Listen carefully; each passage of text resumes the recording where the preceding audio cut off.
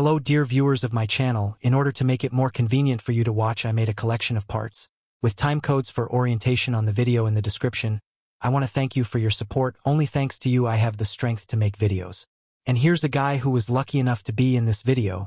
If you also want a chance to be in the video, make sure you write something in the comments and maybe you'll be in the next video. Thanks again, everyone, and enjoy watching. Bloody fog, a huge amount of blood.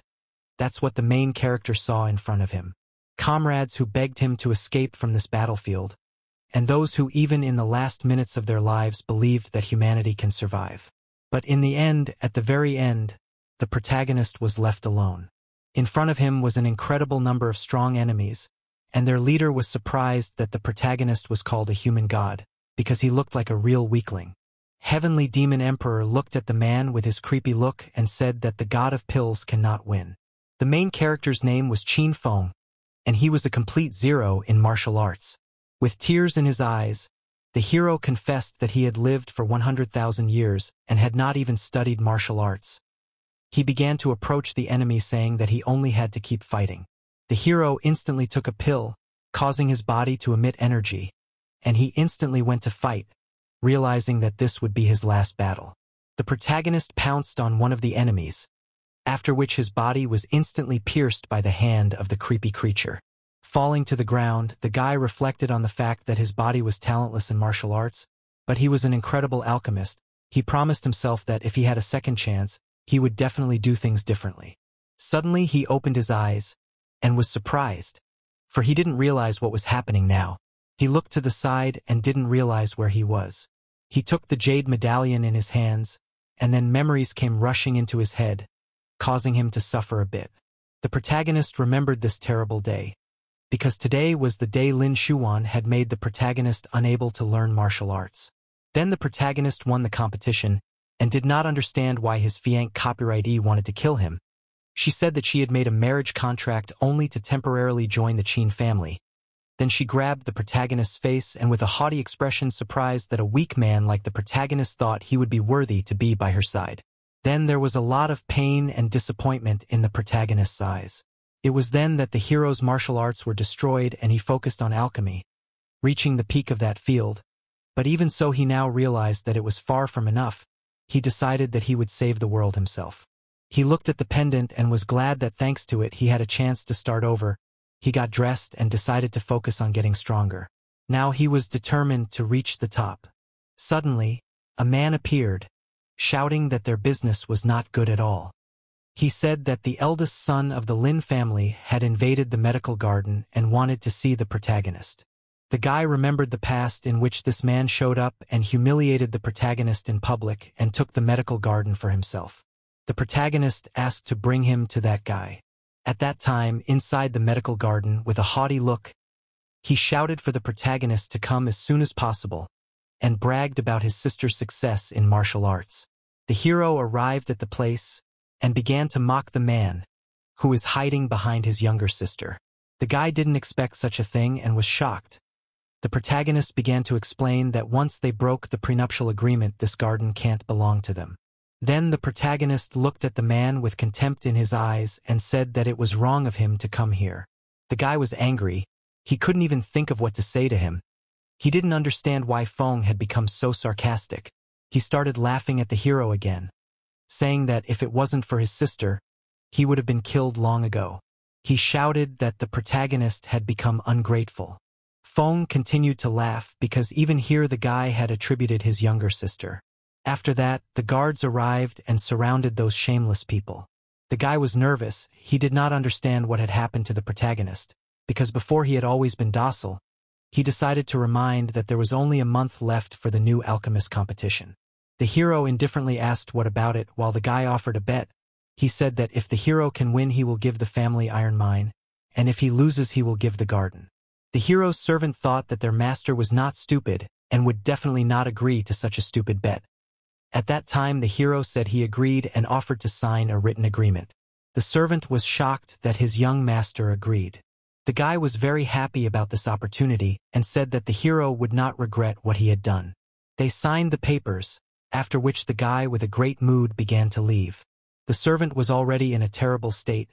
He thought that they were finished, while the hero was full of confidence, because he devoted more than 100,000 years to alchemy, and was sure that the enemy will crawl on his knees. A little while later, the hero was sitting and meditating, his body covered in aura. Just as suddenly, he started coughing up blood violently. Qin Feng continued to smile, thinking that although his strength was at the bottom, he had a chance to regain his strength. Warriors had 6 realms, of which the Qi and Blood realm was the weakest, followed by the Tempering realm, the Main realm, the Void realm, the False God realm, and finally the Half-God realm. Each of the realms had 5 levels. At that time the hero couldn't raise them, but now he was able to maintain the foundation and he would be able to improve. The servant came running to the protagonist again, saying that something terrible had happened. The hero arrived at the garden where all the herbs had wilted, and soon it was time to collect the medicines. The hero realized that there was no way they would be able to grow new ones. Then he began to use the transformation technique, and his body began to be covered with aura. Energy continued to burst from the body of the protagonist. After his eyes began to shine brightly, thanks to this technique, the hero noticed that in the useful herbs hidden harmful plant, which is why everything just wilted.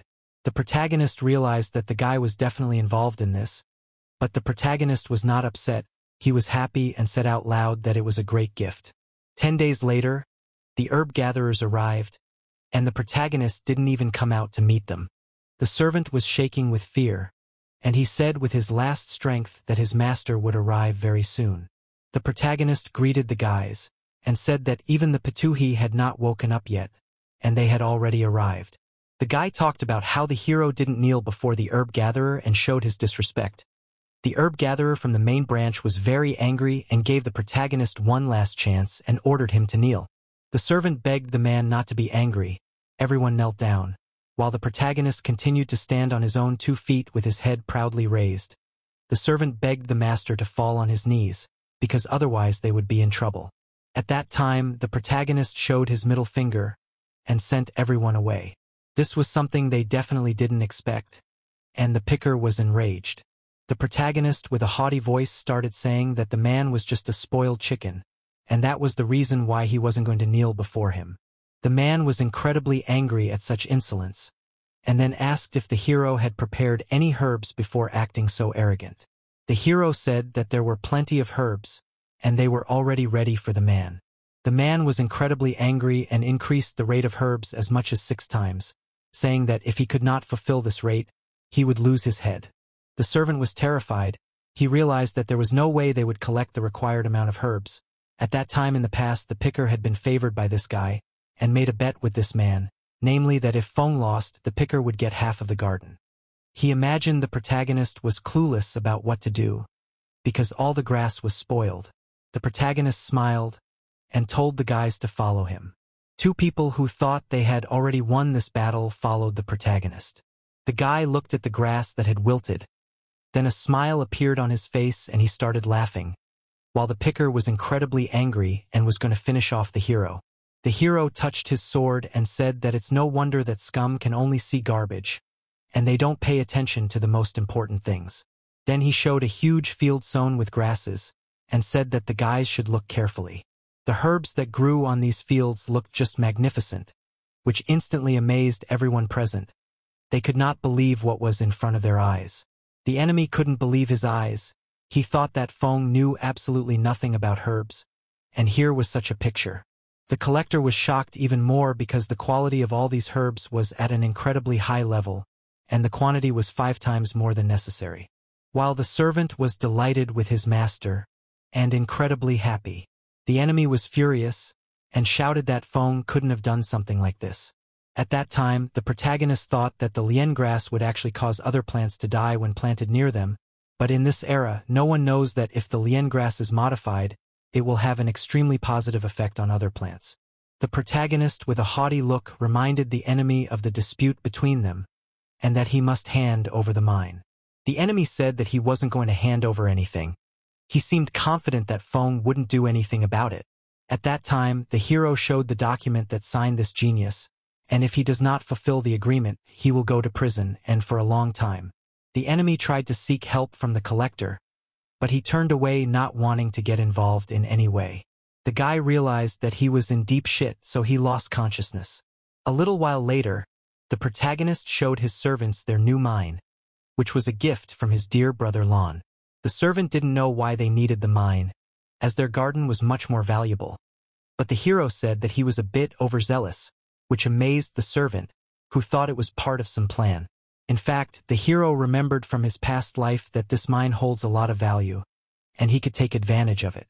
Suddenly a man started running towards the hero shouting that something had happened at the mine. He reported that the mine had suddenly collapsed, leaving dozens of miners trapped under the rubble. At that time, outside the mine, people gathered at the rubble-filled entrance and cried for their relatives who were inside at the time. The servant was shocked by what happened. He thought that God hated them since this happened as soon as they got this place. People started pointing fingers at the protagonist and blaming his family for what happened. The guards reacted instantly, while people were saying that everything was fine in the Lin family's hands. But the hero had angered the mountain god. The people were furious and asked for their fallen kin to be returned to them. The servant was very frightened and offered the protagonist to leave, but Feng strictly refused his subordinate. He thought that it could not be a coincidence.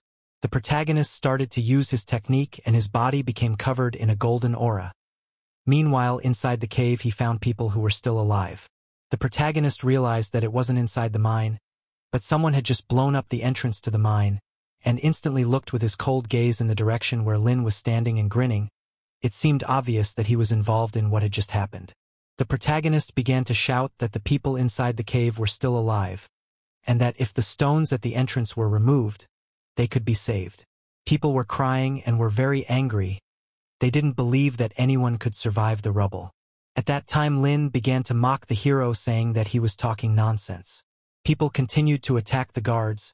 They wanted to kill the protagonist and the subordinates begged the hero to leave. At that time the guy looked at everyone with a creepy look, then ordered the soldiers to stop resisting and lay down their weapons, which amazed everyone. After the protagonist began to say that the loved ones of these guys still have a chance to be saved, which instantly changed the views of these people. At that time, the protagonist shouted as confidently as possible that he guaranteed the rescue of people. He also added that people can do whatever they want if they find dead bodies during the excavation. The protagonist asked if the people would agree to this. They were silent and crying, and for a while they didn't know what to say.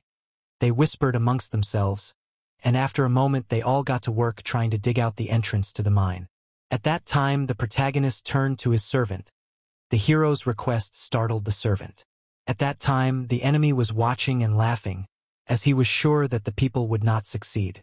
It turns out that this scoundrel placed poison in the cave, and even if people did not fall they will die under the influence of this poison. 2 hours later, the girl yelled with all her might about what they had dug through. They instantly looked inside in search of their loved ones, but they saw a horrible picture, namely that their loved ones were lying unconscious and not moving. People instantly started screaming and crying. They thought the protagonist was a liar because people were dead. At that time, the enemy intervened and reminded the people of the main character's words, namely that people can do anything they want to him.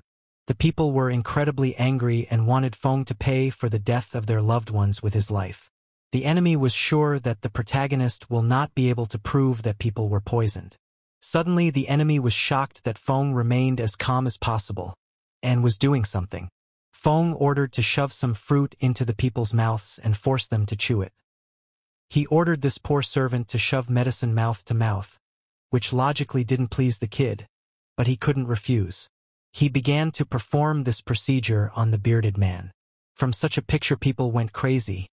How dare the hero so abuse the bodies of their loved ones? The protagonist ordered the servant to continue and not to be afraid of the people. The servant was crying, as he was sure that they would be killed for such a thing, and he gave his first kiss to the bearded man. Suddenly the man opened his eye. Then he was surprised that he was asleep and said that he had a long and very strange dream. Suddenly people were frightened because just now the dead had risen before their eyes. The man's family came to him and were incredibly happy that he had been saved. At that time the protagonist smugly said that it is not worth burying living people. It turns out that the hero is the only one who knew that there is an antidote against miasmas which poison people. The hero asked what the man remembered before he lost consciousness. He told that Lon blew up the entrance to the cave, then afraid that they could survive placed the poison, and tried to kill them. All the people who regained consciousness began to accuse the enemy of trying to kill them. The protagonist with a smile on his face said that he didn't expect that the guy was capable of such a thing, and then said that people are free to do what they want. They immediately surrounded these parasites, who were very much frightened, after which the screams of the guy and his charges were heard many kilometers away from the scene. A little while later, the protagonist went inside the mine, but could not find the item that was needed. At that time the men thanked Feng for saving their lives. They all bowed before the protagonist and said they would never forget his kindness. The protagonist was very kind to these people and decided to give them a few days off. The men said they would do whatever Feng ordered from now on. The hero asked what they had done with the enemy, and the man said that they had surrounded him, but miraculously the guy managed to escape. But he was sure that now he had no place in the city. The servant asked if they would go home, since they had done all the work. At that time the protagonist got on his horse and asked if the servant knew about the moneylenders, and he said that they were terrible people who were better not to be messed with. He said that if you take a risk and borrow from them, and God forbid not to repay the debt in time, they will come and make you an invalid, and the interest rate is too high. The servant said that only fools would ask these people for money. The servant asked what it is the hero decided to ask, and the guy said that he borrowed 500 gold pieces from them. The servant thought that the Lord was joking because he certainly does not want to take the poor servant to the grave, but it was not a joke. The servant was just in shock and panic because a normal person for a year is enough only 20 gold pieces, and the hero borrowed as much as 500. The hero said that he needed the money to take good care of the medical garden.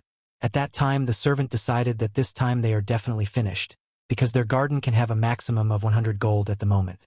The protagonist had hoped to pay with the miraculous ore, but he couldn't find it, and now he doesn't know how to solve this issue.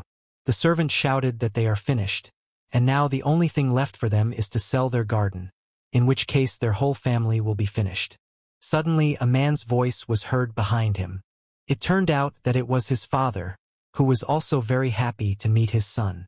The servant was about to tell that the hero borrowed money, but Feng immediately stopped him and ordered him to shut up.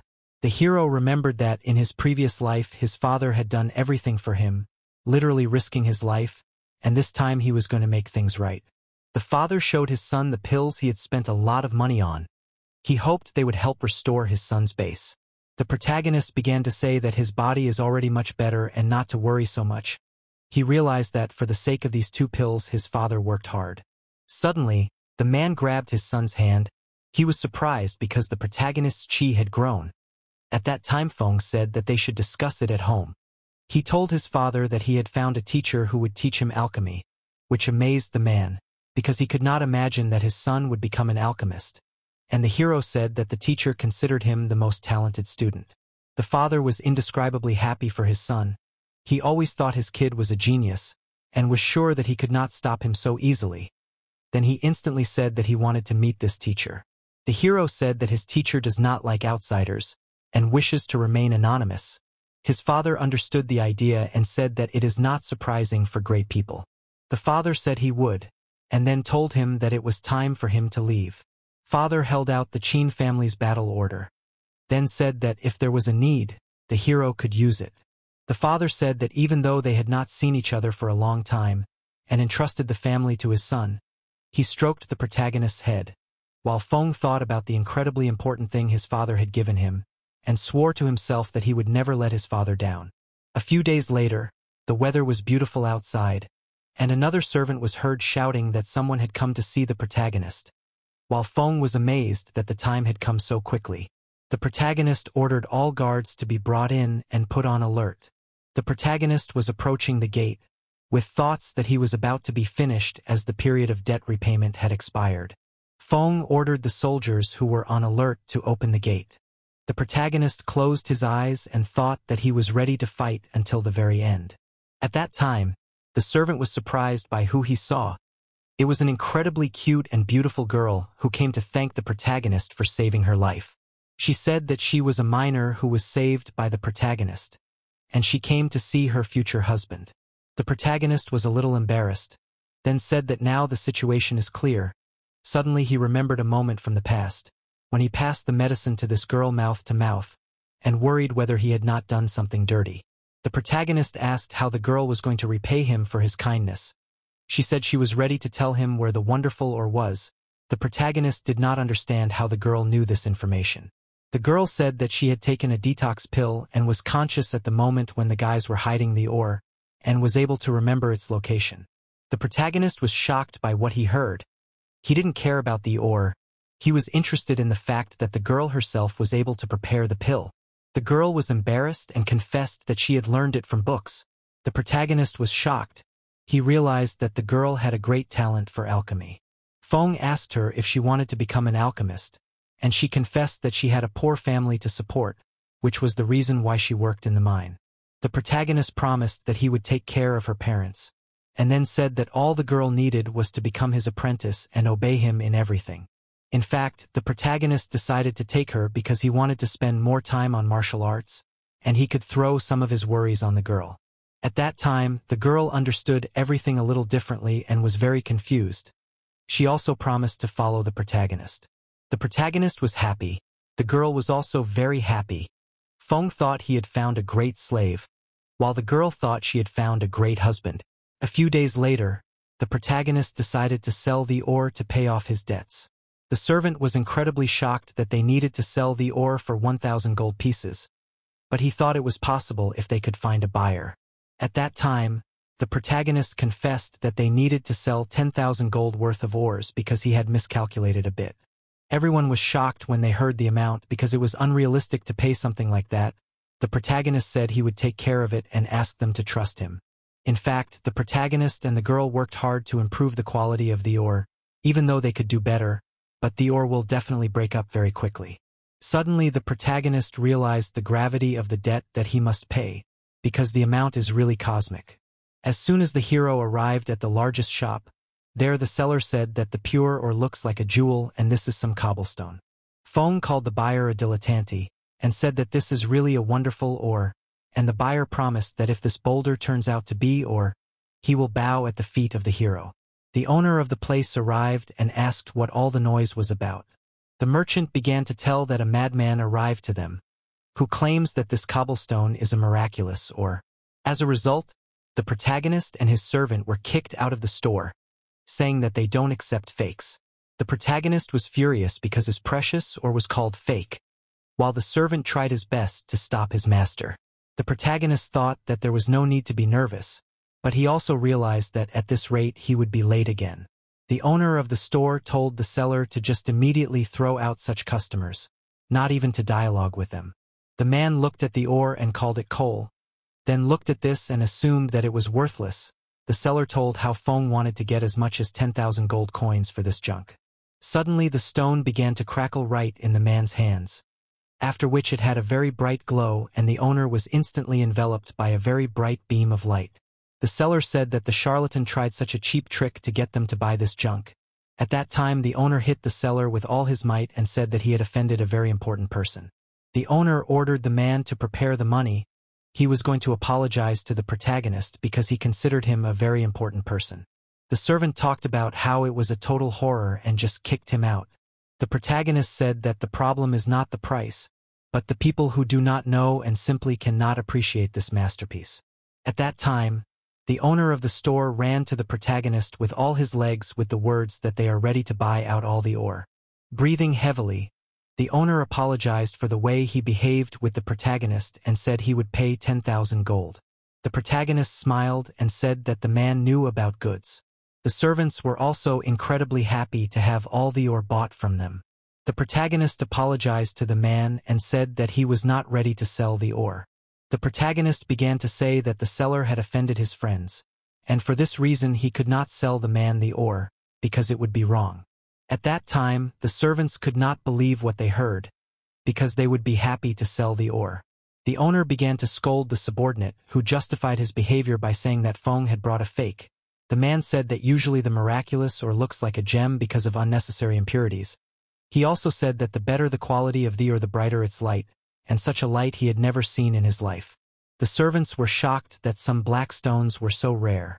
The man was well aware that there was definitely some incredible alchemist behind the protagonist. The protagonist thought that since the man had realized the value of this ore, he should splurge.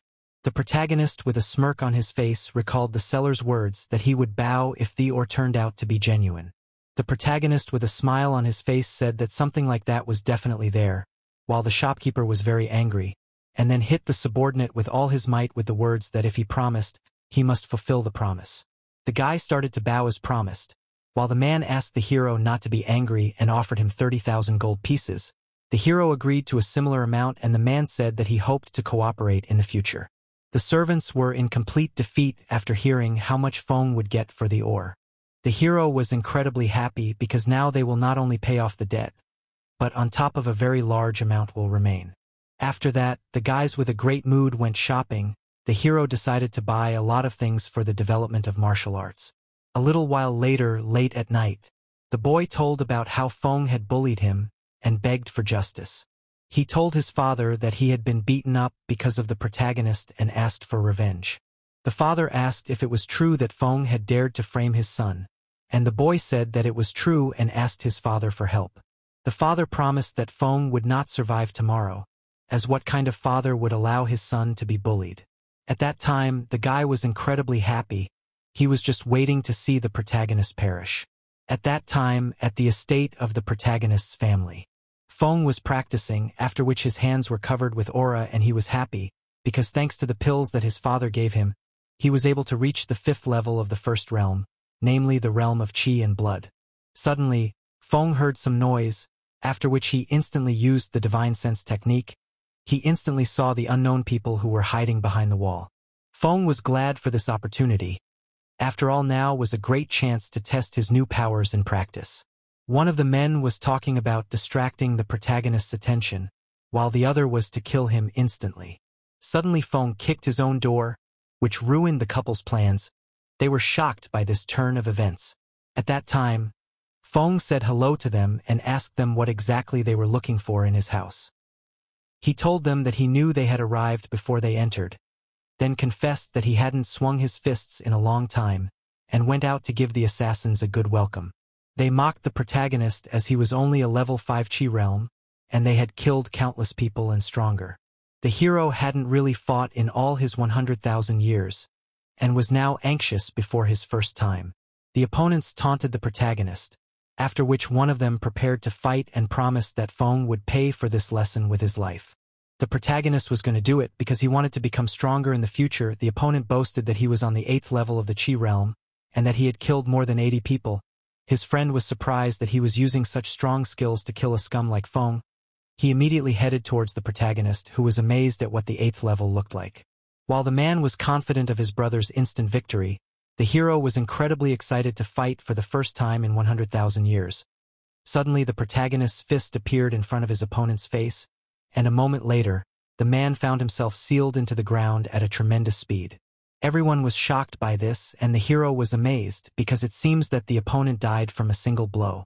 The hero talked about how it wasn't his problem that the enemy couldn't even take one hit, while the man couldn't believe what he had just seen. The protagonist promised that he would try not to kill the man with a single blow to get a feel for the battle. At the time, he was incredibly scared and angry at the words he heard. After that, he instantly changed his face and said that he would avenge his brother, with whom he had been separated all his life. After that, he instantly started to run away at a great speed.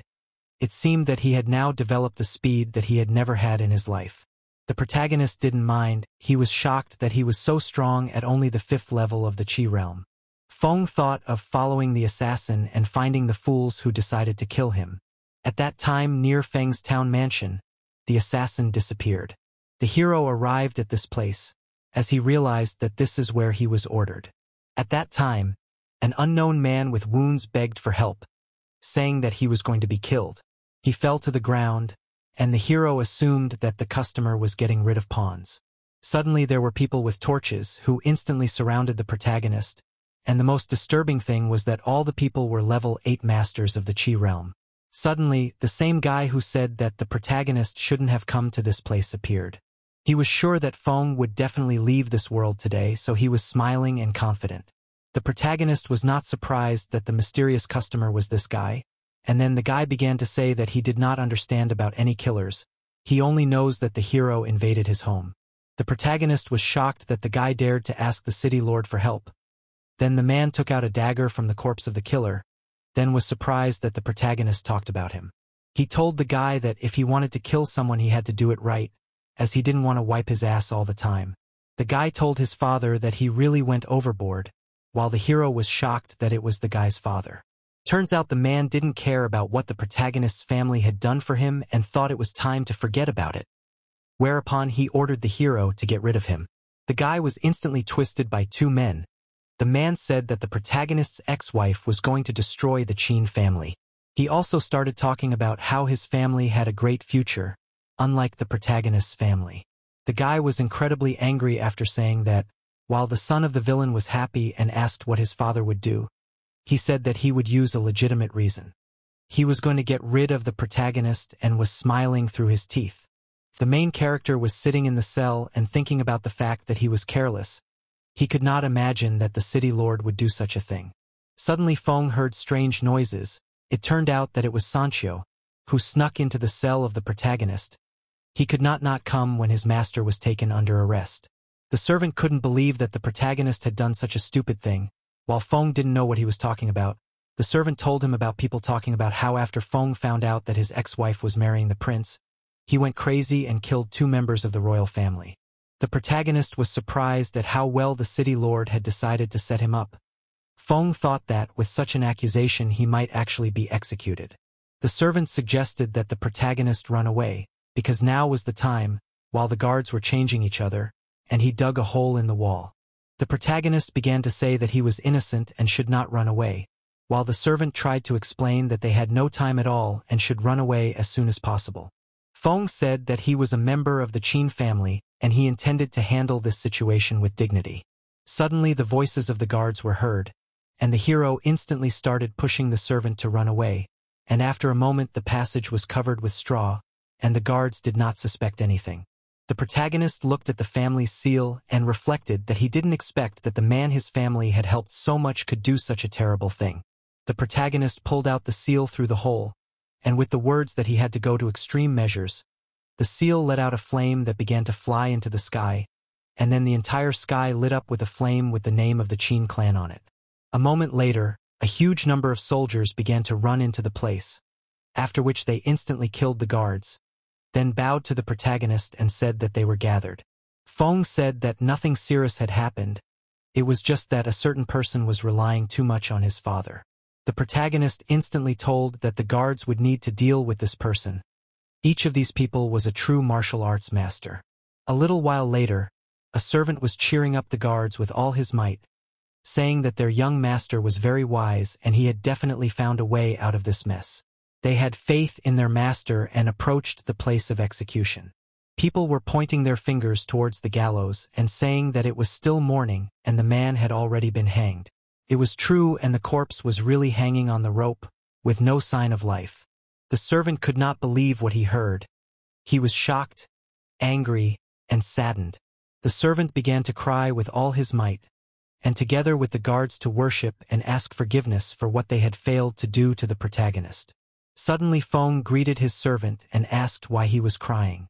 All the servants were amazed at what they had just seen, and then instantly went to hug the protagonist, happy that he was alive. Feng tried to push these fools away, as people were looking at them, while the servants continued to rejoice. The protagonist pointed his finger at the gallows, then said that the enemy's father was not as good as his. It turned out that none other than the city lord himself was weighing on the noose. The servant could not understand how the young lord managed to pull off something like that. At that time, the protagonist confessed that it was easy, and asked if the guy knew the thing he was holding in his hands. The servant was amazed at what he saw, because it was a battle order of the Qin family. The hero said that it was enough for the guards to see the sign, as they will instantly arrive and will unconditionally follow the order of the man who called them. The servant asked what order the protagonist had given. Feng was surprised that the servant had not guessed. The enemies dared to infringe on the protagonist's life. It was for this reason that the masters destroyed the city lord's mansion, after which they made his body experience hell. The protagonist was upset that his father had to work very hard to get this battle order, and now it's just nothing because it was used. The servant asked where the enemy of the protagonist was, while Feng smiled and said that the guy should follow him. It turned out that the guy was being lynched, throwing vegetables at him and insulting him in every possible way. He begged people to stop it all. He confessed that he falsely accused the main character, and that he was the only one to blame for all the troubles. Turns out it was the same hole that the servant dug, and this enemy trying to escape got stuck in it. The protagonist said he couldn't kill this guy because his sister had some influence. The protagonist said it was easy for him to clear his name and kill the city lord, but things are more complicated with this asshole. The servant complained that they couldn't kill the bastard, and then he came up with an ingenious plan because they could do anything they wanted to this man. The main thing was to keep him alive. The protagonist was surprised, because it began to seem to him that his subordinates sometimes surpass him in cruelty. The servants were preparing to teach the boy a lesson that he would not forget for the rest of his life. He, on the other hand, was incredibly frightened, and was afraid to say a word. A moment later, a very loud cry of the boy was heard all around, begging not to be touched. The protagonist and his servants decided to leave the guy behind, as the protagonist had the next plan that he intended to execute. While the guy was incredibly beaten up and talking about how evil people are, sometime late at night he felt just awful. Suddenly the guy saw the main Qin security team, and thought that they had arrived to finally free him, but in fact a formidable man grabbed an axe, then swung it with all his might, then pointed it at the guy who begged for his life, promising that he would do whatever they asked him to do. As it turned out that the man had used the axe to free him, a young man's voice was heard telling Lin not to worry, for they were his own. He said that he was a relative of the prince, and since the guy's sister was engaged to the prince, he was ordered to take the guy to the capital. The guy started laughing and was very happy, because he really started to believe that he would die in this place because of the main character. The guy with a crazy look began to rub this man that he wants revenge on the protagonist, and that otherwise he will not go anywhere.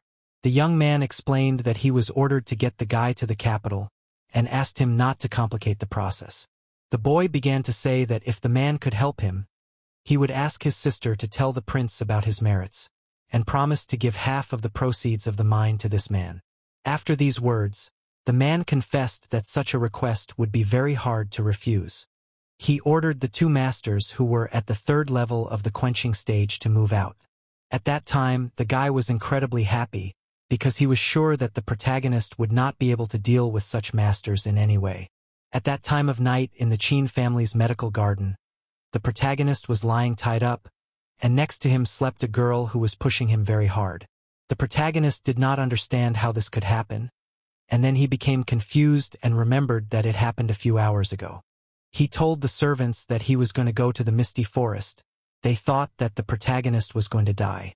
The protagonist made a puppet that watered the plants while the servant appeared out of nowhere and began to tell them that the misty forest held great terrors.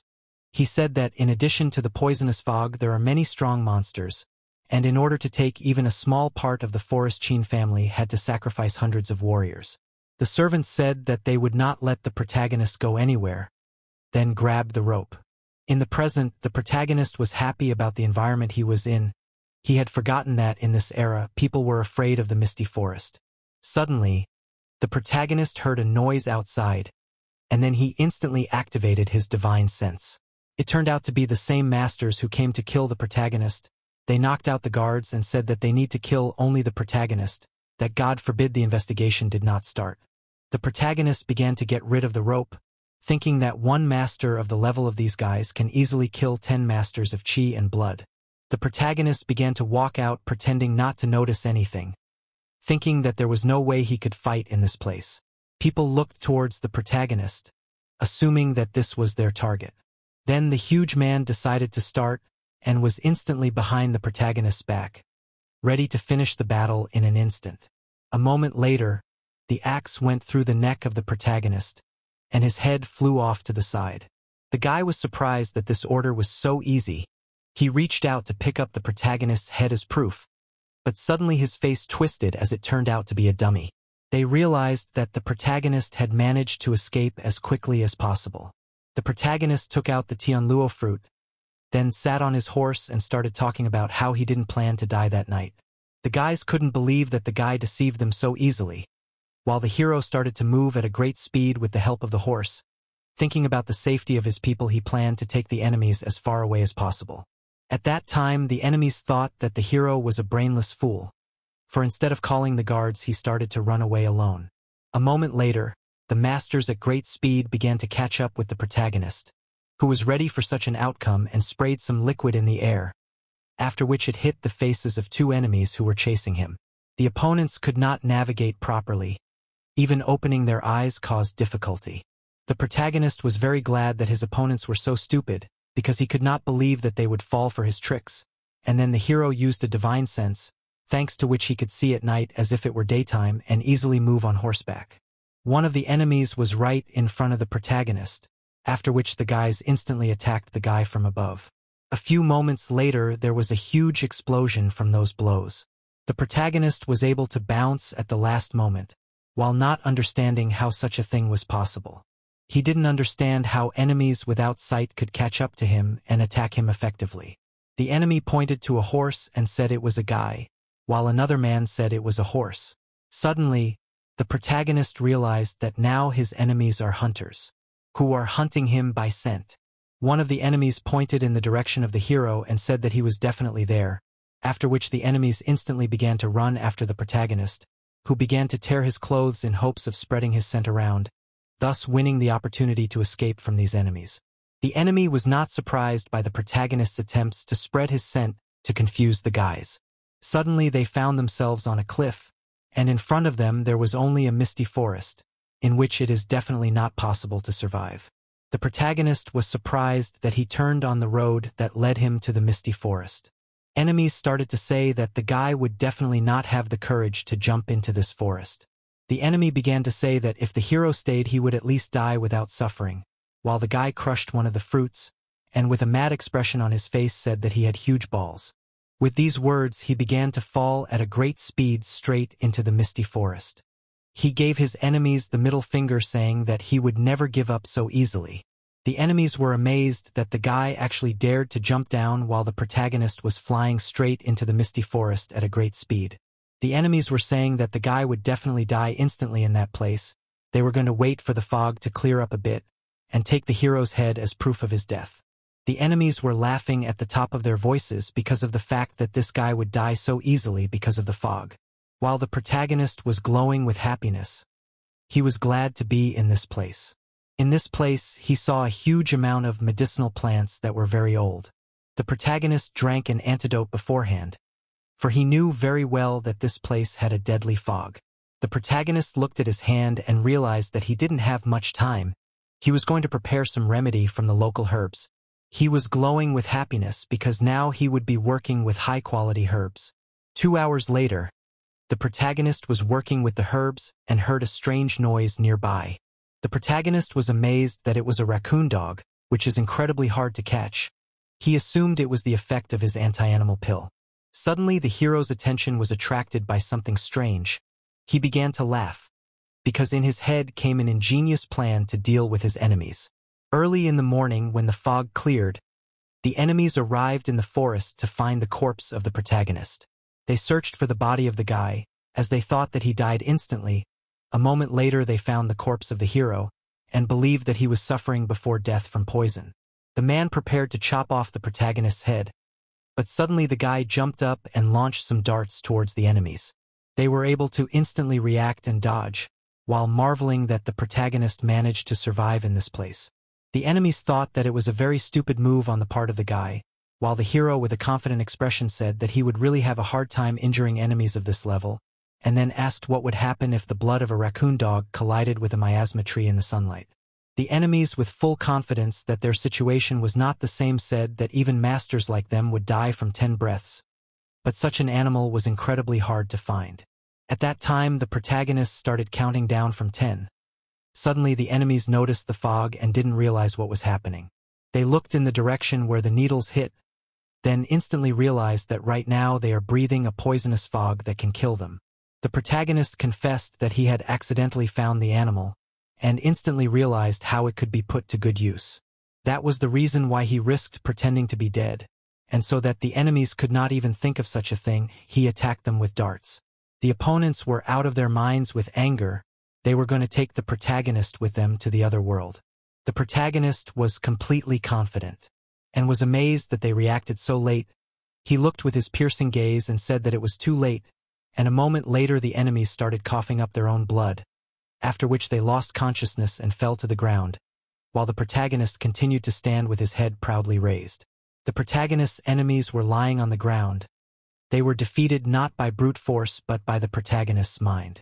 Suddenly behind the back of the guy appeared the eyes of monsters. They were dogs, in which the hero apologized for borrowing a few drops of blood of their kin, then provided the corpses of enemies to eat these animals, thinking that he not only dealt with the enemies, but also got a huge amount of useful plants.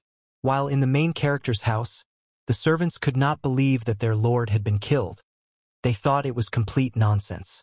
While a man threw the protagonist's item and said that it could serve as proof of his death. It turned out to be the bloody saddle of the protagonist's horse. The enemies said that the young man had been injured, after which he had dared to enter the misty forest, where he had definitely died. The boys could not believe what they heard, for the hero really wanted to go to the misty forest. At that time, the enemy was incredibly happy, saying that the fool dared to venture alone into this hellish place. He said that because of the hero's death, the iron mine should return to its original owner, and the medical garden as well. He ordered the royal guard to chase away the servants of the protagonist. The soldiers pointed their weapons at the poor people, to the bastard's words that he now owns all of the protagonist's property. Suddenly, Feng's voice was heard behind the backs of the enemies, who was surprised that the guy dared to flatter him. The protagonist was surprised that the enemy dared to ask for help from the royal guards, then called him a slippery son of a bitch. The girl instantly hugged the protagonist, because she was very happy to see him, and he confessed that he decided to take a night walk in the misty forest. At that time, the enemy with shaking hands could not believe that the protagonist had survived after being in the misty forest. The protagonist said that he just decided to take a walk. Why would he die? A man stepped in and said that he was in this place to discuss the rights to the iron mine. The servant at the time realized that this eunuch is now a representative of the royal family, and the protagonist cannot oppose him. At that time, the protagonist said he didn't give a shit who this man represented. The protagonist was outraged, saying that he had been spoiled by the insistence to kill, and it didn't matter what family the man was from, he dared to kill him anyway. The protagonist recalled that a few days ago, the city lord who had decided to join this guy was hanged, and then the protagonist confessed that he had ordered the order to completely destroy the lord's mansion, and that it was his will. The protagonist said that suddenly and in the forest they tried to kill him, but he used the order again and the masters instantly killed the offenders. The protagonist warned that if the enemy dared to offend him, he would use the order again, and then the guards would chop him to pieces, and then asked what the man wanted to discuss. The enemy was shocked that the assassins he had sent were killed. He was shocked that the hero had orders. The man was shaking with fear. He fully realized how scary the thing in the hands of the protagonist was, after which they instantly began to say that they had just come to visit the protagonist. After which they all bowed to the protagonist together and wished him success and prosperity. The protagonist said he wouldn't see the guests off because he was a mess, and they apologized for the intrusion and wanted to leave. A moment later they started running away at great speed in fear of the protagonist. The servant was amazed that the protagonist had several orders, and the hero confessed that it was just a shell casing from a used order, which made the servant praise the protagonist's masterful bluff. The girl asked where the protagonist actually went because she was so worried. He said that he had already told her that he was really in the misty forest where he had managed to get a lot of useful herbs. The servant began to ask the protagonist not to lie, because the misty forest is not a place from which you can so easily return, and he asked where the harvest, about which Feng said. The protagonist confessed that he had gathered so many medicinal herbs that he had to supply the horse with them, and then pointed behind his back, where the horse was struggling to pull the incredibly heavy load. Inside were incredibly valuable and very rare herbs. While the servants couldn't believe what they were seeing, the protagonist yawned indifferently, asking the servants to help unload the harvest. The servant realized that the protagonist's methods were unattainable, and assumed he could never understand them. A few days later, the guy was taken to his sister's wedding. He surrounded himself with guards, and complained inside the wagon that he had made a huge number of attempts to end the protagonist, and now he wanted to do absolutely nothing. While the protagonist was deep in thought about the royal family stationing troops in his city, he assumed they were beginning to fear him. The protagonist turned to a servant and said that starting today, the wages of all the guards would be doubled. The servant was amazed at this generosity and didn't understand what the protagonist was planning to do, while the protagonist with a crazy look said that the servant to form a squad, because they will go to the misty forest to clean up. The servant was astonished at such a statement. He didn't understand how he could go to such a dangerous place, while Feng told the servant not to worry and just form a squad. The protagonist thought that this way he would be able to form a huge military force, because soon everyone will start to explore places like the misty forest. The next day, the guards gathered, who could not believe in the statement of the protagonist. He said that this is not a joke. He also added that not everyone will pass the selection, but he will get triple pay. The soldiers rejoiced and could not wait for the moment when the hero told them who would train them. At that time, Feng pointed to himself and said that he would be the person who would prepare the soldiers for transportation. After such a statement, the soldiers were speechless, and then immediately began to leave the gathering place with the thoughts that it was early morning and their master as always joking. The servant began to ponder that the main character's foundation was the weakest of them all. How could he teach someone martial arts? The protagonist decided to ignore it all and decided to go shopping with the servant, because he needs weapons for his future squad. The servant was shocked that the protagonist was only lucky to get out of the misty forest alive, and he already considers himself a genius. At that time, in one of the restaurants, a man told that the hero had only one order, and that he had deceived them. The man instantly became furious at such news, whereupon the mug instantly shattered on the floor. The herbalist was very angry because the man had dared to spill tea on his foot, and he asked the herbalist what he could do about it. The man was incredibly angry. In fact, he was angry because of the protagonist, because he was the reason for what he decided to authorize. Gorilla with great speed began to approach the man, with the intention of hitting him. The man easily stopped the blow of this gorilla with one of his hands, and then asked how the protagonist messed up the man. The gatherer told him that Feng was a lowlife who had gotten him into trouble. The man told the assembler that they were brothers in misfortune, as he also hated Feng. The man learned about the mysterious alchemy teacher, and decided that the situation was now clearer. The gatherer started talking about how the most important thing for an alchemist is herbs, and they need to destroy the main character's garden first. The man said that there was no way he could do something like that because it would start a war between the royal family and the Qin family. The gatherer told of a pill that attracts animals, which could be used to raise the protagonist's garden to the ground. The gatherer confessed that in order to realize this plan, he just needed money. The man was incredibly happy about this opportunity. He confessed that he was ready to spend any amount of money to solve this issue, while the protagonist was busy making pills for the body. Usually, alchemists have a hard time with this process because it is very difficult to create these pills. But the protagonist closed his eyes and then put his hand on the cauldron. He is the god of pills. It is quite easy for him. The quality of the pills was from 1 to 10, and the ones he just made were at 9. The guy threw one of the pills into his mouth. He thought about the fact that it had been a long time since he had made such cheap pills. He also thought that if he wanted to sell the pills, he should lower their quality. Unexpectedly, the protagonist was able to break through to the 6th level of the Qi and blood stage. The effect of the pill was amazing. The protagonist took out the next pill, which should have a positive effect on his body, because growing too fast was dangerous. The guy with a smile on his face grabbed this pill with his teeth. The protagonist was determined to become the best. He thought about being the first to start the battle for the misty forest. At that time, the girl was watching the protagonist's room and wondering if he was able to overcome the foundation of his cultivation. The girl thought about how it was very hard for the protagonist after his injury, and decided that he had decided to try hard to become stronger. The girl firmly decided that she would also do her best, and right now she was going to not let anyone interfere with the main character.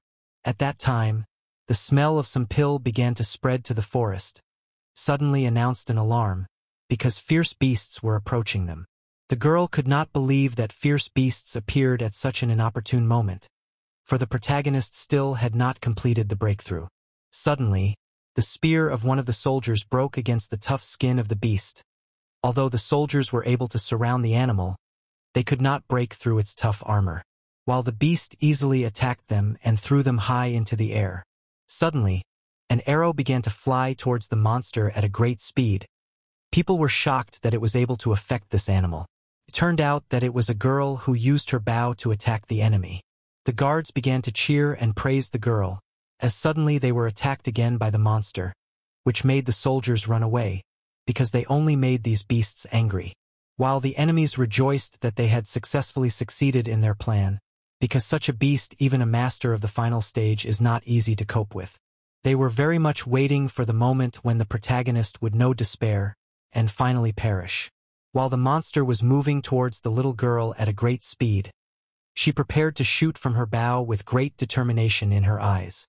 The arrow bounced off the body of this strong monster. While the soldiers were shouting that there was no way the girl could stop this beast, it was getting closer and closer to her. She grabbed her sword, then confessed that she had to help the protagonist. She could not let this beast pass through her. Swinging her sword, she thought that even if she died in this fight, she would not retreat. Suddenly, the sword instantly broke into small pieces from the animal's solid body, and the girl's body began to be covered with countless wounds.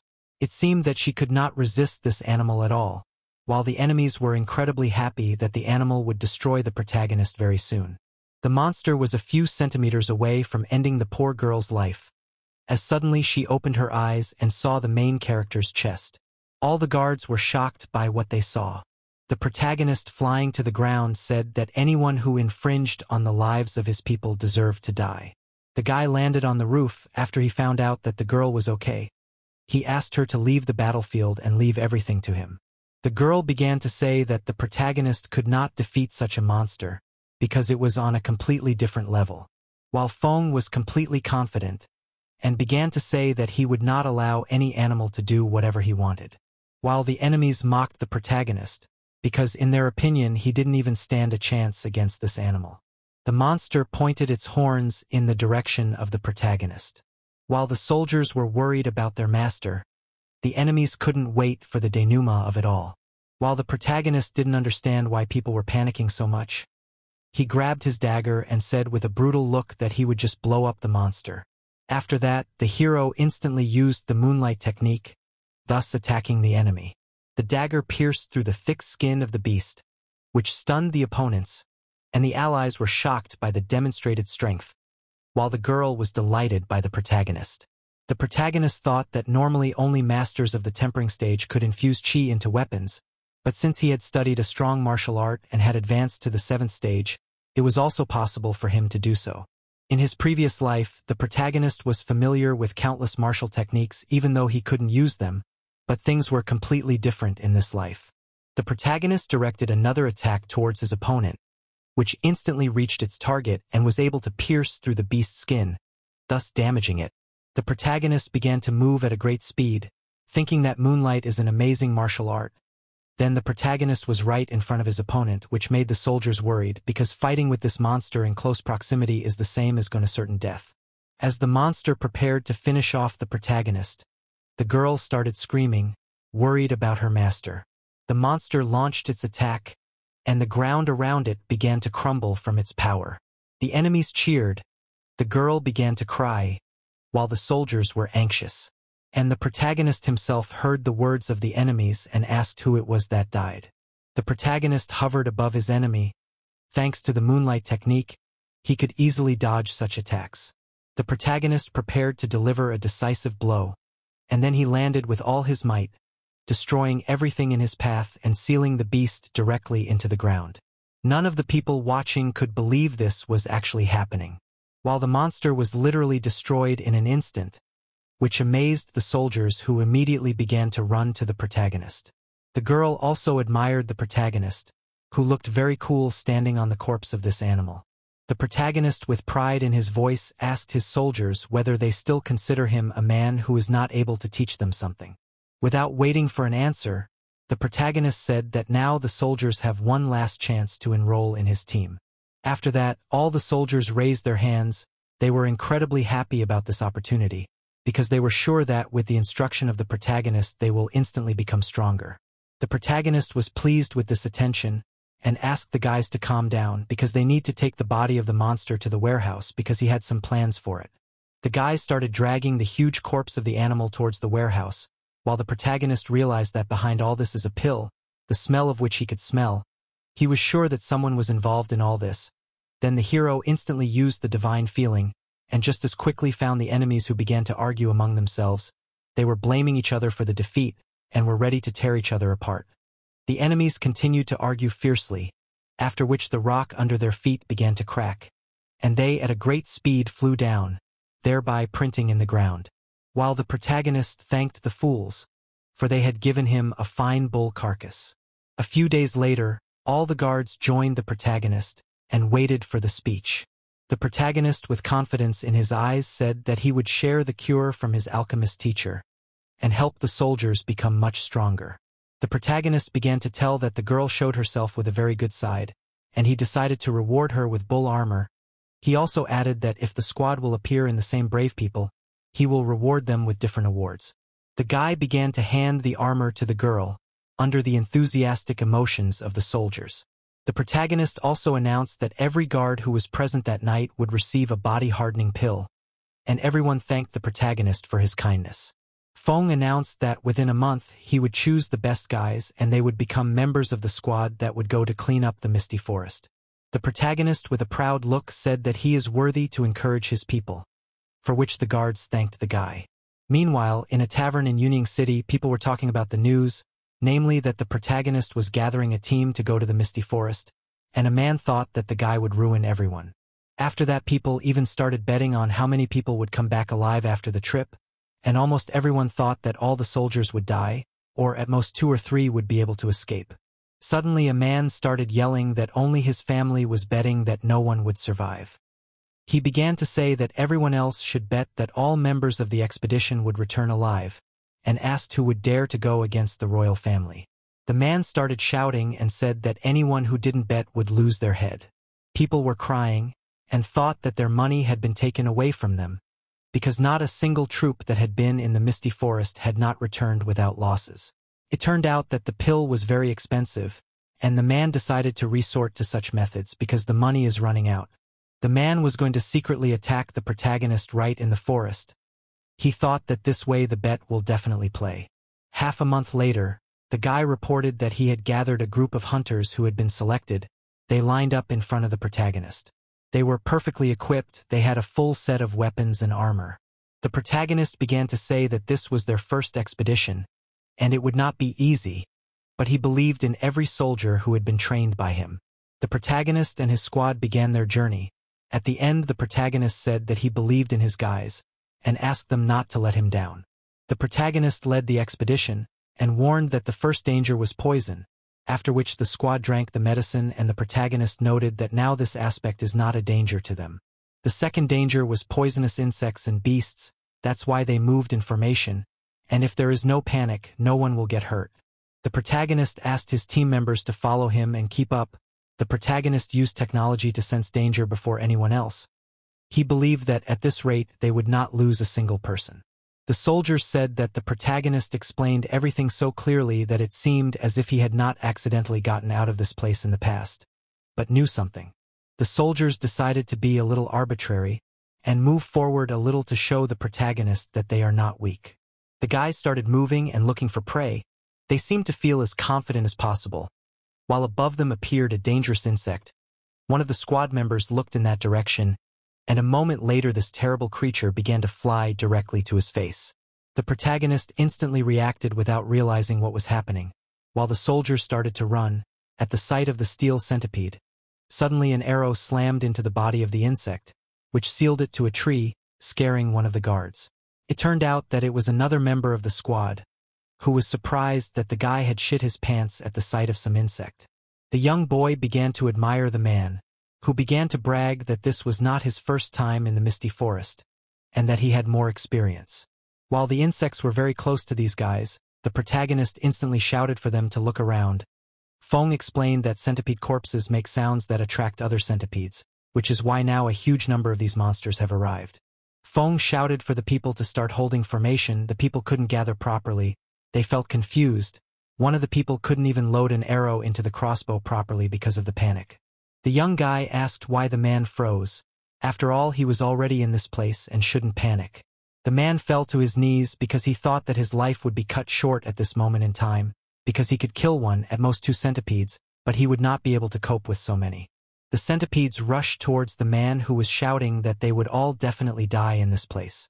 The other centipedes also attacked the other members of the squad, who were also frightened, although they tried to fight back. The protagonist called everyone idiots and ordered everyone to hide behind him, then started flying towards the guys at a great speed. Feng used the moonlight martial art, after which a huge amount of energy flew towards the enemies. One of the soldiers cried as he watched the huge horde of insects getting closer and closer. While the protagonist was saving the members of his squad, which caused him to be injured by the insects, the man couldn't believe what had just happened, because their master had just covered the ordinary soldiers with his body.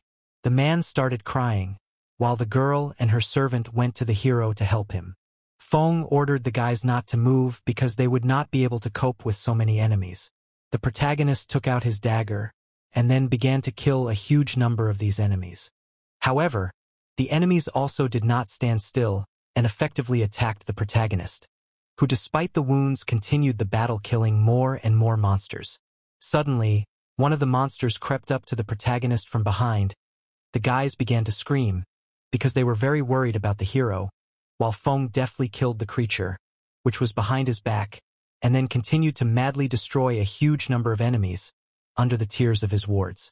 They could not believe what they saw, because the protagonist had just single-handedly killed all the enemies they feared so much. The soldiers were very happy that they were alive, while the man began to cry with all his might and was also happy to be alive. Feng grabbed the man and started yelling at him as Feng explained the rules that the man didn't follow. The protagonist with a crazy look began to shout that because of the man's ill-considered actions the whole team could have died. And if the protagonist had not been able to interrupt everyone, they would have continued to shake with fear and do nothing. The man was crying. He didn't know what to say to such a thing. While the protagonist retreated and started coughing heavily, his whole body was covered with wounds. The guys instantly ran towards the protagonist, as they lived for him. While the soldiers realized that they had failed their young master, because of which they almost died. The protagonist said that he was fine. It was just that one of the centipedes managed to poison him. The protagonist was thinking that he could really die now, and this was their first mission. He was going to go home because at this rate they were all going to die. As the soldiers fell to their knees and started talking about how the hero shouldn't punish them. One of the soldiers explained that they had endangered all the members of the expedition and were obliged to leave the team voluntarily. After these words, they began to leave with the words that they have no right to stay in this place. At that time, the hero threw a bag, then asked where they were going. The protagonist realized that the soldier joined the team to earn money to treat his parents. He said that he would not let him go so easily. It turned out that the bag was filled with recovery pills and the soldiers couldn't understand what was going on. The protagonist with an unbelievable look began to say that even strong heroes make mistakes, but in such situations the most important thing is to draw conclusions. He said that they need to rest a little and continue their journey, and they can talk about punishment later. The soldiers could not believe what they heard, because it was because of them that the main character almost died. Feng said that the soldiers had better do some useful work and find a safe place to camp. He promised that he would bring everyone out alive if they obeyed. From that moment, 3 days passed and they settled in one place. The protagonist thought that the elixir in his body was too weak to deal with the poison. He decided to use the technique to detoxify, but the problem was that in such a state he would not be able to fight. Suddenly a soldier's voice was heard, shouting that they were approaching poisonous insects. The protagonist immediately went out to find out what was going on. It turned out in front of them was just a huge number of poisonous spiders. They were bloody spiders, and there were so many of them that the protagonist realized that they could not cope. The protagonist started screaming for people to run. He was going to fight alone. He was going to fight with all his might to protect his men who were not yet ready for this battle. While the man shouted for all the soldiers to take up defensive positions, he said that the soldiers would protect the cave even at the cost of their lives, for the hero had not yet completed his detoxification. The soldiers instantly stood in front of the protagonist, ready to defend him at the cost of their lives. The servant used some kind of remedy, after which the protagonist was very surprised, because the soldiers reacted incredibly fast, and also used a pill to scare away the beasts. The soldiers began to move as cohesively as possible, after which they were able to trap a large number of spiders. The protagonist stopped the man because although the spiders couldn't jump, they were making webs at an incredible level while the spiders started to climb upwards, while the man realized that this was what they needed and took out a torch, then threw the torch directly into the pit with the spiders. A moment later, a very strong flame rose up. It turned out that the protagonist himself had taught the soldiers such trickery. The protagonist couldn't believe what he saw, while a huge spider paw appeared from the fire, and a moment later a spider queen appeared in front of them, which even a master of the tempering stage would be incredibly hard to deal with. At that time, the soldiers did not hesitate to rush into battle, believing that if they could defeat the small ones, they would be able to kill the big one. The soldiers remembered the hero's words that if the enemy is much stronger, the stupidest thing to do is to run away from the battlefield. The soldiers started to approach the huge spider, then all prepared to attack, and they simultaneously started their attack. Suddenly it was effective and the spider's blood started to come out. The man confessed that while the hero was sitting in the camp, they analyzed all of Feng's lessons, then said that they were willing to give their lives for the protagonist. At this moment they looked just perfect. While Feng was amazed at how they had changed in just a few days, they were even able to destroy the queen. The protagonist confessed to underestimating the guys, and said that they could then begin the main purpose of their mission. The servant assumed it was to send them home. The protagonist said that the soldiers had progressed tremendously, and now they would definitely go on to find as many spiritual herbs as possible, and take them all home. The next day, a huge number of people gathered in the safe zone near the entrance of the misty forest, praying for someone to survive, as they were forced to make an insane bet. While the man himself was sure that no one could survive, he didn't believe that such a young guy could come back with the whole team. The man hoped that the main character had died in the forest as well as his team. Suddenly one of the people started shouting that he was seeing something and the man was surprised. At that time a man from the crowd started yelling that no one had come out yet, but hope always dies last. While a member of the royal family was amazed, because the sounds were from a crow that was flying nearby. All the people lost all hope that they could see their money, while the enemy was incredibly happy, because he was the only one who bet that the main character will not be able to return and will lose the whole team. The man started demanding money from the poor people, who tried to explain that it was the last thing they had. The man with a crazy look started shouting that he is a representative of royalty and the man should pay the money right now. Suddenly, the voice of the protagonist was heard, surprised at the number of people and the fact that the man would not calm down. Feng assumed that the whole city wanted to keep them out, but in fact it was much simpler than he thought. The protagonist began to mock the enemy who believed he was going to die, and moreover, a full squad began to emerge from the forest with a huge amount of loot. This shocked the enemy, who a moment ago was confident in his victory, while people were rejoicing because they had just won money. The man began to walk away, while saying that the protagonist was just lucky. Feng instantly stopped the enemy. He reminded this madman that he lost money to all the inhabitants of this city, and is trying to escape without paying. The man started yelling again that he was a royalty and he wasn't going to give anything back, assuming that the protagonist couldn't do anything. Feng said that he really couldn't do anything. He was going to put up posters everywhere saying that the man owed money to everyone in the city, and he was sure that the royal family wouldn't be happy about that. The man was incredibly frightened because if the hero really did that, he would be finished. A quarter of an hour later, there was a huge amount of equipment and clothes on the ground.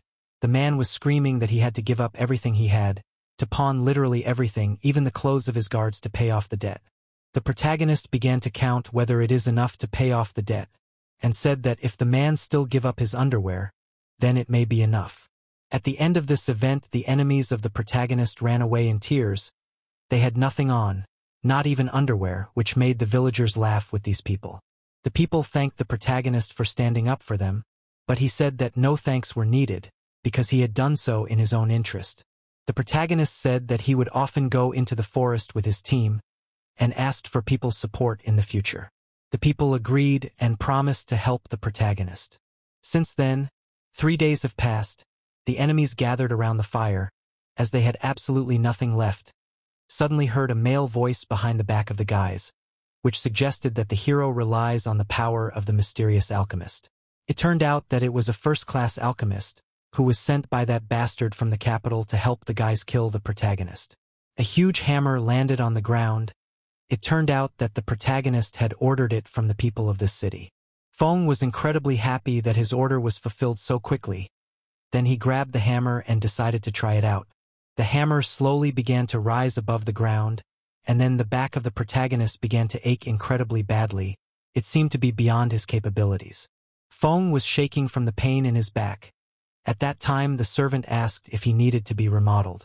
The protagonist surprised his men by saying that this was the kind of hammer he needed. In fact, he had mastered the new skill, but not to the fullest extent. It was for this reason that the protagonist decided to take the hammer as a weapon. The next day, the guys went to the foggy forest to the swamp, where the hero reported that they found another suitable place. It turned out that in this swamp there were huge mud crabs, which could be caught and sold for a lot of money. Suddenly the protagonist felt that someone was approaching them, after which he instantly began to move in the direction of the movement, and ordered the servants to go to a safe place until he walks a little.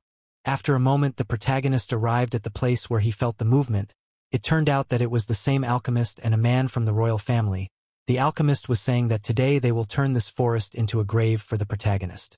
The protagonist listened attentively and watched the enemies. The protagonist understood that they could not cope with such opponents, and it would be difficult to escape because they were moving on their route. One of the soldiers reported to the eunuch that the tracks had become much fresher, and he was sure that they would soon find the team, while the enemy began to move faster in a hurry to kill the protagonist as soon as possible. They all started running at a great speed, and a moment later the enemy had a look of horror on his face as they started to fall right into the swamp.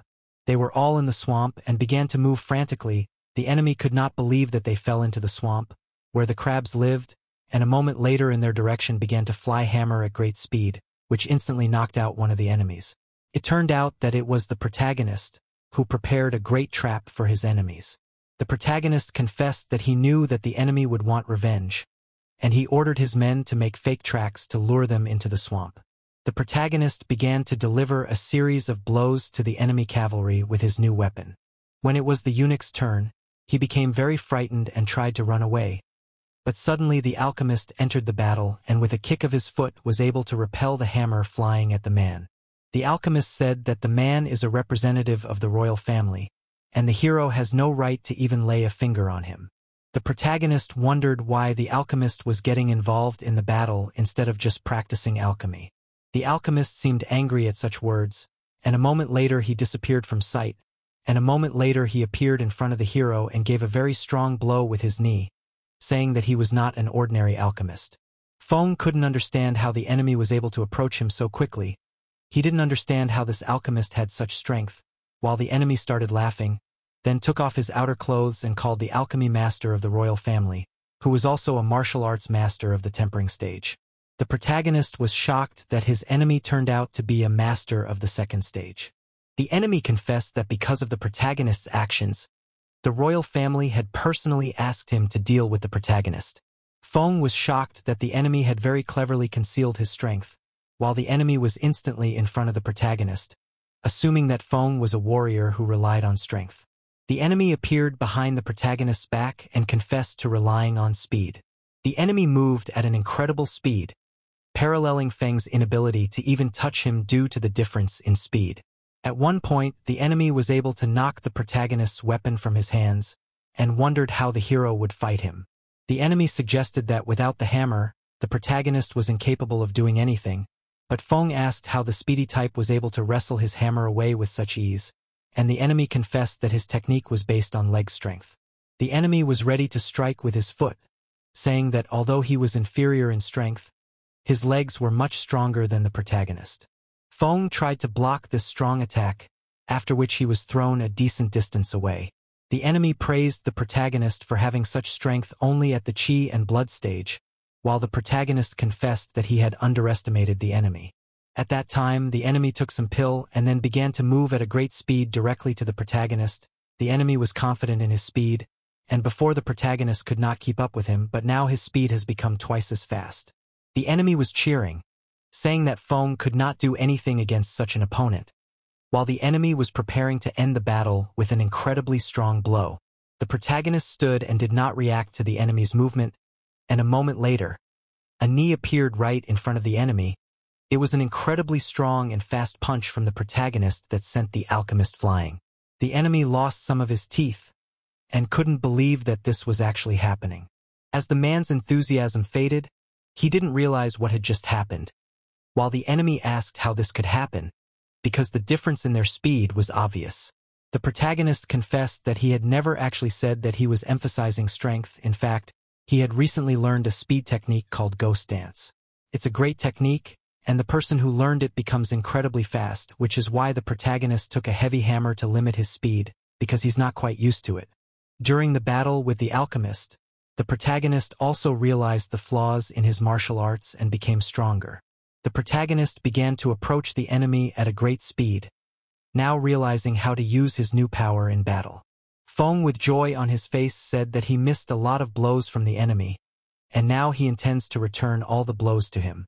The protagonist began to take the medicine, after which 3 residual images of the protagonist appeared in front of the enemy and began to approach him at a great speed. The enemies were shocked that the hero managed to leave 3 residual images, while the protagonist was already right in front of his opponent, ready to deliver a decisive blow. The enemy was instantly pierced from all sides, after which he instantly fell to the ground under the man's screams. Feng was about to finish off his longtime enemy who was begging for his life. He fell to his knees and started begging for forgiveness, blaming the third prince for all his troubles.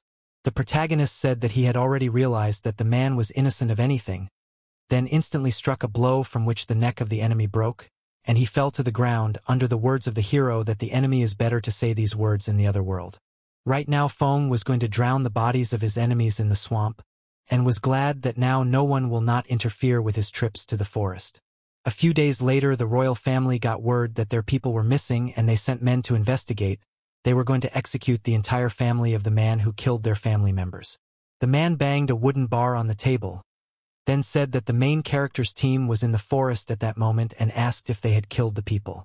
The protagonist said with a smile on his face that he didn't know what the man was talking about, and then he started to play the fool and cry, saying that every trip into the woods made him afraid, and the team as well. Under the influence of such fear, he wouldn't dare to touch someone from the royal family. The servant also cried and told that in the forest they were waiting for a huge number of failures. Even then they were attacked by a huge number of insects. All the soldiers also began to cry and tell how terrible it was to survive in that forest. The girl also told about the bloody spiders and how they miraculously managed to get out of that place alive. The main character decided to show the insect bites on his ass, because they still hadn't healed, and the judge ordered the guy to stop now. The judge was incredibly angry listening to these stories. He just couldn't believe that a group of these losers could kill the elite of the Yi family. The protagonist sat on the throne and was happy that he got away with it. He also said that the soldiers made him very happy, and he said that he would help those who reached level 9 Qi and blood to advance to the tempering stage. All the guys were incredibly excited about this opportunity, as the hero also promised 20 gold to those guys who would successfully make the breakthrough. The protagonist realized that although the pill was expensive and rare, but for his subordinates, he was not sorry to splurge. At night in the garden, the protagonist was going to make a very complicated pill. If he succeeded, his skills would be known to everyone. The protagonist realized that some people should not get information about his skills, so he was going to use the pill for his own purposes. The protagonist put the soul-returning herb in the furnace, then wanted to wake up the soul of the iron bull. The furnace was covered with flames and the lid flew up. The protagonist was overjoyed because the spirit of the iron bull appeared before him, which he wanted to use to prepare the pill. The bull started moving while the hero was talking about the monster's body being under his control. The hero was even surprised that the bull thought the soul could escape. Then the protagonist started to use the soul capture technique and the bull started to return to the furnace. Then the protagonist started to form the pill. The protagonist was overjoyed as the creation of the complex pill was very successful. The protagonist instantly threw the pill into his mouth, and then began to use the power of the pill for his advancement, although it was very effective, but also brought great pain, and distraction during this process is not allowed. The protagonist's clothes began to tear from the blows of his own aura. At his stage it was quite risky to take such a strong pill. As soon as the pill enters the body, the meridians began to get very damaged. The protagonist had 100,000 years of experience with pills and the negative effect was minimal. The protagonist began to lose consciousness from the immense pain his body was experiencing. His house began to glow very brightly from within, after which the protagonist was able to break through to the 8th level of the Qi and blood stage. The protagonist was of course very happy that he was able to break through, but he was also sure that there were still some pill resources left in his body that he hadn't used. The guy instantly began to break through to the next stage, which released a huge amount of energy. The glow was now many times stronger and covered an area much larger. Everything was successful, and now the protagonist had the peak of Qi and blood power, namely level 9. The protagonist felt that he had become much stronger than in his previous life at a similar stage of development. The guy used a small part of his power, and the aura fist began to demolish everything in its path at a tremendous speed. The protagonist was incredibly happy, because now his punching power reached 750 kilograms, and now he was not inferior in strength to the masters of the hardening stage. Suddenly, a girl appeared near the hole in the wall who decided to ask if the hero was finished with the pill. The guy immediately approached her and closed her mouth, saying that no one should know about his success in alchemy, because then they would all just be executed. The girl started talking about how as soon as the clan head found out that the hero had become a rank 3 alchemist, he would definitely take them all to the capital, and she didn't understand why the hero didn't want to do that. The protagonist said that he didn't want to be at the beck and call of the main branches of his clan, and he wouldn't be able to stay together with the girl in the capital. Now she seemed to understand. The girl thought that the protagonist had just confessed his feelings, while in fact the protagonist was going to continue to use the girl and her skills for his own purposes. The protagonist thought that his ex-wife was going to organize a banquet in the capital. He was going to take revenge for all the suffering that the girl had caused him in his past life. A while later, his father said that he had heard rumors that the protagonist had done many important things. His father also asked his son to stay in the city as long as possible. The father also said that even if the royal family became his son's target, he would still stay by his side. The protagonist was shocked that his father cared for him so much, and then he suddenly asked for permission to go to the capital to see his grandmother, who would soon be 90 years old. Feng said that he needed his father's permission to do so, and his father said that if the protagonist went to the capital, he would definitely become a target for the prince, and then he would be in danger. The protagonist said that he is a warrior, and he is not going to hide in terror when he hears the prince's name. Suddenly the protagonist started laughing. Then he started attacking his father with his fist, saying that he is no longer a weakling. The father took his son's attack with his palm, after which he was shocked because his son was completely able to recover his cultivation foundation. The protagonist revealed that he had not only grown in strength, he also revealed that 5 of his men had already managed to break through to the 9th level of the Qi and blood stage. He also revealed that the weakest of his men was at the 5th Qi and blood stage, and added that each of them had experience in battles. His father was shocked because before, the strongest guard was only at level 5, while the hero was happy about the work he had done.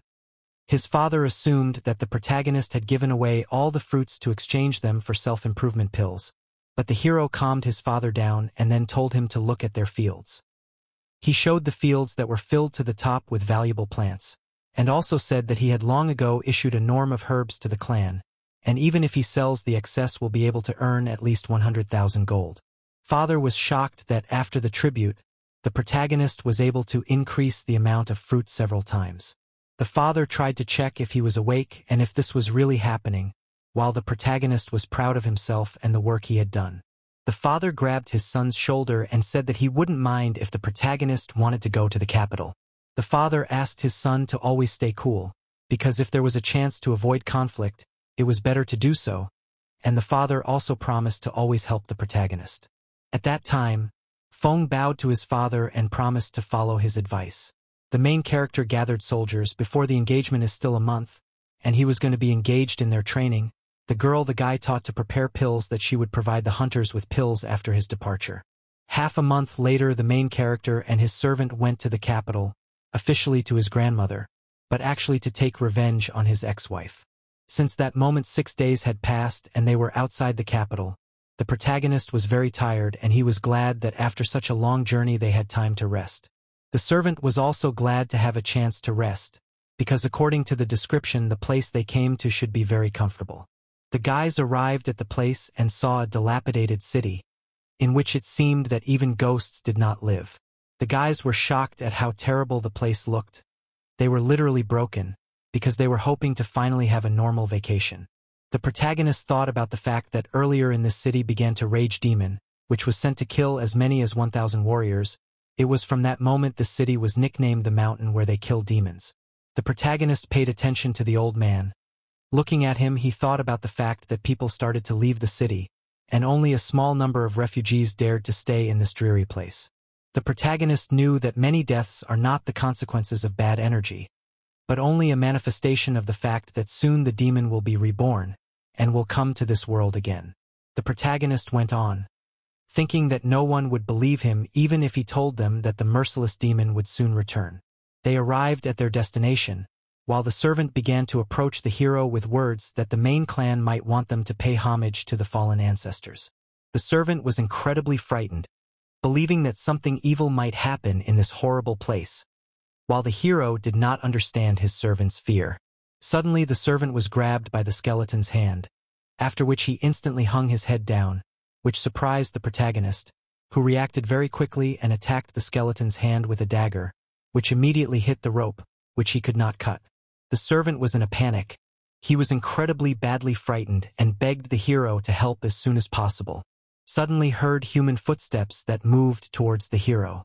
Suddenly the voice of a man was heard, who was angry that strangers dared to invade their family's ancestral hall. The people were wearing scary masks, and asked if the guys wanted to stay in this place forever. The protagonist did not panic and began to explain the situation, namely that he is a member of the Qin family. The man asked if the guy was really from the Qin family. The protagonist confirmed it. He was trying to be polite because this is the home of these people, while the guys were out of anger because they just hated all the Qin family members. The servant was shocked that the opponents became even angrier, while the hero didn't understand why these people were acting like this. The man said that they were thrown out by the Qin family to make peace with the Yi family. Everyone was furious, because it was the Qin family that forced them to survive in this horrible demon-killing city. The man pointed his finger at the protagonist who dared to come to this place to point respect to the fallen people. The protagonist thought about the fact that this group of people really could have been cast out of the family and sent to this place. The protagonist wondered what these strangers wanted to do in the end, while thinking that in the past they had formed a force that was capable of opposing the Qin family. The man asked if the protagonist would dare to fight them. The man started talking about how the losers would become disabled or admit the defeat of their family. He wanted to prove that the Qin family is not only made up of people who like to bully the weak. The protagonist expected such a thing and asked if the men would release his men if he won. The man promised that he would free the protagonist's men, and Feng agreed to the duel. The servant was very worried about his master, as he was only now able to regain his strength, while the protagonist said he could easily defeat these guys. The protagonist said that he could see that the bodies of his enemies were pale and thin, and then he said that he would let his enemies strike first. He said that only those who could strike him would be worthy of battle. The enemies froze in misunderstanding, then instantly started laughing, because the hero's words sounded too funny. The servant could not believe that his master was talking such nonsense, while the hero could not believe that any of these guys could defeat him.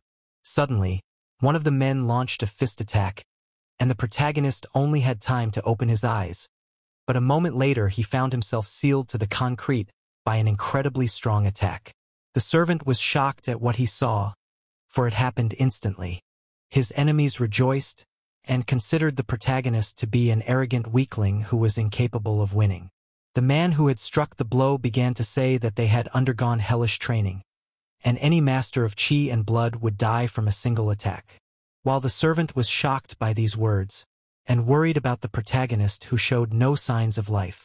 The protagonist was surprised that his opponent was in the body-tempering realm, but he was still alive. Then, with great excitement in his eyes, the protagonist said that he could handle such an opponent.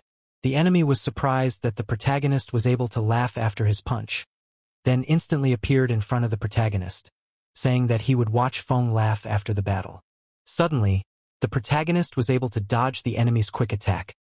Then he began to infuse qi into the stones he had picked up, and attacked the enemy with those stones.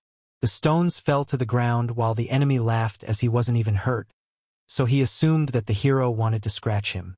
The enemy tried to make an attack while the hero repeated the attack with the stones. Feng laughed at the enemy and asked if it was true that attacks didn't do damage. The enemy couldn't reach the main character, who immediately counterattacked with stones. The man started shouting that the protagonist was a cowardly clown who was afraid to fight for real, just like the rest of the Qin family. The protagonist was smiling because just a moment ago the man was shouting that the protagonist's stones did not do any damage. Then Feng gave a serious look and confessed that now the feeling of pain was going to come. Suddenly the enemy fell to his knees and felt a terrible pain throughout his body. The man couldn't understand how this happened. He didn't understand why he felt weakness in his body. While the other enemies couldn't believe that their older brother had been knocked down by someone who was only at the chi and blood stage. The protagonist called his opponent an arrogant fool, and then asked if the enemy would fight on or admit defeat. The enemy began to say that he would never admit defeat against a bastard from the Qin family's inner clan. The enemy began to approach the hero with the intention of attacking, while Feng said that the enemy lacked the energy to even strike. Suddenly, the enemy was able to strike, after which he began to rejoice greatly, because he thought he was able to surpass his body. The man noticed that the legs of the protagonist were grabbed, and then he realized that he was able to strike only with the help of another person. The man began to ask his father to let the hero go, because it was not fair and he did not want to win. While the father began to tell him that there was no need for justice in a battle with a member of the inner clan, he also added that the hero was an alchemist who had attacked the man's acupuncture points with stones. He also added that the protagonist was secretly undermining the man's self-improvement, which shocked him. The man couldn't believe that the protagonist was really targeting the man's self-improvement, while the protagonist told the man not to stop, because the fight was still going on. The protagonist started laughing and said that just tapping his feet wasn't enough to defeat him. While the enemy was incredibly angry, he yelled that the hero had come up with a very sneaky tactic and it wasn't right. The enemy was beyond angry. He was saying that the inner clan was full of bastards like the hero. The enemy started to launch an attack with his fist while the protagonist stood still and smiled.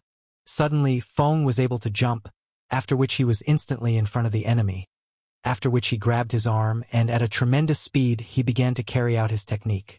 The protagonist made a powerful kick with his foot, from which the entire floor around began to collapse, as the force of the blow was just at a huge level. The enemy began to cough blood. His eyes turned white, while the man's father could not believe that his iron claws were broken. The servant was incredibly happy, for the protagonist had managed to use the enemy's strength to win this battle. While the enemy was shaking in pain, he kept trying to get to his feet. The protagonist said that the man could not continue the battle, and again suggested that he surrender in this battle. Feng warned that if the battle continued, he would simply block the opponent's self-cultivation. The man, on the other hand, with a frantic look, stated that the hero could do whatever he wanted, but he would never surrender to the members of the inner clan. The protagonist, with a smile on his face, said that in that case he would just admit defeat. This shocked absolutely all the people who were in the place. The man started shouting that the protagonist represented the Qin family, and by admitting defeat, he was admitting defeat to the Qin family. The protagonist started to say that it was a dispute between them and he can't decide for the whole family. The protagonist added that in any case when one side admits defeat the battle is over, then he went to rescue his men, while the man called the protagonist a shameless man. The guys started to lift their comrade, who was not feeling well. Suddenly the man felt relief in his whole body. It felt as if all his wounds were healed. Suddenly he noticed the stones that were lying nearby. The man had just realized that Feng had used the stones to heal his internal injury. The man watched the protagonist help his man, and realized that Feng had even helped him learn how to use his power properly, and then he had a fit of rage. He thought that in this way the protagonist was trying to humiliate him, because he had not perceived him as a worthy opponent since the beginning of the duel. The protagonist started talking about how they were all part of the Qin family, and then the protagonist got right in front of the man and said that they didn't need to fight to the death as if they were enemies. The protagonist walked up to the monument and then fell on his knees and began to address the ancestors. He promised that he would do his best to make amends for the ancestors' wrongs. The protagonist promised that one day he would restore the family, and there would never again be outsiders in their family. Such words stunned the people who were standing nearby. The man remembered that the Qin family looked at them as weirdos, and mocked them in every possible way. Previously, they were not even seen as human beings and were oppressed in every possible way.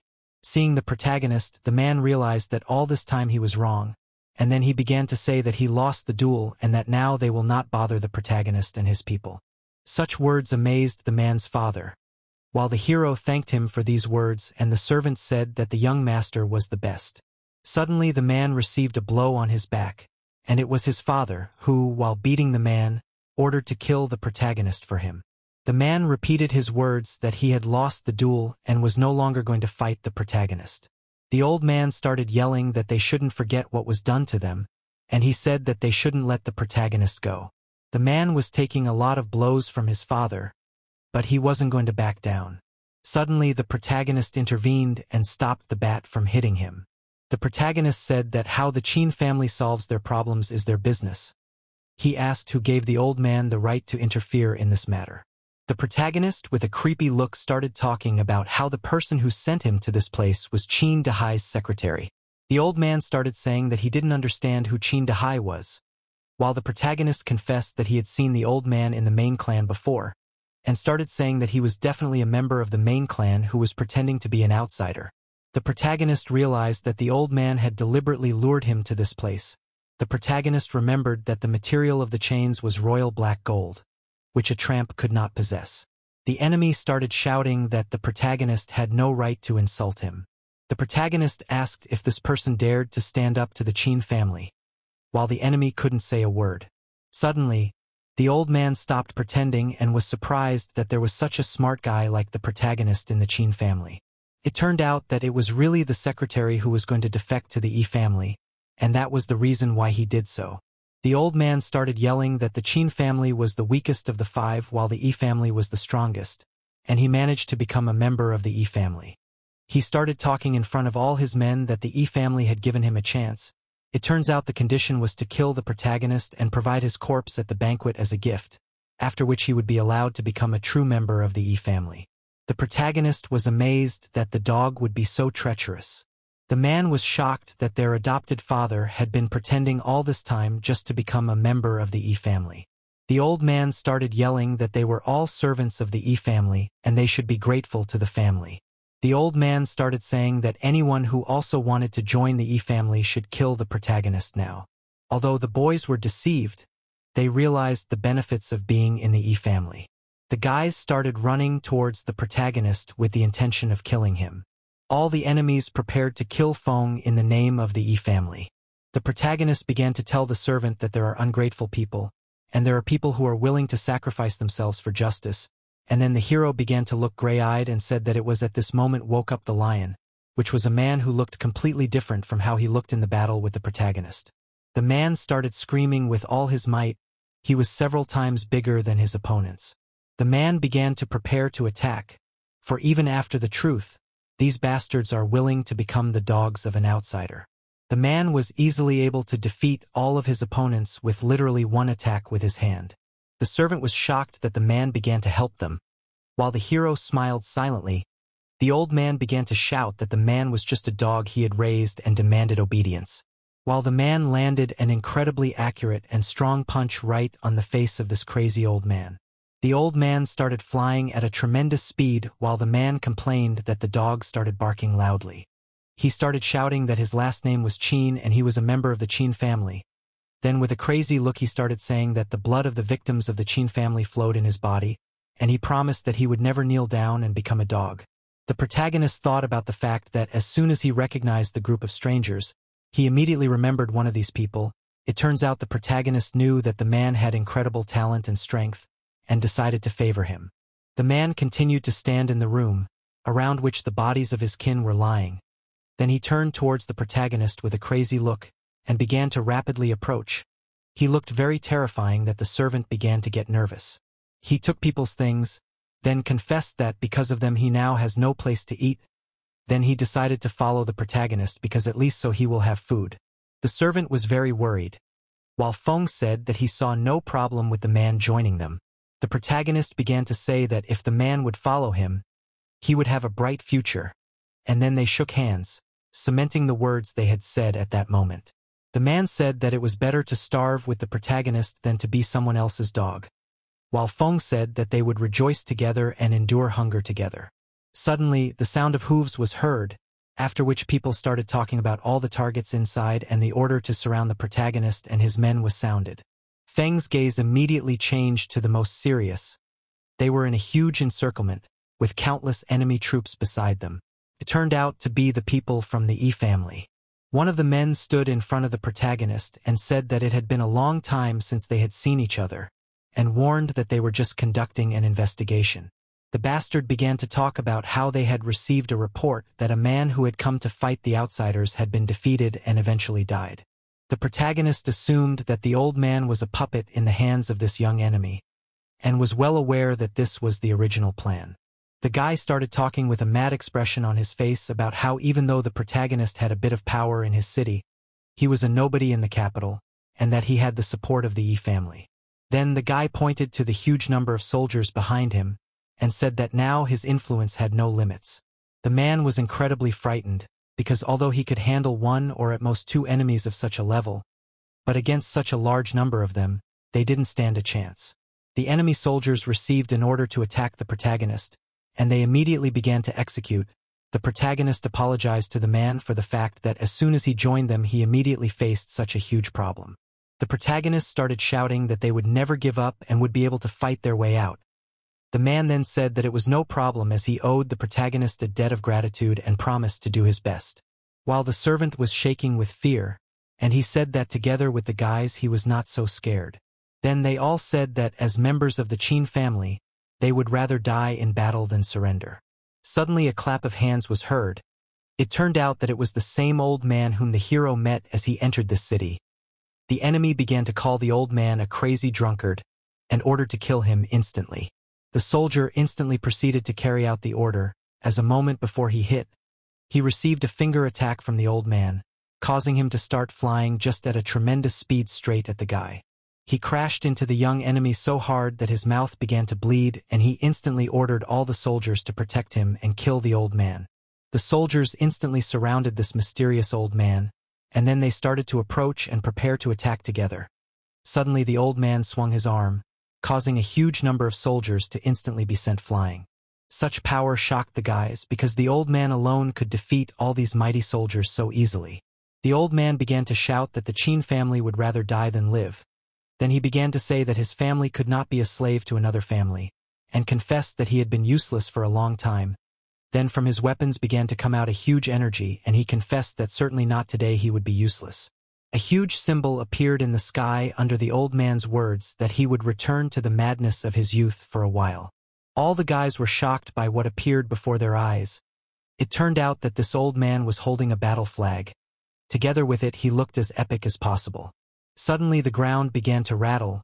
It turned out that this phenomenon was due to the soldiers, who moved in the same rhythm. A moment later, all the soldiers bowed to the old man, and lowered their shields. The enemy army was instantly surrounded by a huge number of soldiers.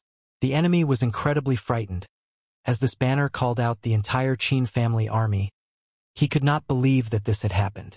The protagonist was also shocked, because such an item could only get a person who has done great military feats for the Qin family. It turns out that when such an item is used, the entire Qin family army arrives on the spot, and the owner of the item has the right to declare war at that very moment. The protagonist realized that there were only a few people in his family who had this item. He couldn't even imagine who this old man with the battle banner was. While the soldier waited for this old man's order, the old man silently listened as all the soldiers reported that they were completely under the great master's command, then knelt down on their knees. A bird flew in the sky while the soldiers said welcome back to the old man's family. The protagonist was shocked that the old man turned out to be a great master. It turns out that since no one has reached the divine realm, the peak is just the same as the great master who appeared in front of them at that moment. The old man's strength was respected by all the great clans, and he was a level 6 Grand Master, which was incredible. The protagonist didn't understand why the old man decided to appear, since he had disappeared 30 years ago. At that time, the old man began to talk about how when he was young the Qin family was in decline, and in his time there was always fighting between the families. It turns out that 30 years ago he was bullied by the Li family and he went against them on emotion. Although the Yi family was the first to start the conflict, The Qin family was afraid of retaliation and the old man's team was put on trial. Seeing such weakness in his family, he decided that his family was hopeless, and he punished himself by starting to live in this city, after which the old man began to say that today he saw hope in the protagonist. The old man said that today he had seen all of the protagonist's stamina and energy. The old man with a crazy look began to say that he was officially declaring that the lion had awakened and was returning to his family, and then said that he had raised a flag to announce his return. The old man began to talk about how the Qin family should be united, and that they should threaten outsiders and kill each other. He approached the hero and said that although he was once disappointed with the leadership of the Qin family, but after he saw the protagonist, with a smile on his face, he began to say that he saw in the guy the future of the Qin family. The old man held out a flag, then said that perhaps he would leave the protagonist the right to lead the Qin family in the future. Then the old man said that the army would wait for orders from the protagonist, who was holding the flag at that moment. The entire army of the Qin family bowed and reported that they were waiting for the orders of the protagonist. Then they began to repeat the words that they were listening to the orders of the protagonist, while the enemy, seeing such a terrible picture, began to cry, because he realized that with such strength, the hero could easily cut him into pieces. The man was incredibly happy that the protagonist was able to dispose of the entire army of the Qin family, while the hero thought about the fact that the old man decided to give him the army, but he did not realize whether he had the right to do so. The old man began to ask how the protagonist would deal with those who tried to harm him, after which Feng thanked the old man for his trust, and then said that using the banner to fight a bunch of trash is very pathetic, and the old man asked if the guy wanted to let his enemies go. While the enemy started beating his head on the floor, he shouted that the hero was really a merciful man and begged for his life. The protagonist said he didn't want to start a war because of this idiot, but no one said he couldn't torture the enemy. Then the hero with a crazy look started approaching the enemy, saying he had a better way to punish this fool. A while later, in the third prince's mansion, the guy was wondering about the history of the Qin family battle banner, because he was worried that it would scare his men. The prince ordered the man to find out what was really going on as soon as possible. While the girl started crying and begging the prince not to get angry, she said that everything would be fine and asked the guy to postpone the banquet a bit. The guy started reaching out to the girl and then said that the banquet should definitely be celebrated in a big way. He wanted to make this banquet the envy of the whole town. The girl looked as cunning as possible and said that she was not interested in fame and wealth when the prince was with her. He asked the girl not to think so much about others. Suddenly, a man reported to the prince that the Qin family's army had arrived at their place, which shocked the prince. He couldn't believe the report he had just heard. The protagonist's army surrounded the prince's building, who at this moment was out of anger. He assumed that the Qin family army was planning a rebellion against him. The protagonist said that he had come personally to congratulate the prince on his engagement, while the girl could not understand how the protagonist could survive, because she had asked her brother to eliminate him. The prince was angry and began to say that they did not invite Feng to the banquet, then ordered the hero to get out as soon as possible. The protagonist asked the man not to hurry, then confessed that he did not come empty-handed. The soldiers put on the ground the body of the enemy, which looked just terrible, and the hero announced that it was a gift that the prince cannot refuse. The man was angry, while the girl couldn't believe her eyes. The protagonist started telling the story of how they saved this pathetic guy from the people in the city where he committed the crime. The protagonist began to talk about how if he wasn't allowed to be at the banquet, he would send this guy back to the residence who would definitely do something terrible to him. People were discussing what was happening in front of them, while a girl started yelling that the hero was talking nonsense and that she had asked her brother to come and kill. The protagonist picked up on the girl's words that she had asked her brother to kill someone, which instantly scared her. She didn't know what to say. The girl asked the prince not to complicate the situation and still allow the protagonist to attend the banquet. The man said that if the girl wants it, it will be so. It is in this way the hero with his new friends got to the banquet of the prince and his ex-wife. The prince was very angry to see that people leave dirty footprints behind them, because it defames their banquet. The servant noticed that the prince was angry and asked the protagonist what they should do next. Feng began to tell that he had a short meeting with the prince and his ex-wife, to whom the banquet was enlightened, after which he said with a mad expression on his face that he would make these people remember the banquet for the rest of their lives, while his companions also had creepy facial expressions inherited from the protagonist. A little while later, the wedding banquet itself began. The man began to introduce his beloved to all the people, saying that he loves her more than anyone else in the world. The man began to praise the girl, saying that she will always be by his side, as well as that she swore to be by his side for the rest of her life. The girl pretended to be embarrassed and turned to the prince. People were touched by these words and talked about how good the girl was, while the servant of the protagonist was out of his mind with anger, because this woman was a terrible person who just used men for her own purposes. The protagonist asked the servant to be a little more restrained, while the servant assumed that the protagonist wanted to forgive her. Feng said that they were much better off instead of fighting, a look that suggested that he definitely had some kind of plan in mind. The protagonist stood up and said that he had been friends with the girl since childhood, and also asked for permission to say some warm words. The girl was very worried and said that the guy didn't have to say anything, while the prince said that the protagonist should start talking, because he wants everyone to know what a good wife he has. The protagonist thanked the prince and with a smile on his face asked all the people to listen to him very carefully. The protagonist began to say that when the Lin family was weak, it was the protagonist's family that helped the girl to grow up, and that was the reason why a marriage contract was even made between him and the girl. All the people were shocked that the girl had a marriage contract, even though a moment ago she said she only wanted to marry the prince. At that time, the guys started playing around and pretending as if one of them was the girl and the other was the main character.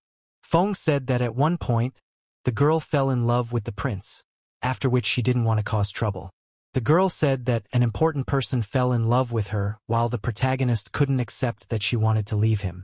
It was then that the girl attacked the protagonist and tried to kill him.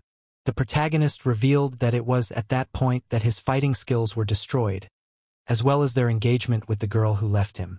The protagonist began to talk about how he was just a man who made the girl the way she was. He had no right to interfere. All the people were shocked by such words and started to think the girl was ungrateful, while the girl was shocked and thought that the protagonist was being very reasonable when he tried to pretend to praise her and actually laughed at her. The protagonist did a great job of making everyone despise the girl, and that's why he was smiling. The prince started yelling that it's all a lie, and the protagonist doesn't even know what the girl is really like. The protagonist threw some object, then said that even though he may not be taken at his word, he has the thing. The prince caught the thing that the protagonist threw right at him, not realizing what the guy was doing. The protagonist, on the other hand, with a crazed look, stated that the guy would be responsible for the consequences of using it. The prince was mad with anger. It seemed he could explode at any moment. The girl started saying that the guy dared to insult the prince himself, and the prince was going to kill the protagonist and ordered people to arrest him. The soldiers instantly started moving towards the protagonist, with the intention of killing him, while the guy grabbed the flag. Then he put his feet on the table, saying that he loves to brush his teeth with a big toothpick. Then the guy looked at it with his piercing gaze and said it made perfect sense. All the soldiers were immediately startled, after which they instantly bowed down to the protagonist without daring to do anything. People were shocked that the protagonist had a battle banner, which made all the family members bow down. The prince could not believe that the protagonist possessed such an object, and the girl was very frightened. The prince was informed that the protagonist was indeed the new flag bearer of the Qin family, which angered and frightened the prince at the same time. He couldn't believe that the protagonist was actually able to get the banner. The soldier reported to the prince that they could not act recklessly because the great master himself was sitting beside the hero. He also couldn't believe that this uncouth old man could be a great warrior. The prince along with the girl were very much frightened, and the prince was surprised that the uncouth old man was the lord of the Qin family. While the old man asked what exactly the prince had ordered a moment ago, and asked what it could mean, the prince grabbed the mug, then in a trembling voice began to say that he wanted to offer a drink and enjoy the meal together. He realized that there was nothing he could do. The soldier also said that the hero had deceived them about the boy, but the prince ordered the soldier to shut up, because with the power that the protagonist had now, they were not his opponents. The protagonist looked as epic as possible with his new power and the power he had. The girl was shocked, for now her family was a cause for ridicule, and she wanted to gain authority. She vowed to herself that she would not let this all get away from the main character. The protagonist guys praised his skills at pissing people off, while the hero said he wouldn't be too proud, but he was incredibly pleased. Suddenly, One of the soldiers instantly snatched the banner from the hands of the protagonist, then instantly touched his shoulder, then with all his might put the guy on the floor. The guys instantly asked who it was who dared to arrest the owner of the Qin family banner. It turned out that the man in front of them was the head of the Qin clan, who was ordered by the elders to return the banner to the family. He also said that he was going to take the protagonist who had become a traitor to punish him. All the boys were shocked by what they had just heard. A little while later, in the Qin family's law enforcement room, the protagonist was accused of almost starting a war between the clans because of his actions, after which the old man asked if Feng would admit his guilt. The protagonist calmly began to say that he was not the first to attack, but only retaliated. He did not understand how the elders dare to call him a war criminal. The main character was shocked after hearing this information, while people couldn't believe that the grandmother herself would give the verdict. The servant of the protagonist was frightened because Grandma Lu is the most powerful in the Qin family. She can order anything and no one dares to contradict her. Suddenly there was a man's voice that shouted that he could not think that he would see the protagonist in such a situation. It turned out to be Feng's longtime enemy, who was happy that the hero would definitely go to jail while he continued to live. The man started talking about how he was the first to inform the court that the hero had used the banner. Suddenly everyone started to be told that the grandmother had arrived. The grandmother came out and started talking about how the hero had almost started a war, and had broken the taboos by contacting outsiders who had been exiled long ago. Grandmother was a second-level grandmaster, and she asked the protagonist if he was aware of his actions. The protagonist said with confidence in his eyes that he recognized that he had indeed committed the actions that had just been named. The grandmother began to approach the young man, then with a creepy face asked the reason why the protagonist shouldn't be executed right now. While the protagonist began to smile, then began to say that the family dares to make fun of them, and he was always being pissed off by the laws that this family passed and the people who were kicked out for nothing. The protagonist began to say that the laws of their family were too terrible and that he thought it was time for a change. The old man was angry and started yelling that the protagonist was talking nonsense and called it a rebellion. The grandmother wondered if these reasons were true for such an act. The servant was incredibly frightened. He was worried that the grandmother would order the execution of the protagonist, while the man was happy that now the hero would probably die. Suddenly the old woman hit the chains of the protagonist with her staff. She started laughing and saying that this is exactly the kind of behavior her fearless grandson should have. The protagonist was surprised to see the old woman's reaction, while the other people could not believe that the grandmother would just let the protagonist go. The man started yelling that Feng had committed a huge number of crimes and should be expelled from the family right away. The grandmother began to say that such people as the protagonist is exactly what they need, because only thanks to them will be able to change the laws of their family, which are completely unfair. The grandmother began to speak before everyone present. She explained that a great trait of the protagonist is that he treats everyone equally, even the foreigners who were despised by the other members of the family. The elder was shocked by what the grandmother said, and asked how she felt about the protagonist's judgment. The grandmother remembered that there would be a tournament between the 5 families very soon, and she decided that the protagonist would definitely participate. The elders were amazed by this outcome, because the hero was not only not punished, but also rewarded. The man started shouting that all the seats were taken, and the protagonist should not get something like that, and it violates the law of their family. Grandmother agreed that according to the rules, the seats were indeed occupied. The man started to rejoice that he didn't let Feng benefit, while grandmother said that the protagonist would just take Qin Yulan's place. The man instantly froze in place after saying that. The man started crying because the grandmother had just given his place to the protagonist, while she said that he was a snitch and she just hated infighting. The protagonist thanked his grandmother, while thinking that the tournament was an incredible opportunity to become stronger. Grandma started talking about how she was going to create a youth team, and she was going to choose a group of young people with experience in land development. The grandmother then looked at the protagonist with her piercing gaze and said that Feng would be the leader of the team, which shocked the young man. While his allies were genuinely rejoicing that their master had just gotten a prestigious position, the man was crying with all his might, unable to believe what was happening. The grandmother began to say that the level of the protagonist's leadership would only depend on him, while Feng promised not to disappoint the grandmother. The protagonist was well aware that if he became the leader, he would be able to get great connections and power. A little while later, the protagonist stood near the library and thought that he needed to learn a new technique. The guy started to open the door and then went inside, thinking that although he knows a lot of techniques, it will always be useful to learn new ones. The main character was happy to read books, and thought that someday the day would come when he would read and memorize each of them by heart. Suddenly a man's voice was heard, who was surprised that Feng was hiding in such a place. The enemy began to shout that the hero dared to take his place in the tournament, and said that he intended to fight the protagonist right now. Feng explained that the enemy didn't deserve to fight, also adding that it was the grandmother who gave the man's place to him. The protagonist said that if the man wanted to fight, then let him go to his grandmother, which really hurt him. He started to get very angry. Then he started to tense his muscles so much that his clothes started to tear, and he said that the protagonist was just a coward. Feng looked indifferently at his enemy, while the enemy used a secret technique and became incredibly big and strong. The enemy's men began to say that their master's strength was unbelievable and that Feng had no chance against him. The enemy said that the protagonist should fight him like a real man. Then he instantly began to approach, and was right above the protagonist with the words that he will prove his grandmother wrong.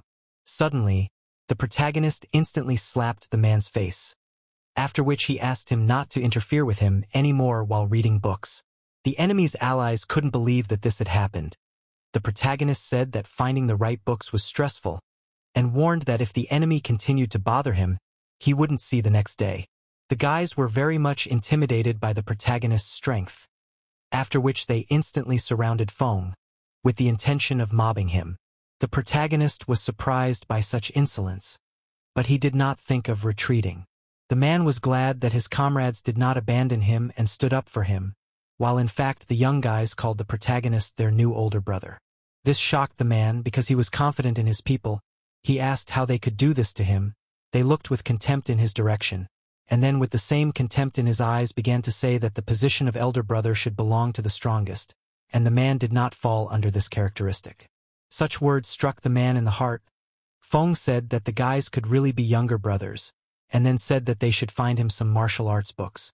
All the guys instantly started looking for the book that the protagonist needed, while Feng was happy that so many people were helping to find books, because it would save him a lot of time. Suddenly the protagonist was surprised that the 5 great families would hold an auction. The guys explained that this was the case. They also said that the auction was necessary so that the families could demonstrate their power. They began to complain that their family had nothing to show, so they decided that their family would end up being just an observer. The protagonist thought that this was very strange because the Qin family was almost equal to the other families, but in the end it was less important than the others. The protagonist realized that the younger generation was disappointed by this and lost confidence in themselves. The protagonist began to tell them that their family was actually hiding their power, and promised them that they would be able to see the Qin family's power at the auction, while he decided that he would exhibit rare pills. The protagonist was walking around, thinking that with his experience he would be able to show all the top class. He hoped to see a great place, but as soon as he arrived at the alchemist's room he saw a dilapidated very small building. The guy was shocked by this turn of events, because inside there was not even a furnace for alchemy. Suddenly the hero heard a voice that greeted him, and began to look in that direction. It turned out that it was a cute girl who was gathering herbs around the neighborhood, and had to help the protagonist, because of which she asked that the guy gave her instructions. The protagonist said hello to the girl, while thinking that the room was given out according to the strength of the herb gatherer, and looking at the girl he assumed that she was the weakest. The hero began to enter the dilapidated building, along with his new companion. The protagonist noticed how the girl was good at categorizing herbs. The protagonist just didn't understand why the girl had such a room, but he also realized that as long as he had a furnace, other things wouldn't bother him. Feng asked what the girl's name was, and she told him to call her Hua Zhu, the flower girl. Suddenly the protagonist was so surprised that he dropped the basin, and then he immediately asked if the girl was the granddaughter of old man Hua, and she said that she was and asked how the protagonist knew her grandfather. The protagonist began to say that her grandfather was a hero, and just could not understand how she got such a terrible house, and asked if the girl is not mocked. The girl began to cry, because her grandfather told a lot about the protagonist, and then they went to meet the grandfather of this lovely lady. The protagonist instantly asked if Grandpa Hua was alright. He remembered that Grandpa was the best herb collector. In the past he was the person who introduced the protagonist to herbs, and without him the guy would not have become the person he is now. In the present, the grandfather looked quite old and infirm. With tears in his eyes, he asked why the protagonist had returned. Feng instantly started to ask about who dared to hurt Grandpa. The girl started to say that the one who hurt Grandpa was Qin Yulan, who after learning that the protagonist had become an alchemist came to take revenge on Grandpa for training the hero.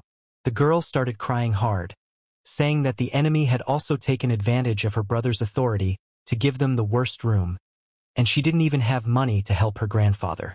The grandfather began to say that the girl would not cause problems for the protagonist, while the guy looked at her with a sad look, because it was all because of him. The protagonist started talking about how without his grandfather's efforts, he definitely wouldn't have achieved what he has now, then said that he would definitely avenge his grandfather, with an incredibly gray expression on his face. At that time, in the alchemist's largest room, the enemy began to complain to his brother about the protagonist who not only hit him, but also stole his students. While the man began to say that his brother should not worry, because he had already given the hero the worst alchemy room, and this was the first step to revenge. It turned out to be Qin Guang, who was the general manager of the Jiadan District Herbal Gathering Department. He promised to further suppress the protagonist. Suddenly, someone kicked the door with their foot, which instantly made the enemy turn around. It turned out to be the protagonist who had arrived with his new companion. The enemy approached with the words that he was going to come to take revenge on the hero, and he did not expect him to come to this place. A moment later, the protagonist silently struck a blow directly on the face of his enemy, after which the teeth of the enemy began to fly in different directions, and he began to fly at great speed right past his brother.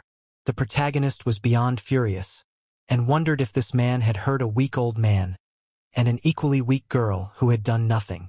At that time, the man was incredibly scared, and asked what exactly the protagonist was going to do. Feng said that they were challenging the man to a weed harvesting contest, and if they won, this room would be theirs. The protagonist promised that if the girl lost, he would personally be at the man's disposal. The brothers were incredibly happy about this opportunity and instantly agreed to such conditions. The girl was very worried. She did not believe that she could win, while the protagonist was confident in the skills of the girl and said that she will definitely win. A little while later they gathered in nature. The enemy said that it was time to collect herbs. The winner will be the one who after 2 hours will collect the highest level of herbs. The enemy introduced the best herb gatherers, and there were more than 10 of them. At that time, the protagonist just believed in the girl, as she was also trained by Grandpa Hua. The enemy announced the start of the competition, after which the pickers instantly started their movement, leaving the girl behind. She was very nervous and couldn't move so fast. She didn't know if she could beat the elite in this competition. Suddenly, the girl noticed an upgrade herb. Then she instantly walked towards it because it was a rank 2 herb. But suddenly a man appeared in front of her and stole the herb right from her hands. The girl accused the man of stealing the herb, while he started to run away with the words that the one in whose hands the herb is in is right. The protagonist said that the girl should not pay attention and just continue searching. If the enemies are together, they will not win. While the enemy began to say that such a fool just cannot be stronger than dozens of people, while the enemy was completely confident in his victory, because such a simple girl just cannot win. While the girl continued to be nervous, every time she found grass it was taken away by one of the enemies, and then in the place where she arrived there was nothing left. The enemies took everything clean. Enemies rejoiced because half the time had already passed, and the girl could not collect even 1 herb. They were sure that the hero lost. The girl was very upset. She blamed herself for the defeat, although the competition was still going on. The protagonist said that there was still a chance. The girl turned towards the guy who started to say that she should use her grandfather's method and use her heart to find the right herb.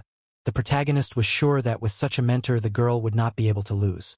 The girl took control of herself. Her eyes were filled with determination. Suddenly she noticed something on the mountain. She instantly realized that it was the plant she needed.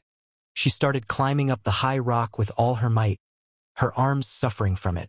While the opponents mocked the girl who risked her life, they were sure that they had gathered all the herbs they could gather. The girl kept repeating in her head the words that she could win, because her grandfather was the best. She began to reach for the herbs, because it was the last hope for victory. After a while, the enemy said that what the girl had brought was a bunch of ordinary grass. He also added that the worst thing her opponents had brought was a first-class spiritual grass. The girl couldn't believe what she had just heard, while the others mocked her. The enemy grabbed the protagonist, saying that the winner of the battle had just been revealed, and promised to hit the protagonist not too hard. At that time, Feng asked the enemies who it was that told them they had lost, then grabbed a torch, and a moment later he threw it on the table where all the herbs were standing. The enemies started shouting that the hero was just trying to destroy the evidence, while Feng said that real gold is not afraid of fire, and asked the enemies to look carefully at the table. The man started shouting that all the medicinal plants had just turned into ashes and pointed his finger at the table. Then they were instantly shocked that one plant remained unharmed. The man instantly started asking his brother if the second-rank medicine that their men had found after burning could turn into a third-level herb. While the man jumped up, for the plant in front of them was more than a third-level herb, for the plant in front of them was a fourth-rank magical herb, namely the fire flow flower. The protagonist smiled at what was happening, while the enemies could not believe their eyes, because in front of them was one of the rarest plants. The protagonist began to tell that this plant looks like dry grass, and is on the mountains, and that to pick such a plant you need not only a great knowledge of herbs, but also have courage. The protagonist grabbed the girl and then asked who was the best herbalist among them. The enemies were out of anger after such a humiliating defeat. The enemy began to ask his brother if the main character's words were true, while the man began to say that it didn't make any difference whether it was true or false. After that, the man instantly turned to the girl to sell him the plant and promised to pay her 500 gold coins for it. All the enemies were shocked after hearing the amount their elder was offering. The girl was very happy about this offer, because this amount would be enough to pay for her grandfather's treatment. Suddenly, the protagonist asked the man to stop saying that he should be ashamed of trying to fool an innocent girl. The protagonist said that such a plant is only sold at auctions, where the people selling it are incredibly skilled herb collectors. The protagonist said that he would pay the girl 10,000 coins, which is twice the market value of the herb, because he wanted to have enough money to buy medicine for his grandfather, and they could live a decent life together. At that time, the enemies could not believe the amount that the protagonist said, because even a man would have to work for 10 years to get such a sum. The enemy had to simply admit defeat to the protagonist. He thought that in the future he could easily get a huge amount of similar plants. The protagonist approached the girl with a proposal. He offered her to become his herbalist, and promised to take care of her and her grandfather. She instantly agreed to the proposal of the protagonist. Suddenly the enemy began to shout that if the girl will work for him, he will provide a room much better, and will provide places much better than the garbage behind him. The girl instantly refused, saying that she only wanted to work with the protagonist. It was very painful to hear the enemy, who already believed that he had gotten the talent. The girl thought that Feng was the first person after her grandfather who believed in her talent. The protagonist was happy that he had gotten a great herb picker, so he would have another incredibly talented worker. The protagonist said that from now on this room belongs to the girl, and asked the uninvited guests to leave the room. They did so and just silently began to leave. At that time, the enemy began to get angry at his brother, because in his opinion it was because of the fact that his brother turned the guys against them. At that time, the protagonist was excited about the furnace that was in this best alchemy room. He was sure that he would be able to create an incredibly good pill. The protagonist was going to use the flux flower in order to improve his power. The protagonist started taking the juice of the plant, thinking that he was going to perform incredibly well in the upcoming tournament. The protagonist began to meditate, and energy instantly surrounded his body. A copy of him appeared in front of the protagonist and emitted a purple aura, after which the copy instantly grabbed the guy's neck. The opponent started shouting that the protagonist couldn't defend anything, and also said that the protagonist should die. At that time, Feng was surprised that such a horrible creature lived inside him. He realized that if this creature killed him, he would really die. The protagonist believed that in any case he would not lose. Then his hand began to fill with energy and he prepared to attack. Suddenly the enemy easily blocked the fist of the protagonist that surprised the guy. The enemy started shouting that he knows the protagonist very well and there is no way he can win. The enemy attacked Feng, saying that the hero is just a coward who hurts others. The enemy continued to deliver a series of blows while saying hurtful things. The enemy was preparing to kick and saying that the hero did not deserve a second chance, and then successfully punched the attack to the protagonist. Feng realized that it wasn't just an inner demon, it was a 100,000 demon that lived inside him. The protagonist realized that the demon was too strong. The guy began to lose consciousness with thoughts that his life was about to end, while the demon was getting closer and closer. Suddenly, the protagonist heard the voices of all his loved ones, an image that appeared in the guy's head. Feng instantly regained consciousness and began to scream, then began to shout that he needed to do his best to protect his loved ones in the world. The demon received the first blow and began to cough up blood. Then the protagonist continued the attack with the words that he will never lose. Feng started tearing his demon with the words that he would not lose even to himself. The enemy was instantly destroyed and disintegrated into small pieces. In the real world, the aura around the protagonist began to dissipate. Feng was incredibly happy about his new breakthrough. Now he could easily fight enemies that would be incredibly strong. A little while later, the servant began to talk about the arrival of an elder who most likely wants to cause them problems. The hero was well aware that the old man is not a good man and decided to see what he was doing. The old man started talking about how the hero had sowed trouble in the family and had taken the alchemy room. The old man began to say that they need this room more than ever because the auction is coming up and the protagonist is just trying to ruin it, and then the old man asked what punishment the protagonist should get for such a thing. The protagonist said that he was an alchemist's apprentice and added that he occupied the room only to make a decent pill for the auction. The old man didn't understand the hero's self-confidence because he hadn't been practicing alchemy long enough to get his hands on the best alchemy room. The protagonist pointed to the box, then asked if the men were sure of their words. The servant opened the box under the words of the protagonist that the guys need to see that he had done everything in a few days. They saw before them incredibly beautiful pills that glittered like little balls of gold. They couldn't believe what they saw, for even a good alchemist couldn't have achieved such quality pills. The enemies started shouting that it didn't change the fact that the hero occupied an important room for the family. The protagonist along with his servant blindfolded themselves, after which the hero told the enemies to look at another pill. Suddenly, an incredibly bright beam of light appeared which instantly blinded the enemies. They were just in shock that the protagonist managed to prepare a pill 3 class. The protagonist began to whisper something in the elder's ear while the enemies began to accuse Feng of faking the pill and that he couldn't have done such a thing. While the elder instantly slapped the men in the face, saying that although they were of the same generation as the hero, the difference between them was absolutely huge. At that time, the old man took the protagonist's hands, then instantly said that the room was a gift to the protagonist, then asked Feng to represent their family at the auction. The man couldn't believe that his father had done that to them, while the protagonist thanked the elder with a smile on his face, thinking that this year's auction would be very interesting. The day of the auction came and the man began to say that it was at this very moment that the auction between the 5 families opened. The protagonist watched carefully, while thinking that the auction was a way to show the strength of the family. The protagonist was well aware that only powerful families have the right to vote, and then the prince sitting in a beautiful place offered 40,000 coins for the body-strengthening pills. After he bought a bone bow for 20,000 coins, after which he started shouting madly that his family was paying 300,000 gold for the 7th grade pills. All the people were disappointed because the family had stolen all the items from the auction as usual, basically like all the times before.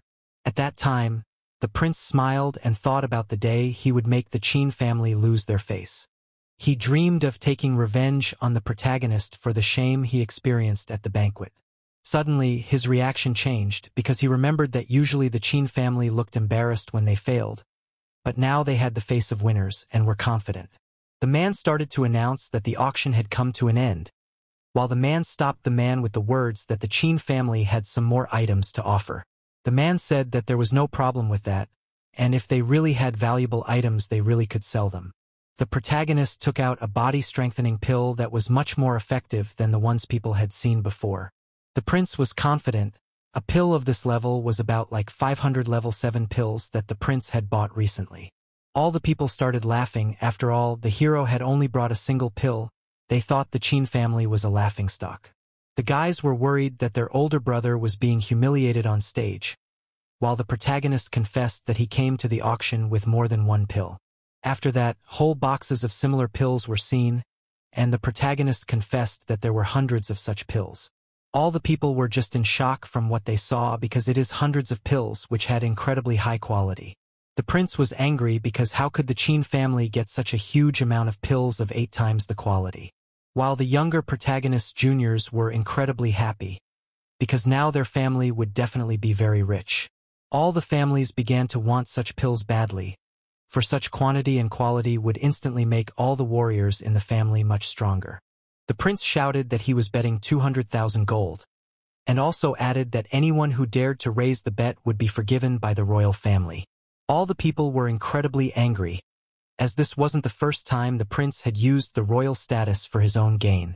While the prince thought the protagonist was stupid because he could keep such a good thing for his family instead of selling it at auction, the protagonist agreed to the bid and announced that the E family would receive the pills. The protagonist thought that they were just extra pills that they didn't need, while the prince thought that he had gotten the treasure. The protagonist started to announce that he was going to show their main item, after saying that all the people were shocked because they thought the last item was the main item. Feng announced that he was going to sell a grade 3 elixir while the man held a closed box. People weren't surprised by the grade 3 elixir, as there was already a similar item in the auction. They were expecting something more. While Feng started to say that this wasn't an ordinary grade 3 elixir, he smiled and said that they would understand everything once they saw it. Suddenly, after opening the box, a beast-shaped aura began to burst out from the elixir, and it instantly moved towards the people, scaring them very much. Everyone was shocked because the elixir in front of them was an incredibly rare altered elixir, compared to which a normal grade 3 elixir was just trash. The old man was a little embarrassed and very happy. He remembered the moment when the hero confessed that it was not a normal grade 3 elixir. He had done the right thing by listening to the protagonist. While the prince was amazed at what he saw, he assumed that the Qin family had hired some incredible alchemist. All the people began to be incredibly eager to get their hands on this elixir, as it was just an incredibly cool item. At that time, the prince started shouting that he was buying this item on behalf of his father, and added that anyone who tried to take this item would be considered a traitor. The people were shaking with fear and anger over the situation, as the prince continued to take advantage of the fact that he was a member of the imperial family. At that time the protagonist said that he agreed to this and asked the prince for 500,000 gold for this item. The prince considered the protagonist a real fool for selling such an elixir and immediately agreed to the amount of the deal. Suddenly the prince was informed that he had already spent all his money on useless things and he just didn't have enough money to buy this elixir. People laughed at the fact that the prince didn't have the money to buy the item. Then the protagonist asked if it was true that the prince didn't have the money to buy the item. The protagonist started laughing at the guy, saying that he is a real clown who doesn't even have money. The prince was furious. These words hurt him very much. In the end, the protagonist was able to sell this item for 700,000 gold. And the juniors said that Feng is incredibly cool. It was at this auction that the Yi family became the ultimate laughingstock. The old man sincerely thanked the protagonist, because it had been a very long time since their family had had such a good time at the auction. The elder promised that he would definitely pay for the hero to bring good fame to their family, and the hero thanked the old man. The old man also asked the guy not to get too excited, because there were enough advantages and disadvantages to being the center of attention. It was on this day that the protagonist shone, and he was remembered by many. For this reason the old man was worried that the guy might become a target for others at the tournament. He said that although the prince wasn't very strong, he had a level 5 bodyguard who could easily defeat many people. There was also a young genius from the Bai family who didn't even fight opponents below level 6, and a girl from the Nangong family who was said to be doomed to defeat anyone she fought. There was also a man from the Situ family who relied on his ancestral fighting style and was incredibly good at killing. The old man started to say that these were the most dangerous opponents the protagonist could have at the tournament, and so he asked the guy to be as careful as possible. The protagonist thought that in fact the most fearsome opponent is the prince, and the elder is wrong about him. In fact, the prince has the ability to hide his power. The protagonist was determined to win, so he was going to work hard on his strength that would definitely show incredible power. 3 days later, the grandmother's birthday banquet was held, and the representatives of the other 4 families arrived. The families sent incredibly large gifts, for which Grandma thanked everyone and said she was honored. Suddenly a girl appeared and started talking about how no one from the Qin family had ever given a decent gift. She started talking about how they just couldn't afford to give something nice. The men were incredibly angry because she was partly right because the Qin family was not that rich. The girl was glad that she was right and was not sorry for having decided to leave the Qin family.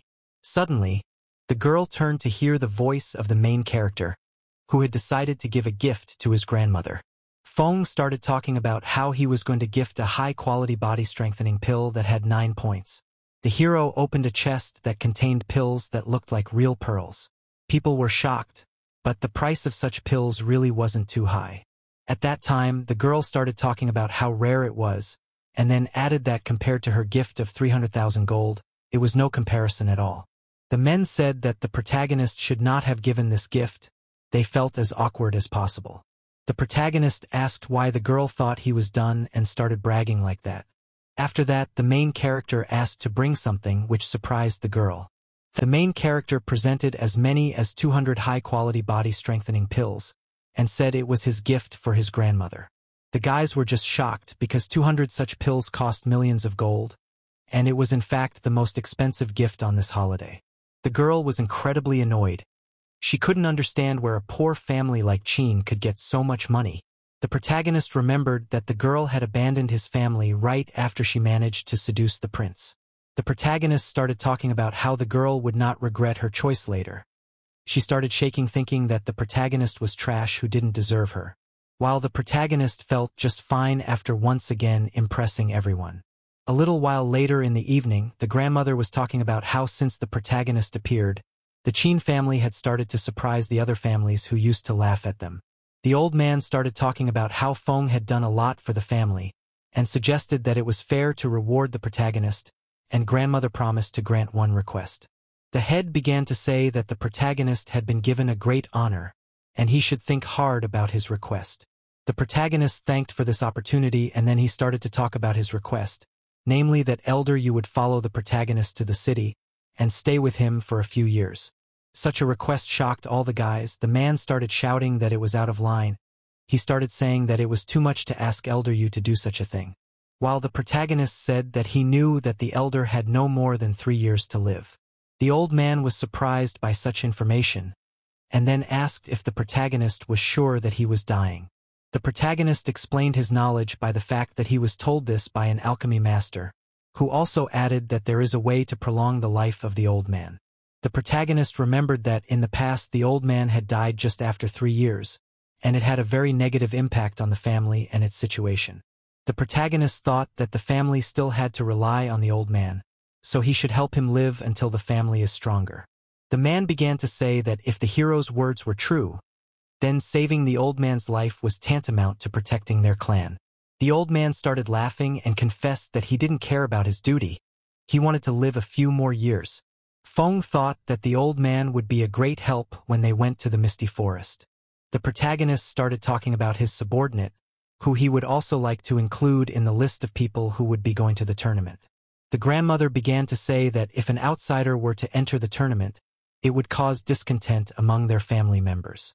The protagonist, with a confident look on his face, said that he would deal with the consequences. A little while later, on a clear day, the protagonist told the man that he would also participate in the competition, while the subordinate was overjoyed to hear the news, as he would also be able to contribute to the Qin family's development. Suddenly, a voice was heard from outside, asking the hero to come out with the stranger. The guys turned towards the voice and didn't understand what was going on. The protagonist came out and asked what was going on. It turns out that the youth of the family was incredibly angry that the hero repeatedly violated the rules of the family and also takes their places in the tournament. The protagonist, with a creepy look, said he didn't mind and was ready to fight them tomorrow, while the man called the guys boring. While the guy started yelling that the protagonist is a coward and is just delaying the moment of his beating. Suddenly, the protagonist's servant, who was completely beaten, was brought to his knees. The protagonist was surprised to see his man in such a state. People began to shout that the man has only 2 ways, namely to give places in the tournament to them, or to defeat them all because otherwise they will kill the poor guy. The servant began to say that the hero should not fight with these cowards, because he needs to save his strength before the tournament. While the enemies started laughing, they thought that the protagonist wouldn't dare to fight them. Then they started beating the servant lying on the floor. This caused the protagonist to become enraged and was ready to strike his enemy, after which the enemy instantly received a series of blows to his body, so fast that his allies didn't even have time to react. The protagonist gritted his teeth with the words that he originally didn't want to teach a lesson. While the body of one of the enemies flew at a tremendous speed, the protagonist with a creepy look began to say that if the enemies were so insistent, he would deal with them here and now. People were very much scared because they were told that the protagonist was weak, but they saw a completely different picture. People couldn't believe that the protagonist was so strong, while the protagonist's subordinate jumped at a great speed, and then with a smile on his face asked if the enemies could win, while they didn't understand what to do. Suddenly, the man landed on the ground, causing a huge shockwave that made the enemies retreat. The enemies started talking about how the man was stronger than they thought, while he instantly appeared behind their backs, grabbed their heads, and said that they had underestimated him. A moment later, the bodies of all the enemies flew high into the air. The protagonist dealt with all the enemies in just one instant, much to the fright of the enemies. The protagonist held the body of one of the enemies by the head, and then with a creepy look asked if the guys want to ask him something else. This really scared the guys because they did not expect that Feng actually turned out to be such a monster. All the enemies that were instantly defeated by the hero were at the body strengthening level of the first and second levels, and the hero defeated them so easily. The guys started apologizing and begging for the protagonist to spare their lives. The guys were incredibly scared, and it was at this very moment that they realized a very simple thing. The strongest of these two was the protagonist, who is actually a monster. 5 months passed, and a tournament between 5 major families began, and a huge number of young guys lined up. The protagonist listened attentively to a man who told them that their family had been at the bottom of the rankings for 20 years. He also promised that anyone who made it into the top 4 would have access to their family's secret techniques. All the guys were very happy to hear from the head of the family, because it was a great opportunity, while the protagonist was excited about the idea of becoming the best at the tournament. The protagonist had been practicing all this time, but he was not able to become much stronger, and his opponents at the tournament will be real monsters, and he was worried about it. People went to the tournament while it was snowing outside. The protagonist thought about the fact that at the beginning of the tournament, the students will be sent deep into the wasteland, where there are a lot of monsters trying to kill people.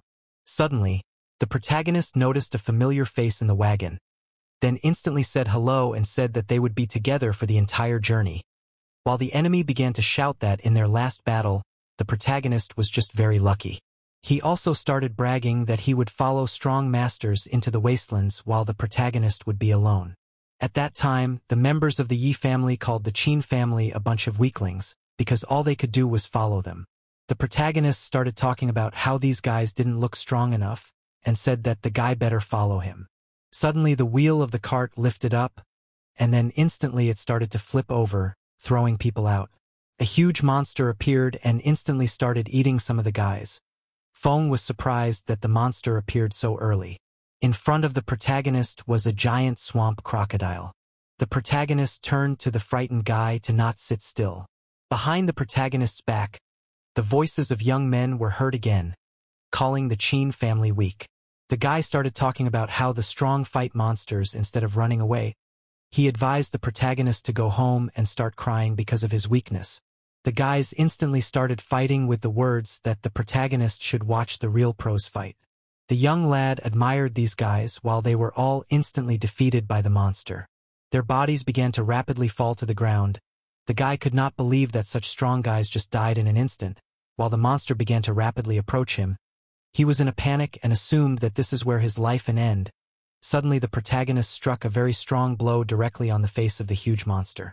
The monster instantly fell on its back, which amazed the young man who was trembling with fear. The guy was crying and couldn't believe what he saw before his eyes. The protagonist had just instantly finished off the monster in an instant and was standing on its body. Feng at this moment looked as epic as possible. Then the hero instantly got down and started moving towards the guy. then grabbed him by the scruff of the neck and started running at a great speed, saying that they needed to get away as soon as possible. The guy was panting, saying that he didn't understand why they had to run away because the hero had just finished with the monster.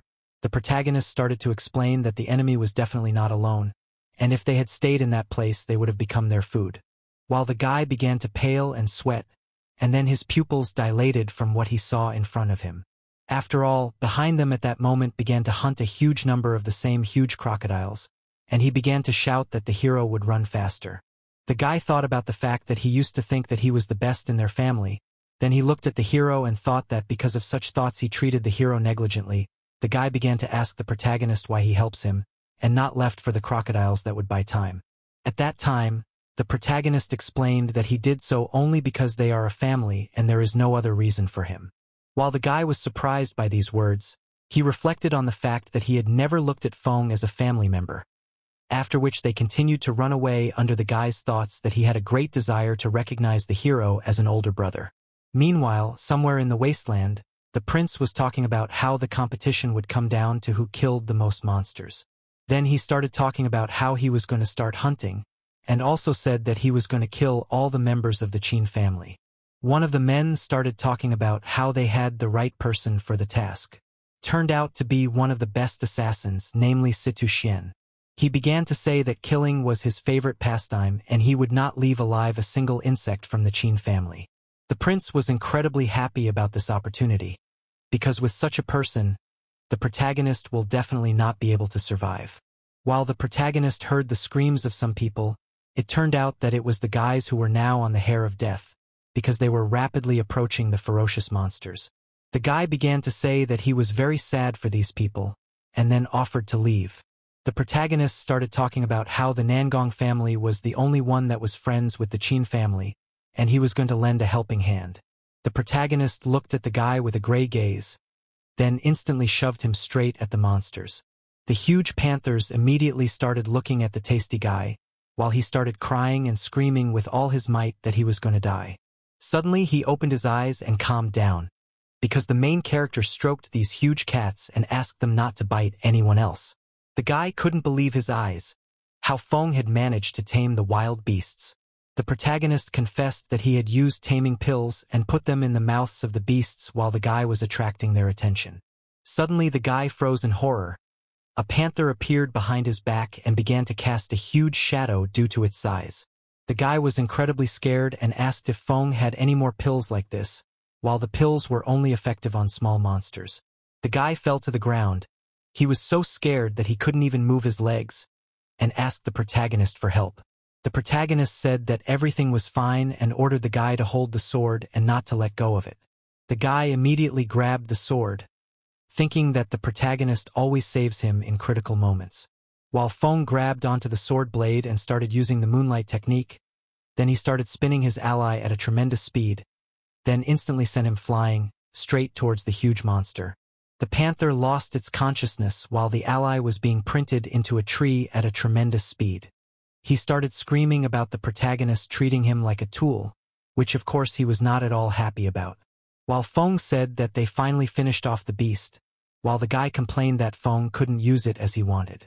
At that time, the guys from the other family started thanking the protagonist for saving the beast, while Feng said that it was his duty to save the family members who are good friends with his family. The guys started talking about how they will definitely report to the family about what happened and they will never forget such kindness, while the guy started talking about how he helped too. Suddenly the guys were dumbfounded. They looked very strange, then instantly fell to the ground with daggers sticking out of their backs. The main character started talking about how these guys had just been killed by someone. A voice was heard behind Feng's back, suggesting that the hero was the one who outshined everyone at the auction. He started talking about how he didn't think the protagonist would be such a weakling, and then he started talking about how he had no reason to kill Feng and had decided to leave him alone. After saying that, he instantly began to disappear. Suddenly arrows started flying towards the protagonist at a great speed. The guy had time to react and dodge this attack as well as his partner. Suddenly, the voices of people were heard, accusing the Qin family members of killing a member of the Nangong family. The guy started shouting that they were not the killers. A new batch of arrows appeared. The enemy was sure that it was the Qin family members who had just killed his men. the arrows instantly hit the animals that the protagonist had tamed. The protagonist started talking about how they would definitely not be taken at their word, adding that there weren't even any bite marks on the guys' bodies. The ally was incredibly scared. He talked about the fact that although they were surrounded by enemies and completely out of sight, he assumed that their opponent was a girl named Swenkin from the Nangong family, who at this moment was looking at them with her cold, piercing gaze. It is said that those who meet her in battle can only be smart. The guy began to run away from the battlefield very quickly, and warned the protagonist that they should leave as soon as possible, because they have an incredibly strong opponent. The guy running away thought that the protagonist was smart enough to hide from this demon. At that time, the protagonist began to smile, and then began to shout that this bitch should act because she really can easily kill him. The ally was shocked by the words said by the protagonist.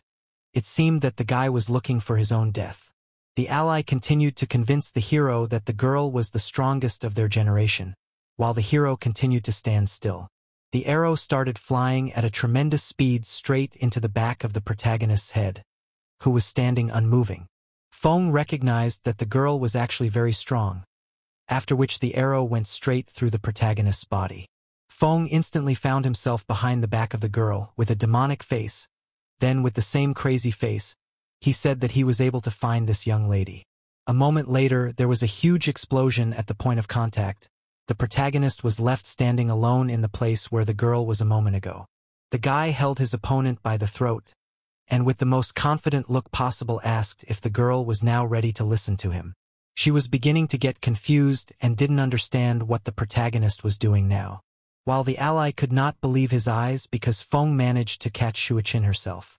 The girl couldn't understand how the protagonist could find her on his level, and then said that if the guy wanted to kill her, he should hurry up. The protagonist with a manic look started to say that he didn't come to this place to kill people. But at the same time, the girl was the first to wish for his death. A moment later, the protagonist threw a dagger towards the defenseless girl's head. At that time, the other two members of the Qin family felt terrible. They were covered in wounds and couldn't understand why they were being chased and tried to kill. Suddenly, they heard a voice that warned them not to blame him for what was about to happen. Then a moment later, he appeared behind them and prepared to deliver a decisive blow, saying that the guys should only blame their family. Suddenly, the enemy's dagger collided with a weapon of some kind. It turned out that an ally of the protagonist had arrived and blocked the assassin's attack. The man assumed that the enemy was the bastard who was after his family members. At that time, the enemy could not withstand the man's strength and started flying in the opposite direction. He didn't realize what was happening and continued flying. After he landed, he didn't realize who this enemy was, for although he only had a level 4 body strength, he was able to almost wound him. While the guys couldn't understand why the man stood up for them and saved their lives, the man confessed that this is what the protagonist taught him. At that time, the enemy realized who his opponent was, namely the strongest young man from the Qin family, then said that Feng was dead. He began to talk with a crazy look that he had framed the protagonist, who should have already died at the hands of the girl. The guy was shocked to hear Shuiqin's name, because she was the girl who had simply incredible strength. At that time, the man launched a furious attack saying that such a thing was impossible, because the protagonist was not the kind of person who would die so easily. The man continued to attack saying that the opponent was a liar. Suddenly, the enemy disappeared instantly, then appeared right above him, and warned the man that he should value his own life more. The enemy instantly pounced on the man's back, inflicting numerous cuts. The wounds caused the man's eyes to turn white and he began to fall to the ground. A moment later, the enemy was intact, while the man was also lying on the ground. The enemy began to talk about not worrying about other people's lives while participating in the tournament. The enemy prepared to end the battle with the man's death, and finally said that he should think more about his own life than about others. Suddenly a man's voice was heard, which ordered the enemy not to touch the man. It turned out that it was the main hero, who warned that if now the killer dares to touch his man, the hero will finish him and throw the body to the ferocious monsters. The guys were surprised to see the protagonist. The enemy was surprised that the protagonist was able to survive. He assumed that the girl was too weak. The boys tried to warn the protagonist that he was a legendary assassin. While the enemy prepared to kill the protagonist's ward, the dagger was only a few centimeters away from the man's neck. while the protagonist was close by, ready to attack. A moment later, Feng's fist met the assassin's face, after which the fool's teeth began to fly around. The protagonist looked very angry. He warned the enemy not to even dare to touch the man, while the enemy began to fly at a great speed because of the blow of the protagonist. The enemy began to land on the ground, while thinking about how the hero had such great power in his hands. The allies were shocked that Feng managed to throw such a strong enemy into the air, while the enemy immediately rose to his feet, and a moment later simply disappeared, thus surprising the protagonist. Feng instantly looked in the direction where the enemy was standing and pretended not to realize where he had gone. At that time, the enemy looked at the hero with a bloodthirsty look. He was ready to instantly end this battle with his attack. At that time, the ally began to shout that the man lost because of this trick of the enemy. The enemy began to say that it was too late, then went straight to Feng with the intention of finishing him off. The enemy started shouting that the Qin family lost only because they cared for each other too much. Suddenly the protagonist was at the side of the enemy and smiled sincerely, not understanding the enemy's confidence in victory. The enemy could not understand how Feng managed to instantly move behind his back, after which the shadow of Feng's leg appeared over the enemy's head, and he realized that it would be very painful. The hero made an incredibly strong attack directly on the enemy's head, after which he was instantly printed into the ground with great speed, leaving behind a cloud of dust. Allies could not believe that the protagonist really managed to defeat such a strong enemy, while the partner was not surprised, because he is used to seeing such surprises from the protagonist. The enemy was completely sealed into the ground, while the hero went down to him. Feng began to get angry and wondered how the enemy could think he was a fool who only had brute force in his arsenal. The enemy was shaking from the pain and wounds he received. He didn't understand how the protagonist managed to develop such speed and strength. The enemy tried to attack with long-range attacks because he was afraid to approach the hero, while Feng stood still completely confident in his skills. Suddenly the daggers bounced as if from the air, because the hero continued to stand still. The daggers began to fall to the floor, losing all their power, while the enemy did not realize how the protagonist had just repelled his attack. He assumed that the main character's hidden weapon technique was superior even to his. The allies continued to be amazed by the protagonist's every action, while the partner was already more difficult to surprise, because he had already managed to be surprised many times that day. The protagonist began to approach the enemy at a great speed, saying that the enemy's skills compared to his are just childish pranks. Suddenly Feng was instantly behind the back of his enemy, ready to finish the battle. The enemy began to turn around with intentions of fleeing from the battle, but all he could see in front of him was a huge fist that was flying straight at him at an equally huge speed. A moment later, the enemy flew at great speed and instantly lost consciousness, after which his body began to pierce through everything in its path, leaving behind a huge crater from the impact of the protagonist. Feng said it was a lesson to not mess with him and his family again. The enemy managed to stay conscious. He was shaking from the wounds he had just received. He instantly launched some kind of missile into the air. The ally didn't realize what the enemy had just done, while the enemy looked like a half-alive corpse that said that he had underestimated the protagonist and didn't expect that he was the strongest young man in the Qin family. Suddenly, behind all the guys appeared a huge group of enemies. Near the protagonist also appeared enemies. It turned out that it was the prince, who did not understand why the killer did not finish the job called him to this place. The allies were shocked that the prince came to them, while the hero understood that the prince is the strongest enemy in this place. The assassin confessed that Feng was not as weak as they thought, and asked for help from the prince, who said he didn't expect the guy to be beaten so badly. At that time, the protagonist's allies told him to take his men and run away, because their opponents were on a completely different level. They prepared to fight to buy time for the protagonist to escape. Feng started to say that people should not say stupid things because they are all from the same family and just can't do that. The protagonist turned to the guys and promised that they would get out of this place alive, all of them. Suddenly the protagonist pulled out a strange thing. Then smoke started to fill the sky, to the prince's words that Feng is really a fool, because the army is not allowed in this place. The prince started shouting to his men to kill the protagonist. They instantly surrounded all the allies and prepared for battle. The allies shouted that they should run away as soon as possible because the enemies are much stronger, and there are more of them. The protagonist said that he would take care of all the enemies with a calm expression on his face, while behind his back were several opponents. A moment later, those guys were instantly attacked by arrows. The guys couldn't believe what they saw, as all the enemies started falling to the ground after being hit by the arrows.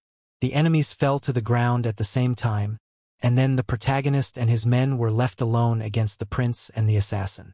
The prince didn't realize what had just happened to his men. For a moment ago, they were ready to kill the hero. At that time, Feng was surprised that the prince thought he was so foolish to call the Qin family army into the wasteland. Then a girl along with others appeared behind him. Behind the prince and the assassin, the people from the Niangong family also showed up, which surprised them. The girl reported to the protagonist that they had all arrived. The enemies couldn't believe that the girl had sided with the protagonist, while the protagonist was surprised at the enemy's plan to force the only friend of the Qin family to attack them. It turns out the former protagonist did not kill the girl. She was of course very frightened as she thought her life was over. The hero asked her to look at the weapon that killed her people, and then explained that it was a trick of the killer. Because of her mistake, the girl apologized and promised that she would always help if the hero would only ask. Feng said that this is how the girl came and helped to deal with the guards of the prince. The enemies were surrounded by guys ready to shoot at any second, and did not know what to do. The assassin asked the prince what to do, while the prince was incredibly angry and didn't know what to do. The prince started talking about being a member of the royal family, then added that he didn't care about the protagonist and suggested that they just part ways peacefully. The protagonist was surprised at how much the prince has no conscience, because he easily kills others, but as soon as it is his turn to die, he immediately gives the back. The protagonist ordered all the men to open fire on the enemies who couldn't believe what they heard. The prince instantly started trying to run away, leaving his ally to die, which of course he didn't realize at all. A moment later, one arrow hit right into the body of the prince, who seemed to be confident in himself and just as confident that he would get away. A moment later, he didn't understand why he couldn't dodge the arrows. After all, it was usually easy for him.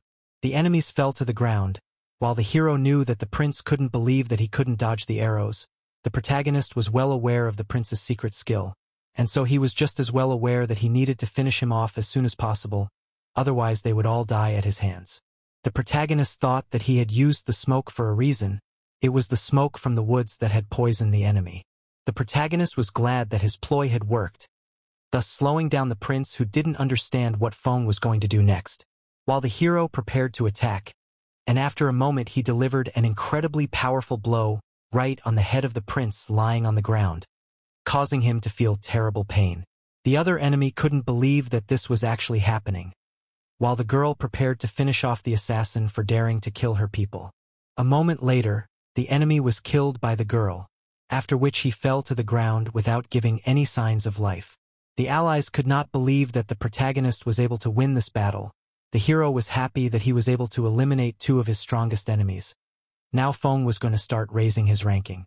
The protagonist shouted that they needed to catch as much prey as possible, and all the allies agreed with him.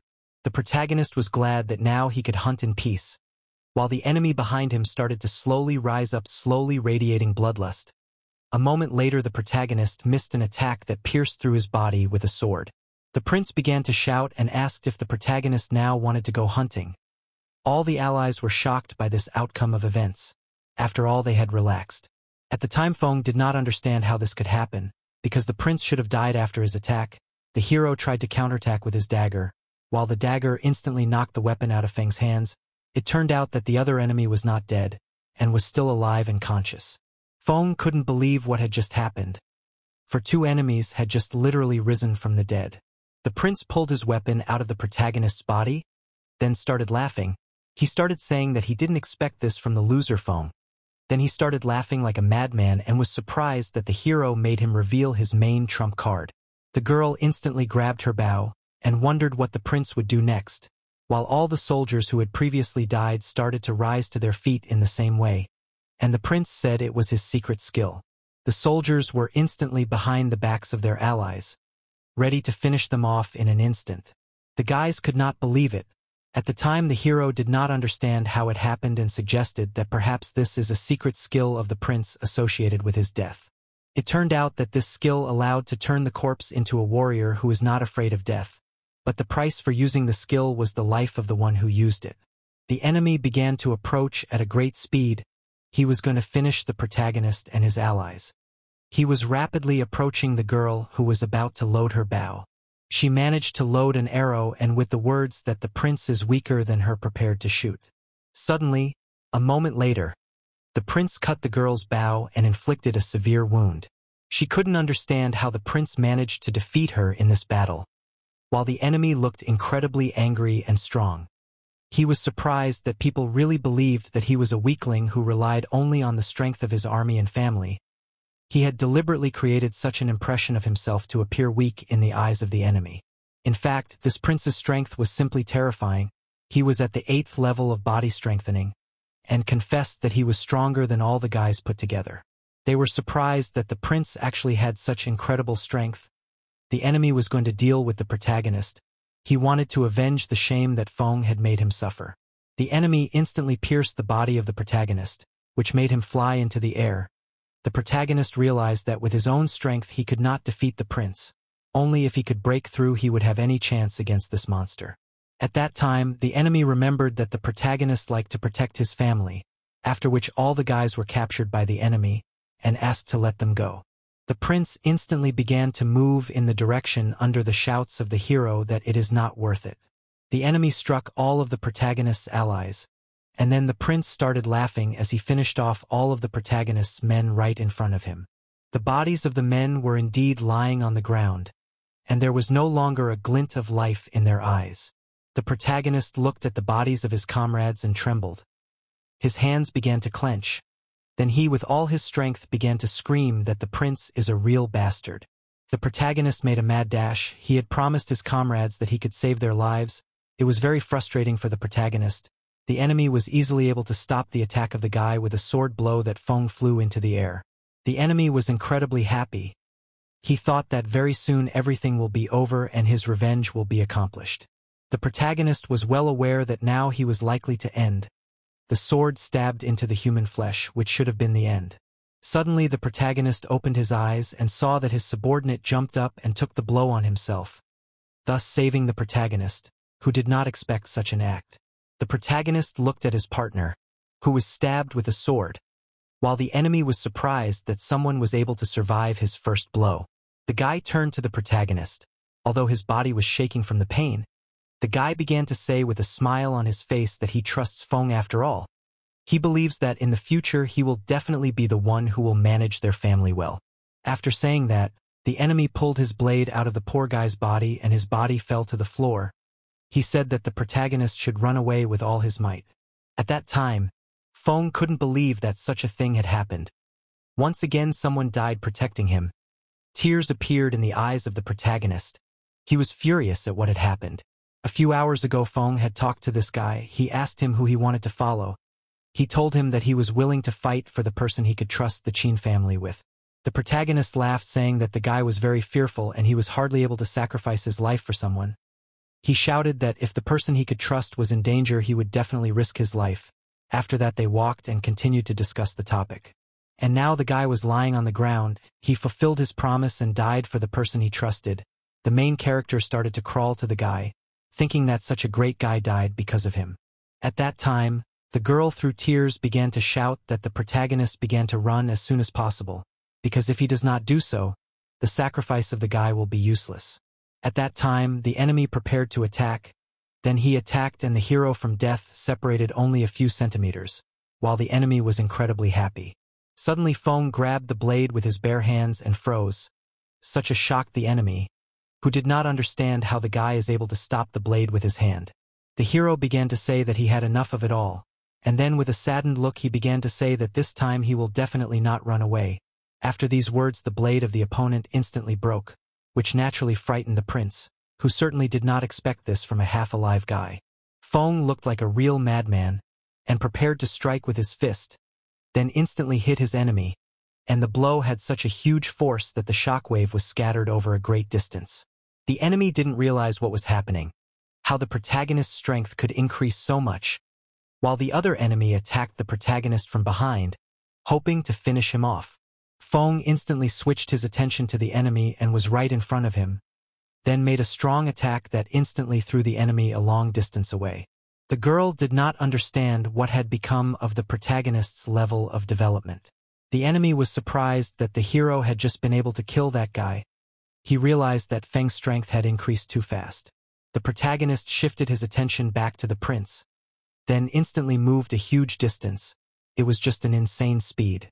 After that, the protagonist struck his worst enemy's face, and he started flying at a great speed, leaving his teeth on the way. The protagonist was not going to stop and was getting closer and closer to the enemy, which frightened the prince. Feng grabbed his enemy's arm and then started breaking it with all his might, which caused immense pain in the prince, who didn't understand the source of such a sudden jump in strength. The prince began to scream in pain. His arm was broken. The prince began to realize a very scary thing, namely that now, if he continues to fight, he will definitely die. The protagonist looked like a real beast. It seemed that, in such a state, no one could defeat him.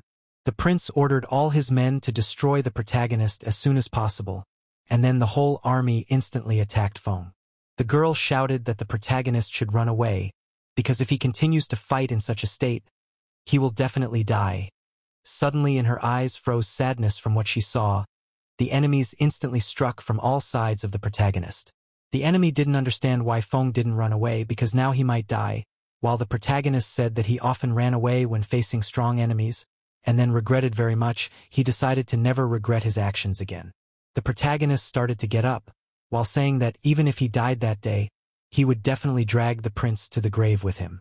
Then the soldiers continued to try to suppress the hero, but they were not doing well, while Feng grabbed the prince, then instantly with the prince's body beat back all the soldiers who surrounded him, then sent the prince into flight, and he nailed one of his soldiers to a tree. The protagonist shouted that the enemies would attack and swore to destroy each of them. Then, with madness in his eyes, asked the enemies which of them would be able to kill him. The protagonist went on a furious attack, attacking every enemy on his way. The prince just did not understand why the protagonist does not die, because his wound was definitely fatal. From the outside began to seem as if death itself bypasses the protagonist. In the past, in the imperial training room, the prince asked his father if they were the kings of the world, but his father laughed, because the real kings of the world are those who have the aura of an emperor.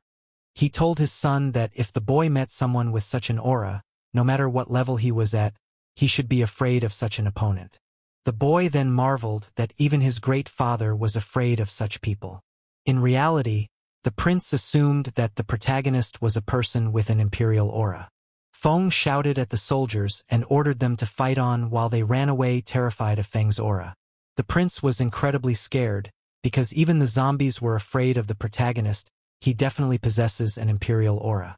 The girl was very worried about the protagonist, for with so many wounds, even if he killed the prince, he would die of exhaustion. The girl shouted to the protagonist that there was no point in dying like this and said that there must be another solution to this situation. Feng talked about how the prince dared to kill his family members, for which he just had to take revenge on the bastard. The protagonist prepared to attack, while asking the girl what other solution to this situation could be. As the protagonist began to launch his incredibly strong attack, the girl froze in horror and didn't know what would happen next. Suddenly the protagonist stopped at the last moment. The prince was crying and looked terribly pathetic at this moment. He did not understand why the hero stopped his attack. The protagonist realized that there was a way to solve it differently. Then he told the prince that there was a way he could live. He then gave him a creepy look and said that it was possible if the prince obeyed what he told him. A little while later in the cave, the prince looked absolutely horrible. He looked like an old man who had lived for over a century. He swore to do what Feng wanted and begged for his life. The protagonist ordered him to fail right now, and he instantly began to run away at great speed. At that time, the girl did not realize whether the guy was able to forgive the prince. Suddenly, the girl's attention was attracted by something very much. She noticed that all his family members survived. Then she looked at the protagonist. She did not understand what was wrong with him and asked if it was related to his wounds. The protagonist thanked the girl for the words she said. This surprised the girl, as she didn't expect to hear gratitude.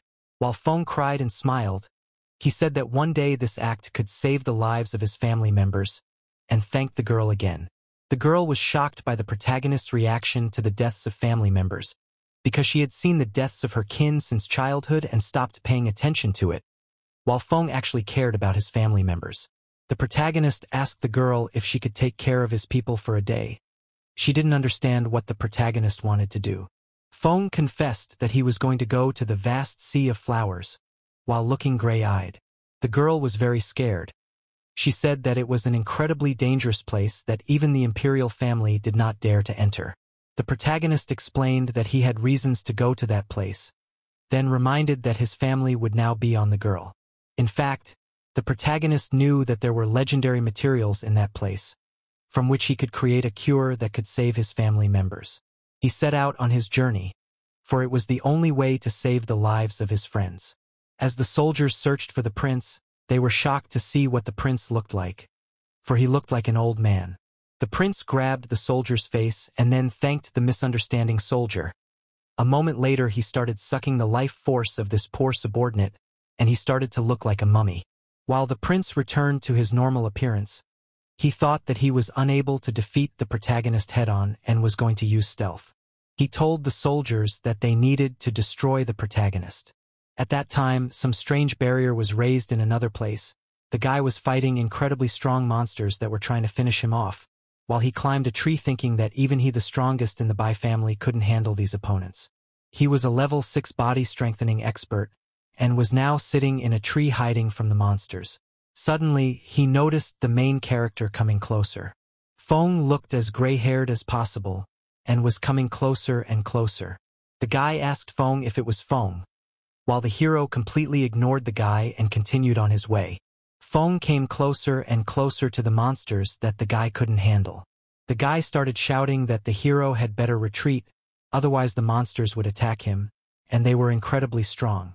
The protagonist didn't listen to what the guy was saying, while the monsters were getting closer and closer. The protagonist grabbed one of the monsters by the throat, which shocked the guy who was watching from the side.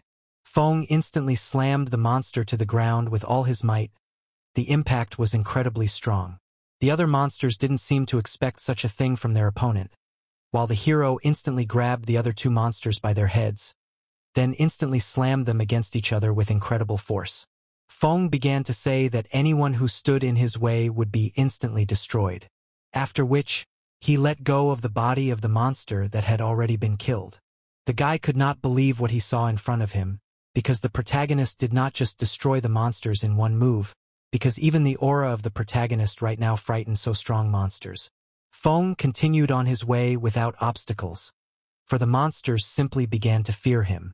The guy started shouting to the protagonist that he would not touch the thing in front of him, because even level 4 alchemists could not cope with it, and eventually turned into these monsters that were next to the protagonist.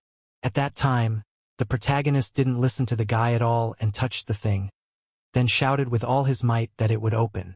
Suddenly, the symbols began to move, and a few moments later, an incredibly bright ball that emitted a golden aura appeared in front of the protagonist. The guy couldn't believe that the protagonist had managed to break such a thing, because even a level 4 alchemist couldn't do such a thing.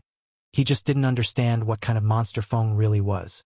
The protagonist knew that the legendary herbs grow at the end of the Sea of Flowers, and he was going to find this place as soon as possible. The guy opened a passage and thought that he would definitely get to save his people, as suddenly his view changed dramatically.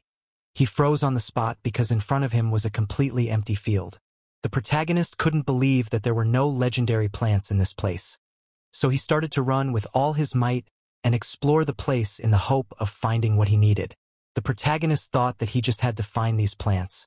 He can't come back empty-handed.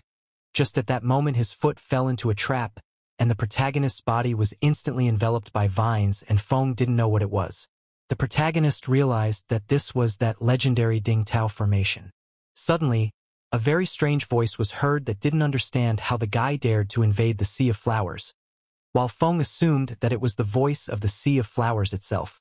The protagonist started shouting that he had only entered this place to find medicine for his friends. While the voice didn't believe Feng's words, it thought the guy was just a common thief. The protagonist said that he really just wanted to save his friends and promised to do anything if the Sea of Flowers would help him. while the Sea of Flowers asked if the protagonist was willing to sacrifice his life to save his friends. Such a question shocked Feng, who didn't know what to say to such a question. The protagonist lowered his head, then said that such a thing was impossible. The Sea of Flowers believed that the hero wanted to save people, but he was not able to sacrifice himself for them. It believed that the hero was only able to talk. The Sea of Flowers started to say that Feng definitely has an incredible talent. That was the reason why it decided not to kill him and just let him go. The protagonist began to say that the problem was not that he was not willing to sacrifice his life, but that if he sacrificed his life, there would be no one to save his friends. The protagonist started talking about how he is the only one in the world who can save his friends, which is the reason why his survival is so important. The protagonist starts talking about how the plant can inject poison into his body and kill the protagonist right after he heals his friends. The plant started laughing at the fact that the protagonist really thought it was incapable of healing his friends. The plant agreed to the protagonist's proposal, namely that it inject poison into the guy's body that would kill him right after he helped his friends. The plant started to say that if it found a single drop of regret in the protagonist, it would kill him instantly. While the guy was completely calm, he certainly did not expect that life would lead him to something like this. The protagonist thought about the fact that he might just end up turning into a monster, while the plant was about to inject the poison. The protagonist started to smile, because before becoming a monster he would have time to save his dear friends. The guy closed his eyes, thinking that he was happy to be able to save his dear ones. A moment later, the protagonist began to think that everything around him became empty. Suddenly the protagonist found himself in a space with a huge number of colors.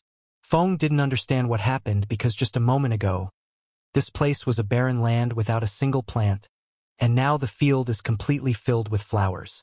Suddenly the sea spoke and told him that everything that was before was an illusion. The Sea of Flowers congratulated the protagonist that he was able to pass the test and was surprised that he was really ready to sacrifice himself for his friends. It turns out that this spirit is conducting this test to keep this place out of the hands of evil people, and then the spirit allowed the protagonist to take absolutely anything he wanted, which shocked Feng. The protagonist thanked the spirit sincerely, and then he thought that the spirit power of this place could not be underestimated.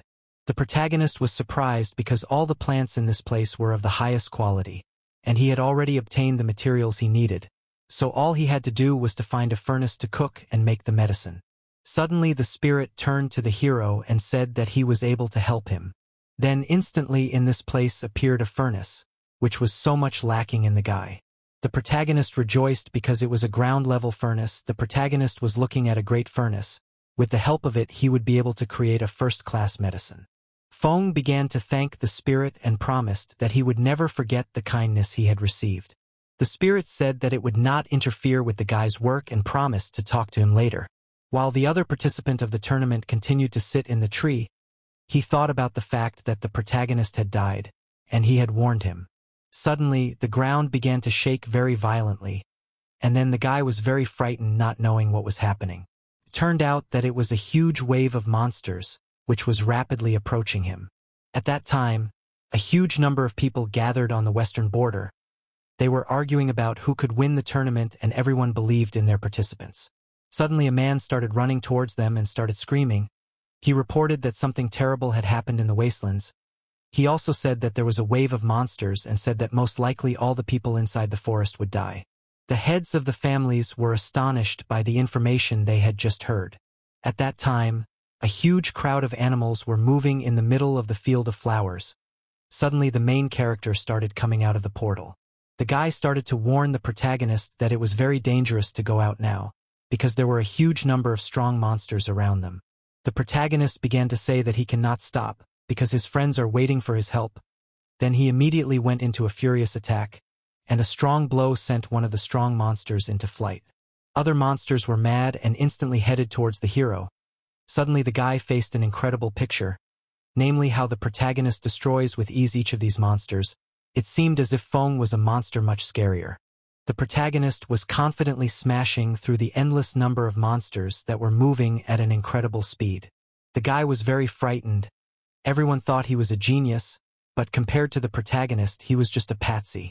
He instantly jumped to get out of the place, following behind the protagonist. While the head of the Qin family tried to go into the forest to save his men, while the servant stopped him because anyone who gets into such a situation will surely die and no disciple can survive in this hell. So the soldiers tried their best to stop their master. The head began to shout for them to let him go instantly, while they tried their best to hold the man back. Suddenly the voice of the prince was heard, who was surprised that head Qin believed that someone was still alive in that hell. Then the prince began to say that he was the only one who could get out of that place. No one else could definitely survive. People were incredibly happy that the prince had managed to survive.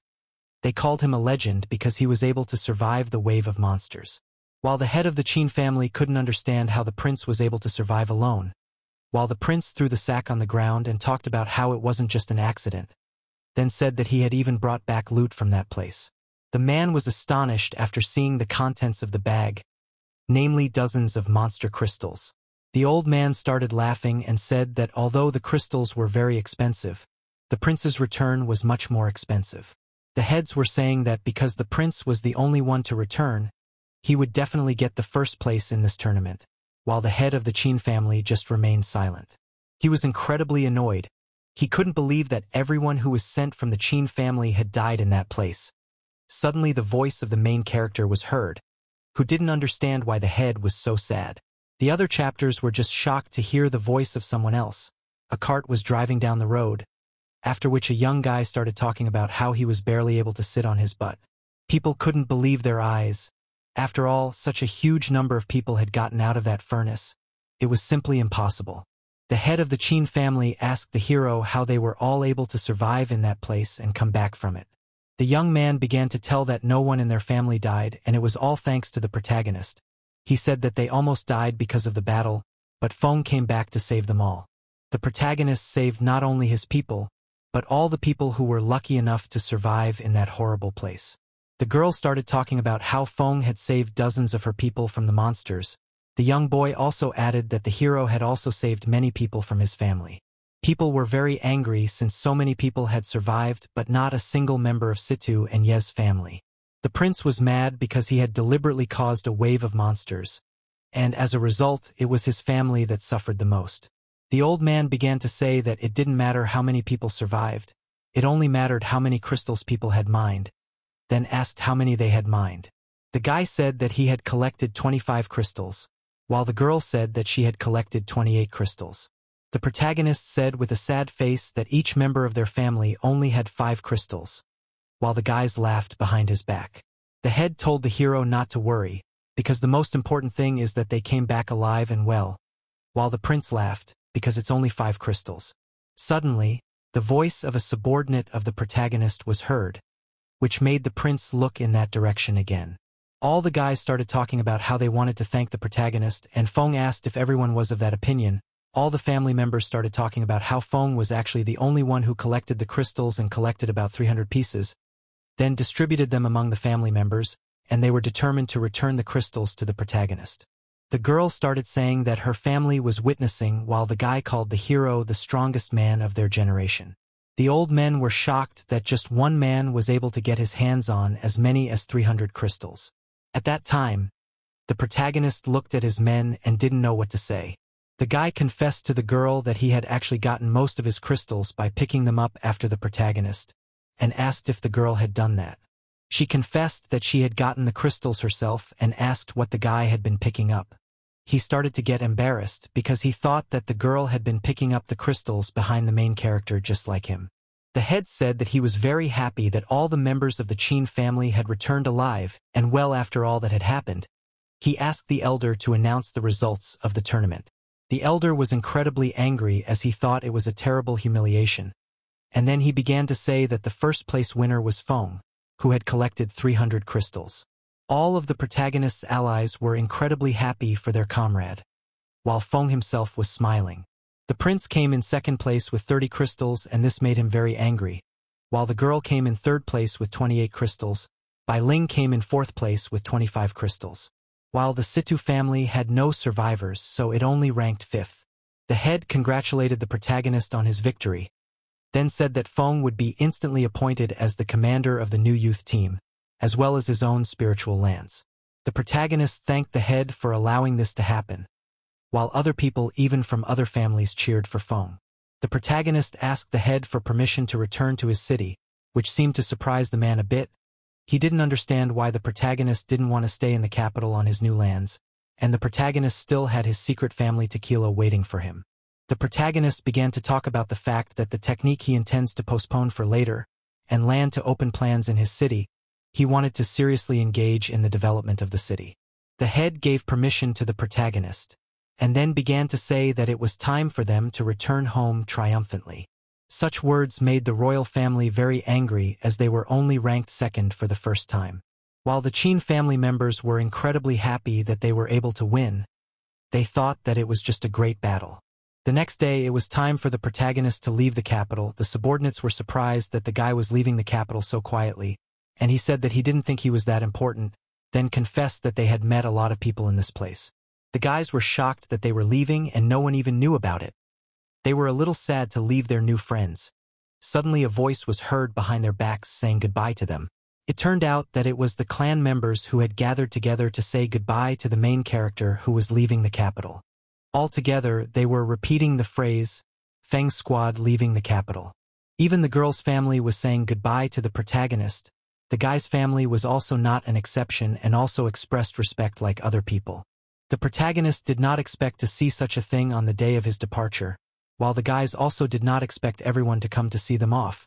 Suddenly heard the voices of acquaintances, who said that you cannot quietly leave without saying anything. It turned out to be a young man who said that the protagonist wouldn't be able to use the human sword without it. Feng somehow emotionlessly reacted to the gesture of the people while they introduced themselves, then instantly bowed and asked to join the team of the protagonist, then confessed that they had already received permission from the head. Feng told the guys to listen carefully to his first order, then asked them if they were ready for the incredible dangers that awaited them, as they were the first to join. The boys were determined to follow the protagonist to the very end, after which Feng immediately got on his horse and ordered them to follow him. The protagonist announced that they would achieve success together and be recognized by the world, and all the subordinates followed him. After half a month, the protagonist returned home and the girl hugged him with all her might. Since the protagonist knew the future, he began to build defensive structures to protect himself from the wave of monsters that would await them in the future. The old man used the pills of the protagonist, which prolonged his life. But the information that the protagonist took control of the Misty Forest quickly reached the other clans, which closely followed what the protagonist was doing. The forces of other families had also appeared in the city, making it very different from what it used to be. The protagonist stood with his team at the entrance to the forest, and thought that whoever could get the forest first would have a huge advantage over the others. The protagonist rejoiced as he knew the location of the spiritual lands in the forest because of his memories, and with his new powers, he could easily be the first to obtain them. The squad members were fully prepared for the upcoming expedition, and the support staff was also eager to start their mission as soon as possible. The protagonist began to lead his men on their way. Absolutely everyone was happy about what was happening. Suddenly the protagonist was blocked. They said that the hero's team was the first to start exploring the forest, and then they said that this path was lent by their family situ. One man came out of the crowd and ordered the protagonist to hand over all their cards, then warned that if they did not obey they would be lost forever in the forest. He could say that because he had the 9th level of body fortification. The protagonist ordered the men to stand still, then assumed that the enemies were a large unit of the Situ family.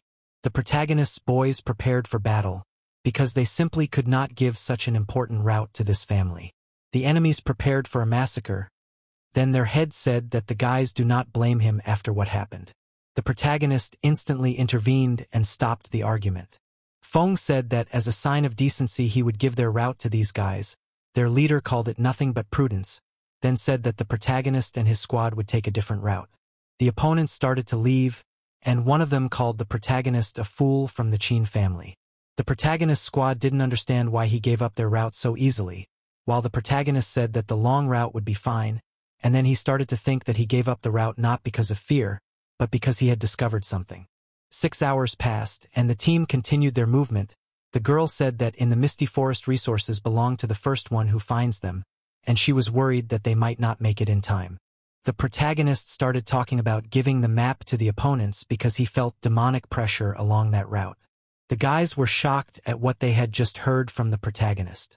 The protagonist talked about how monsters were no ordinary beasts, and if the opponents ran into them, their chances of surviving were not good at all. The protagonist said that most likely right now the Situ family is fighting for their lives. At that time, the head of Situ's squad was lying on the ground covered with wounds. He screamed in terror when he saw the monster and hurried to escape as soon as possible. While the monster had dealt with all the squad members and was preparing to eat one of them right now. From that moment 3 hours passed and the main character told the guys that they will arrive at the place very soon. The guys were the first to arrive and saw the incredibly beautiful views, the girl talking about how the place was really very beautiful while the man was surprised that they were really the first to arrive. The protagonist checked the land and was happy that no one had developed it and there was no problem with poisonous gas. So the place was perfect for growing spiritual herbs. The protagonist was going to build a permanent base here so that they could stay inside and not leave the misty forest. The protagonist ordered animal repellent powder to be scattered around and said that they needed to make a temporary base. The man began to say that the Situ family squad was probably dead. He thought it was punishment for what they had done to them. Suddenly, the demon appeared right in front of the guys, but they didn't even notice it and kept talking among themselves.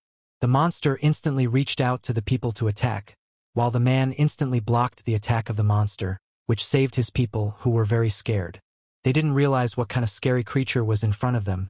The enemy looked incredibly creepy, while the man said that he would hold the enemy while the guys had to run away. Suddenly the man began to be hit by some kind of gas, whereupon he immediately grabbed his throat, dropping his weapon and allowing the monster to attack. The guys were worried about their colleague, but instantly the protagonist appeared and struck directly at the monster, at the last moment before it killed his subordinate. Feng asked the man to be careful because their opponent was a zombie monster. The men started to help the man up while the rest of the squad arrived at the scene of the commotion. The protagonist ordered his men to move away. He was going to deal with this monster alone. He understood that the monster's strength was at least at the 9th level of body reinforcement. The protagonist didn't understand how a zombie monster could appear at the edge of the misty forest. While the enemy was preparing to attack, the protagonist realized that most likely a lot of people just scared the monster and he ended up going out to hunt. The opponent threw a punch, which the protagonist easily dodged, after which Feng pulled out a throwing weapon, then instantly pointed it towards the opponent. Suddenly, the dagger broke from colliding with the monster, after which the enemy instantly turned his attention to the protagonist and watched with his creepy eye. The protagonist didn't understand why he couldn't pierce the skin of this monster. It was beginning to seem to him that he was simply unbreakable. The enemy launched a strong attack that hurt the protagonist. Feng began to realize that he had misjudged the enemy's strength and the monster was actually much stronger. Looking at this enemy, he assumed that it could possess at least the strength of a first-level grandmaster. While the enemy once again successfully attacked the protagonist, making his subordinates very worried about their master. The protagonist ordered his men not to approach, while thinking that he couldn't deal with such a strong opponent. He felt the same sense of imminent death as he did in the battle against the prince. Suddenly the body of the protagonist began to cover with a red aura. He was going to fight for his life and the lives of his subordinates. The protagonist started to look like a demon again. He was not going to give up against this monster.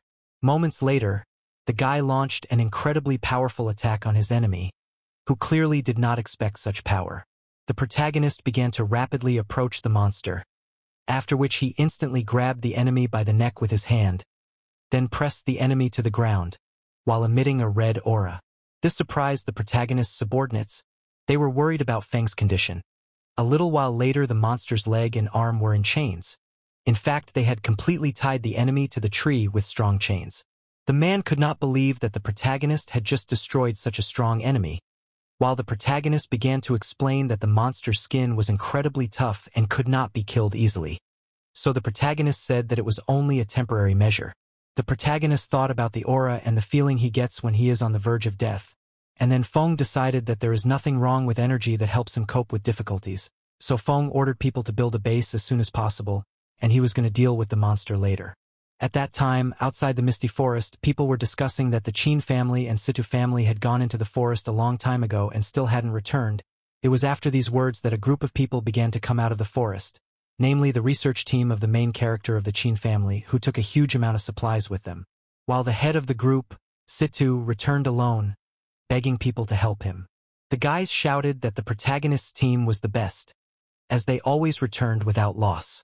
A man started shouting that the hero had deceived him, because the Qin family's team had returned fully intact, while he had lost all of his men. The man began to explain that they wouldn't have dared to deceive Situ's family, and said that they had also met the monster just like Situ. The servant began to boast that the protagonist was able to defeat that horrible monster, while the man couldn't believe these words and continued to believe that the Qin family had just deceived him. At that time, the soldiers continued to build a huge stone wall, while people were surprised by its size and fortress. The girl assumed that the Qin family was planning to build fortifications in this place. Turned out to be Yu Xiaoxiao, who had Qi and blood level 9. She said that she had heard that the strongest group in this city was the Qin family group. Suddenly, there were voices of people who didn't understand why the Qin family was allowing themselves to build a wall in this place, and the girl was watching carefully to see what they would do. It turned out to be the Fire Mercenary Guild, who prepared a huge cannon before firing a volley. A moment later, a huge number of arrows began to fly towards the wall, causing it to collapse, and the people who were working on it began to fall down. The girl began to ask what these people were doing, as there were still members of the Qin family at the top. Wanli instantly arrived at the place and asked who it was that dared to raise their hand on their people in this city. He carefully looked at these people, while the commander of these enemies started talking about how the Qin family dared to build a wall in this city, while the man started talking about how he only started building the wall to protect the city, which was exactly his duty. The enemy started screaming that this was a terrible excuse, then said that he would just destroy the wall and no one would dare to stand in his way. While the enemies began to surround the man, who thought about the fact that these enemies were all at least level 6 body reinforcement. At that time, the voice of the protagonist was heard, who couldn't believe that someone dared to touch his father. After that, a huge number of Feng's daggers instantly appeared near the enemy commander and instantly stabbed into the bodies of the opponents who didn't expect such a thing. The girl was shocked that someone could kill such masters so easily, while the protagonist began to approach the enemy, saying that whoever he was, he would destroy him. The protagonist stood next to his men and said that the enemy today would have to pay for such insolence with their lives. The girl couldn't believe that the protagonist was only at level 1 of body reinforcement, because he had just killed masters much stronger than himself so easily. The enemy started talking about the protagonist having too much of an opinion of himself, after he had only killed a few level 6 people while the commander himself was at level 8. The enemy started saying that he had only injured a few members of the Qin family and valued the damage at 1 gold, while he valued his killed allies at 10,000 gold. The protagonist was instantly in front of him and struck an incredibly strong blow with his fist. The enemy was shocked by what happened and was rapidly approaching the ground, while the protagonist began to say that for him the lives of these guys were worthless, and he had to get his hands dirty, which cost a lot more. The enemies were frightened by the way the hero easily struck a strong blow to their leader. The girl could not understand who the main character was, because he had just killed the commander of these guys with 1 blow, who was very strong. Suddenly there was an unknown enemy, who was surprised that Feng dared to kill his people. It turned out that it was a guild commander who had a 9th level of body fortification. He wondered if the hero and his men could withstand his rage. The protagonist was surprised at such words, whereupon he instantly started emitting pressure and asked how a weak faction dared to behave like this with the great Qin family. The enemy instantly went on the attack, not understanding how a weakling like the protagonist dared to threaten him. The enemy was right on top of the protagonist and was ready to make his attack, which he planned to instantly end the battle. The girl was worried because she thought that the protagonist just does not have a chance against such a strong man. Suddenly, the man's attack was instantly stopped. He instantly felt a strong pressure, from which he began to panic. While the old man gritted his teeth in anger, then with a single swing of his weapon he destroyed the enemy's weapon. Then the enemy instantly fell to the ground, while the old man began to complain about the fact that he had only stepped back for a moment, and this was already happening. The man was shocked that his opponent had defeated him so easily, while he looked at the old man and realized that he was definitely on the level of a great master. He was incredibly frightened as he realized that the old man was the legend of the Qin family, whereupon he instantly started apologizing and begging for his life while hitting his head on the ground. The old man was surprised that the man assumed that he had hit a minor family member, then explained that the protagonist was the Qin family man who was better off not being touched. The man was shocked that the young man was the legendary winner of the tournament, while the girl was also surprised that it was Feng. She now realized that the guild had attacked the wrong person. The man began to beg the protagonist for forgiveness, then said that Feng could kill all the members of his clan, but begged for his life. The protagonist ordered the man to gather his men and clear the protagonist's lands of beasts, and the commander instantly agreed. Then he was surprised that the Qin family was able to find a spiritual place in the misty forest. While the protagonist didn't understand such a reaction from the man was shocked that the Qin family was able to do what other great families couldn't do. The girl watched this and assumed that the Qin family was stronger than she thought of them. She jumped off her horse. Then she instantly turned to the protagonist, then began to ask to join the protagonist's group, while hoping that she wouldn't be killed. Feng agreed to take the girl, and said that as long as she had no evil intentions, he was willing to take her. After the girl started to say that her group was only on Qi and blood, while the protagonist said that 90% of his team was also on Qi and blood, she was shocked that they had managed to take over the spiritual lands. The girl was shocked that with the strength level of the team, the protagonist had managed to capture a spiritual place. The girl began to hug the protagonist and said that she would definitely be useful. 3 days had passed since then. The protagonist with a smile on his face said that they had not seen each other for a long time, and asked how the new squad was doing, and then the hero was told that the new squad was very wounded and the girl was now lying in a terrible state. While Feng didn't understand what had happened to them, while the man explained that it was all the work of the 5th group of the Situ family. It turned out that the girl's soldiers were staunchly defending their prey, which was why they had suffered from the Situ family group. It turns out that these freaks told the protagonist to give them the spiritual lands within 7 days. Otherwise they promised to take them by force.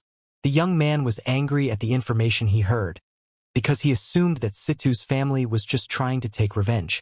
The young man said that the Situ family had a large number of strong masters and they could not resist them. The man started yelling that it would be really hard for them to resist the Situ family, because they had an old man, but he was too old for such battles. The boys were worried that they would have to give up their spiritual lands to the Situ family, and asked the hero what they should do. The girl also talked about how the Situ family was the largest clan, and they simply couldn't afford to fight them.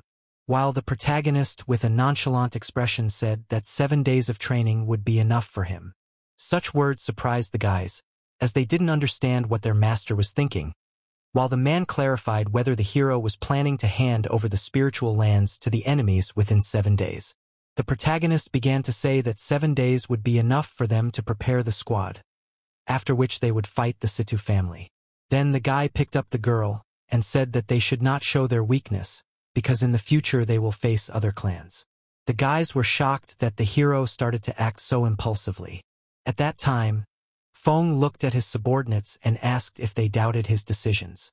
After which the man instantly fell to his knees, after which they all said together that they believed the protagonist. The guys started talking about how they were tired of the pressure from the other clans and it was time for them to show their fangs, after which he wondered what they would do next. At that time, the main character put the girl on the bed. Then he with a serious expression began to say that it was time for the Qin family to finally show the other clans who was the king of the misty forest. Throughout the 7 days, the people of the city noticed the strange actions of the Qin family. They continued to bring materials from the misty forest, and from the outside it seemed that they did not take the words of the Situ clan seriously. Everyone thought that the Qin family was pretending not to care and thought that they would eventually give up the land anyway. But after 7 days, the Qin family didn't cry to their enemies, which shocked the enemy commander. Situ's group, who had waited a day before to voluntarily hand over the land at once, were incredibly angry and were preparing to take the land by force. The man shouted that the small Qin family dared to oppose their will. He called them brave. The man started shouting that they should destroy the entire Qin family and take the lands before the great master showed up. The man then ordered all of his soldiers to start attacking, and they instantly began to carry out the order. One of the men reported that there was no point in continuing the attack because he had seen the Qin family leave the spiritual lands, and then he began to show the commander what he had seen. It turned out that the Qin family had built huge fortifications in 7 days, and he assumed that the Qin family was hoping that they would be scared and retreat. The man started talking about how the cowards of the Qin family were still very afraid of them, while the subordinates behind his back were calling all of the main characters' family members trash. Then the man pointed to a tree covered with chains, and said that he had discovered a very strange thing that interested the man. He saw something huge chained to the tree and assumed that it might be some great treasure that the Qin family had failed to take with them, so he ordered all the family members to retrieve it. They immediately started to carry out the order with smiles on their faces, while the man was incredibly happy that he was able to get such a good land, as suddenly a scream was heard, which surprised the man very much. It turned out that in the chains was an incredibly creepy zombie monster, which looked at one of the men and drooled, while the guy did not understand how this monster was in this place. The monster instantly attacked the group of opponents, from which they flew into the air, and then fell to the ground, realizing that they did not notice that they had just fallen into the trap of the protagonist. The commander began to shout to all his soldiers to run as soon as possible. All together they began to run away from the terrible monster in a hurry, as suddenly the gate through which they had earlier passed closed, which shocked the enemies. They were very much frightened, because they were all trapped with an incredibly strong monster, which came closer and closer. Moments later, all the squad members were injured by this ferocious monster, while the protagonist stood on top. He watched with a smile as the enemies tried to escape from the monster, while being surprised that they actually dared to enter. The protagonist said that the enemies really didn't respect the Qin family, while the subordinate said with a happy look on his face that it was definitely all worth their effort. It turned out that the protagonist had specially chained the monster to the tree, and it would easily be able to destroy the mate rev at the body strengthening stage. The man asked how they would proceed, and assumed that they would let them exhaust themselves inside. The protagonist said that the rabbit is also able to bite if provoked, and added that one monster for the opponents will be very little. Then the gate immediately began to open, which pleased all the enemies of the protagonist, and they quickly began to run for the exit. The enemy smiled and shouted allies to run as soon as possible. Then he also began to rejoice that the zombie monster will not be able to catch up with them now. At that time, the protagonist began to smile and wondered if the enemies really believed that everything was over. The protagonist's squad jumped out from under the wall armed with bows, which surprised the man.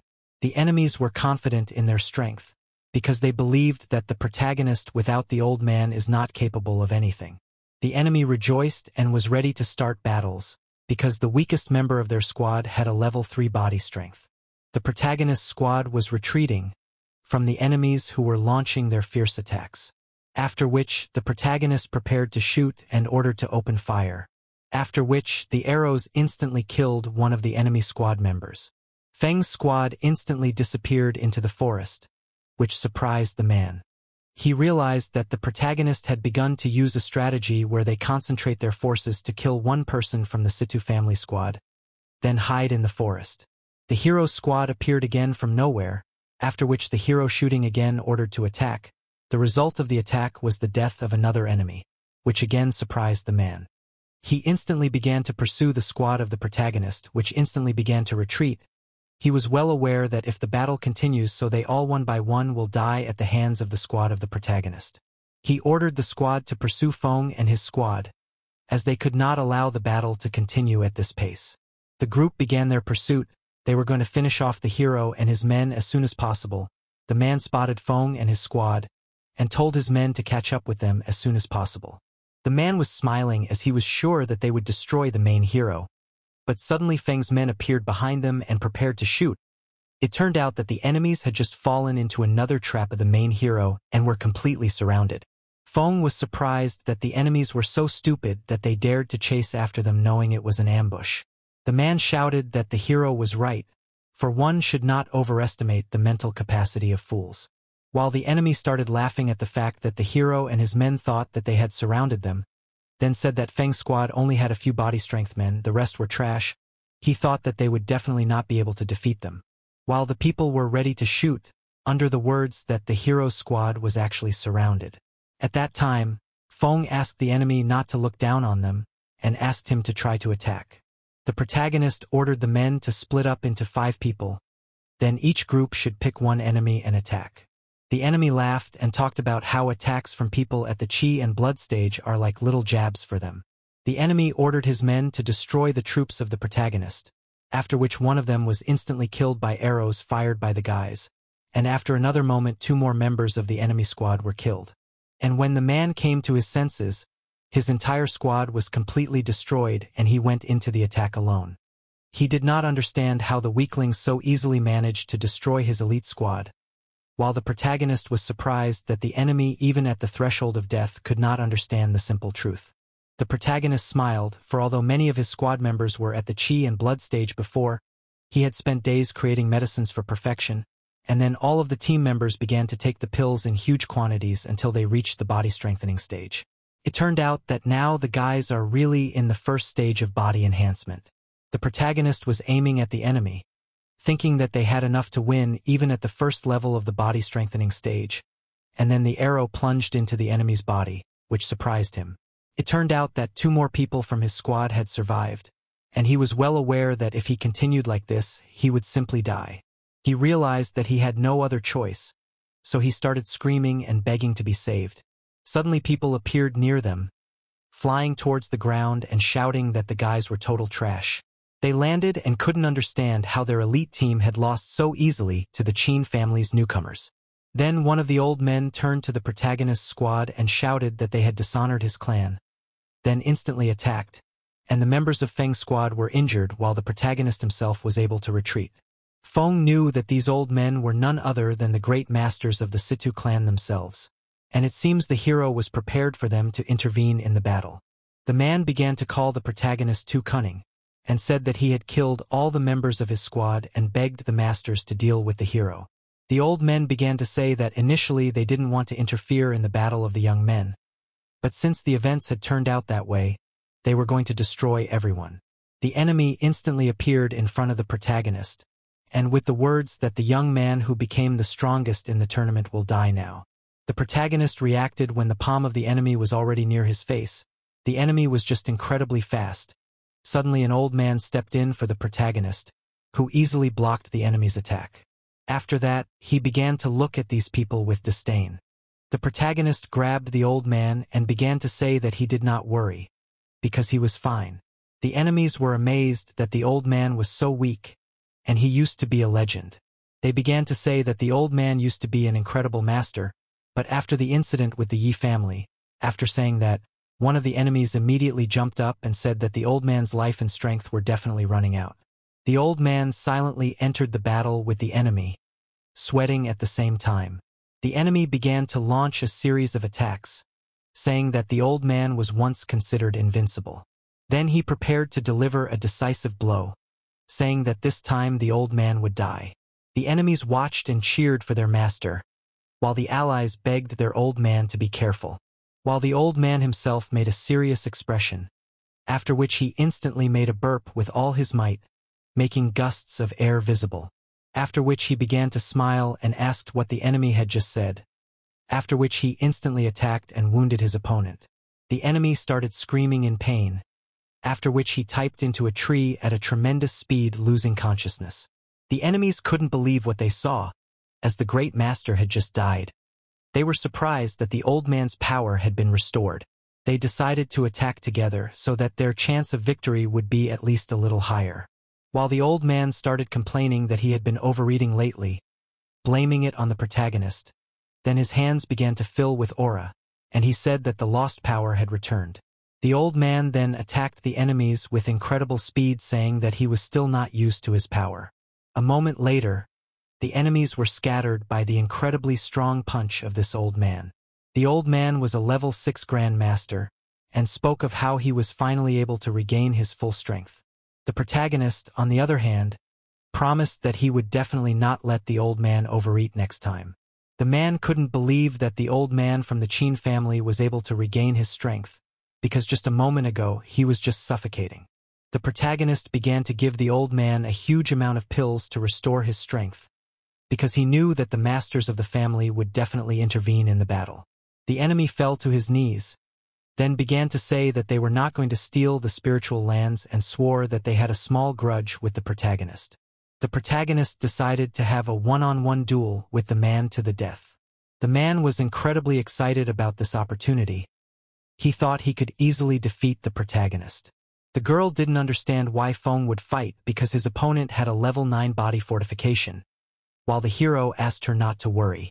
The enemy was confident of his victory. He thought the hero was too arrogant and thought that he would finish the battle in an instant. The enemy prepared to attack and shouted that it was time for them to start the battle. Then the enemy began to make a series of attacks, from which the hero easily dodged. The girls were worried about their lord, while the enemy rejoiced, because he thought that soon the duel will be over. At that time, the man was not worried about the protagonist. Suddenly the enemy's face turned pale. He did not understand how this could happen, because all this time he was fighting just a shadow of the protagonist, who looked at his opponent with a smile on his face. Feng said that he was training on the enemy to fully internalize the shadow style.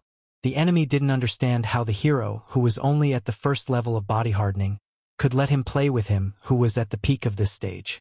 The man realized that at this rate, he would definitely lose to the protagonist, and then he asked if the hero could fight him in a fair fight, while strange symbols began to appear on his legs. Feng agreed to fight without the shadow technique, while the enemy instantly attacked the protagonist with his sword and Feng began to block the attack. The allies began to worry about their master again, while the enemy said that Feng had underestimated him and explained that his survival was no accident. It turns out this man's secret technique is the energy arts of the dead. He said that he had used the energy of his squad's bodies before, but now he was using the energy of the bodies of great masters. The enemy was smiling and shouting that he had just reached the first step of a great master. The protagonist tried to block the enemy's furious attacks. The hero's allies began to ask the old man for help, because at this rate, Feng would simply lose. The old man sat down on the ground and told the guys not to worry so much about the protagonist, and the old man explained that Feng was putting his life in danger on purpose. The enemy continued to fiercely attack the protagonist, who with each attack retreated back. Suddenly Feng's body was covered with cuts. The enemy was still able to break through the defense of the guy, after which the eye of the protagonist began to glow bright cross-color, after which Feng easily broke the blade of his opponent, who did not understand what was happening. Feng began to look at his opponent with contempt in his eyes, and did not understand why the enemy decided that he was worthy of defeating him in battle.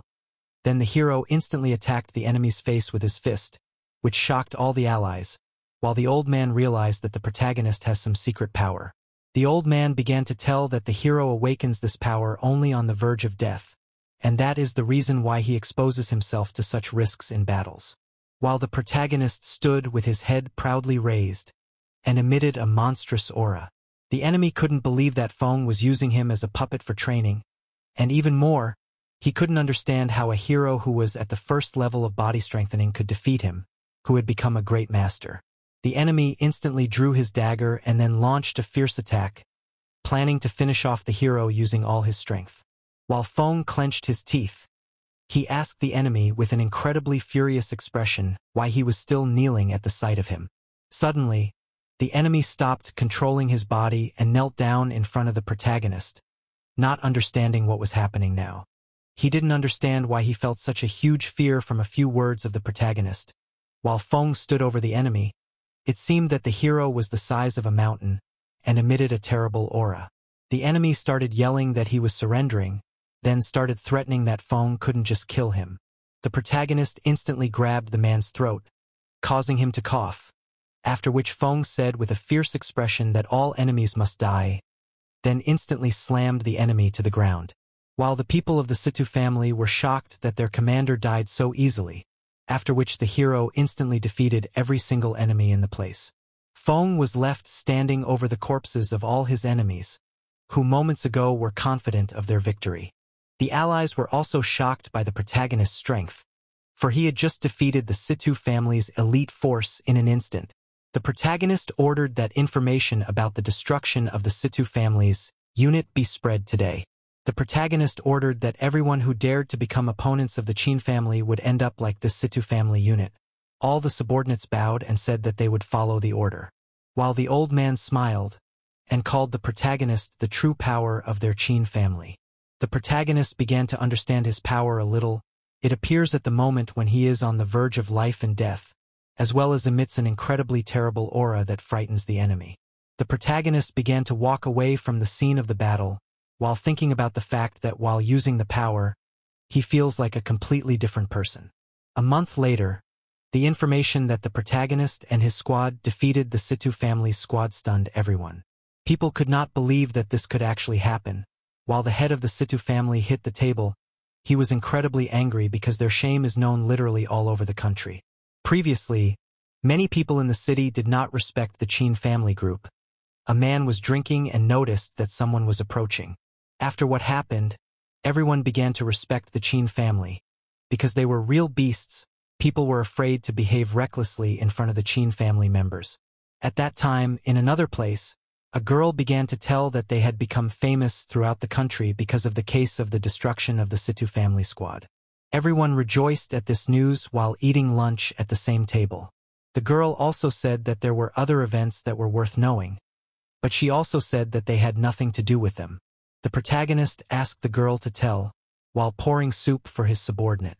It turns out that the Imperial Yi family has committed a coup against the palace of Yuyao, which shocked the protagonist, so he began to spill soup directly on the hand of the subordinate under the words of the girl that the palace now belongs to the Yi family. The servant started screaming in pain and didn't understand why the protagonist was doing such a thing. While Feng thought deeply, the protagonist was surprised that the events that were supposed to happen 20 years later happened so early. The protagonist seemed to be worried about one girl. A few days had passed since then, and the Qin family was about to seal their spiritual lands. The protagonist was surprised that the herbs were growing too fast, and for this reason they had to be sold. A servant told the protagonist that an alchemist would be arriving soon to buy elixirs, which made Feng happy, because they finally had a customer. The man began to talk about how an elder of the Batesaman clan had arrived, as he had heard that the hero had low prices for pills. The elder started talking about how it was a poor and incredibly shabby place. While the protagonist was shocked after noticing one person, it turned out to be a very cute girl who was standing behind the elder. The protagonist froze in place while the man didn't understand why the guy was silent. The protagonist asked the customer what kind of pills he needed. He said he needed pills to stop bleeding. The protagonist said he didn't have any such pills, which surprised people. The elder began to complain to the man that this was definitely not the good store he had been advertised. While the protagonist asked the old man not to worry, and said he was ready to show the other pills. The protagonist presented the elixir of life force, while the elder was shocked that it was something so good. The old man was well aware that these pills were much more powerful than what he wanted. He asked why the protagonist didn't make first-class pills. Feng explained that they didn't want to collect first-grade herbs. After all, they even had an abundance of second-grade herbs. The old man started to ask for a discount of half the price of the pills, explaining that their quality is bad, while Feng explained that the quality of their pills is good, and proposed to organize a contest to find out. While the old man was surprised that the protagonist could also make pills, while Feng said that he was the best alchemist in the place, the protagonist then proposed a deal, namely if the old man won, he would get a discount, but if Feng won, the old man would buy the pills at the market price. The old man was happy about this opportunity, while the man thought that the protagonist would go into a big disadvantage with such deals. The old man thought that he could easily defeat the protagonist, and thought that such pills at half the price was a good deal. A while later, the sun was shining brightly outside, and the protagonist and the old man prepared for a competition to see who could make the most pills in half an hour. The old man was happy because he had been making pills for decades, and making a huge batch in a short period of time was his specialty. The old man was incredibly happy because his furnace was of an incredibly high level. He was sure that the protagonist would have to make a discount after their battle. While the protagonist was not standing still and was able to obtain the pill base in an instant, the old man was shocked. He couldn't understand how Feng was able to produce such a huge amount of pills so quickly. The old man looked at the protagonist who seemed to be unable to cope with the load he had taken on. At that time, the old man rejoiced, because he thought that the hero would definitely not be able to finish the pills. Suddenly Feng shouted that his batch of pills had already been prepared. The old man didn't understand how the protagonist could make the pills so fast, because the old man hadn't even started the process. At that time the protagonist complained that the servant had brought too small a pot, and he said that there was no bigger pot. Feng said he would cut the poor servant's wages, who cried in the background. The old man was surprised that the protagonist had the time to even complain about the size of the pot during this fight. Literally half an hour into the battle, the protagonist had prepared an incredible amount of pills that looked like first-class goods, while his opponent had prepared a couple pills, and they weren't of the highest quality. The old man stood there and couldn't believe that the protagonist's pills were of first-class quality, while his were just ordinary rejects. The old man didn't understand why the protagonist was selling pills of lower quality than he was capable of making. Then Feng explained that those pills were made by his apprentice who was practicing alchemy. The old man was completely shattered. After all, a hero can allow his apprentice to train on such expensive pills. Even the old man's clan couldn't afford such a thing. Suddenly, the old man fell to his knees, then began to beg the protagonist to accept him as a student, while promising to buy the guy's pills at double the price. The protagonist felt awkward and said that he could not take the old man as a disciple, then made a counteroffer, namely to give some instructions to the old man, but with a condition. Then the protagonist pointed his finger at the girl, and began to say that his condition was that the old man would give the girl to him. A little while later in the house, the girl hit the table with alcohol with all her might, saying that the protagonist had just picked up a new girl right in front of her. She drank just an unbelievable amount of alcohol and screamed about how she was losing her young master. The protagonist asked if it was true that the girl was just a servant who happened to be picked up and hired, and she said she was, then asked why the protagonist was asking about such a thing. Feng started asking the girl to stop pretending and said that no matter how much she dyed her skin, he would always recognize her. The girl seemed shocked by this turn of events, whereupon she instantly turned gray and asked what exactly the hero was going to do. She was actually the High Mistress of the Moon Grotto. The protagonist started talking about the girl killing a member of the Yi family, and that was the reason why Feng wanted to help her. It turns out that in the protagonist's past life, the girl had saved his life more than once, and he just had to repay her for that kindness. She began to say that she couldn't just run away because the Yi family dared to take her palace by force. Suddenly, the voices of the men were heard and they reported that the Yi family had broken in looking for the woman. She instantly started pulling out her weapon thinking that it was the protagonist who had snitched on her. She started to move towards the guy with the intention of attacking, while the hero easily grabbed the woman's arm, after which he said that she was injured and couldn't do anything to him, then warned that if she wanted to live she had to obey him. The girl began to be embarrassed while the hero ordered her to undress. At that time, a girl came up the stairs, and it turned out to be an officer of the Yi family guard, who assumed that there was a person in the Qin family who had killed members of the Yi family. She also made an angry expression on her face and added that if they found the girl, the Qin family would be considered traitors and criminals. She instantly kicked the doors to the room, with orders to get out, after which she saw the naked protagonist sharing his bed with a woman. The girl began to shout that she had come to look for the criminal and assumed that she was in bed with Feng, at which time the hero began to get angry because the girl dared to break into his room and accuse his woman of being a criminal. At that time the officer began to say that if she was wrong about the girl, she would kneel before the protagonist. She was sure that the girl was the culprit, and was preparing to look under the blanket. Then she opened the blanket and saw a completely different girl. She was shocked because she had been told that the perpetrator had injuries on her body, but this girl had none. Then the officer instantly grabbed the girl's arm in an attempt to test her strength. Suddenly she realized that this was just an ordinary girl who hadn't even trained and was very scared. At the time, the protagonist behind her back was smiling, and asked if the officer had calmed down after trashing his bedroom. At that time, the officer shouted that it couldn't be like that, while the protagonist looked at her carefully, because the injuries really couldn't be cured so easily. But Feng applied a special powder that was able to hide the wounds. The protagonist also gave the girl a healing pill that didn't even exist in this era, and it hid the girl's level, while the officer couldn't understand how everything ended up like this. The officer was about to leave the protagonist's chambers as soon as possible, while Feng reminded her that she never fulfilled the promise she made to him. The officer instantly grabbed her sword shouting that she was acting in accordance with the law. She approached the protagonist threatening him with the sword, and shouted that they low-grade Qin family members better not behave like this in the presence of a Yi family member.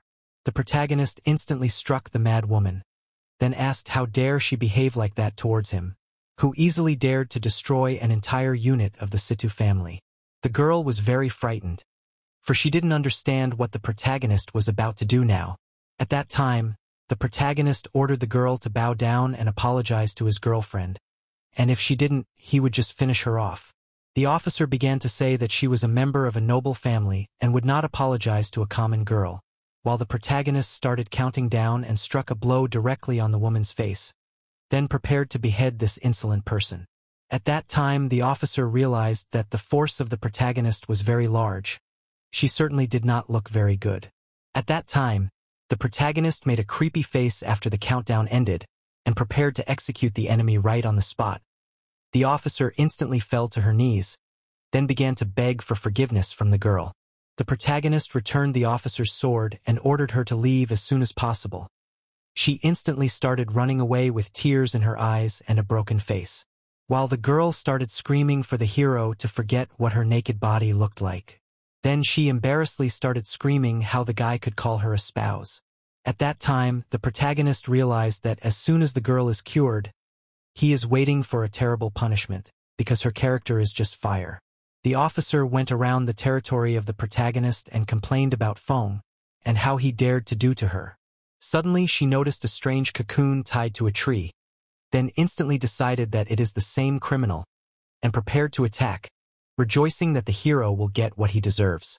Suddenly, the protagonist and the girl heard the officer's heartbreaking scream. Feng immediately ran outside, where the girl was sitting on the ground, screaming that her face was hurt and accusing the protagonist of framing her. She started yelling that she would definitely make the protagonist pay for what he did. Then the guy instantly pinned the girl against a tree, because she dared to free the monster. Feng started yelling that the girl had just freed the monster that they had managed to seal with great difficulty. But she said that it was just an ordinary monster that couldn't do anything terrible. Suddenly there were shouts of people that there was a monster. The girl instantly changed in her expression. The protagonist along with the officer headed in the direction of the screams, after which the officer's face twisted from the picture she saw in front of her. It turned out that all of the girl's troops had died in agony, and she couldn't believe that such a thing could happen. At that time, the protagonist realized that judging by the tracks of the monster was moving in the direction of the city. He also realized that the old man would not be able to return in time to deal with the monster. The protagonist thought that he could theoretically deal with the monster.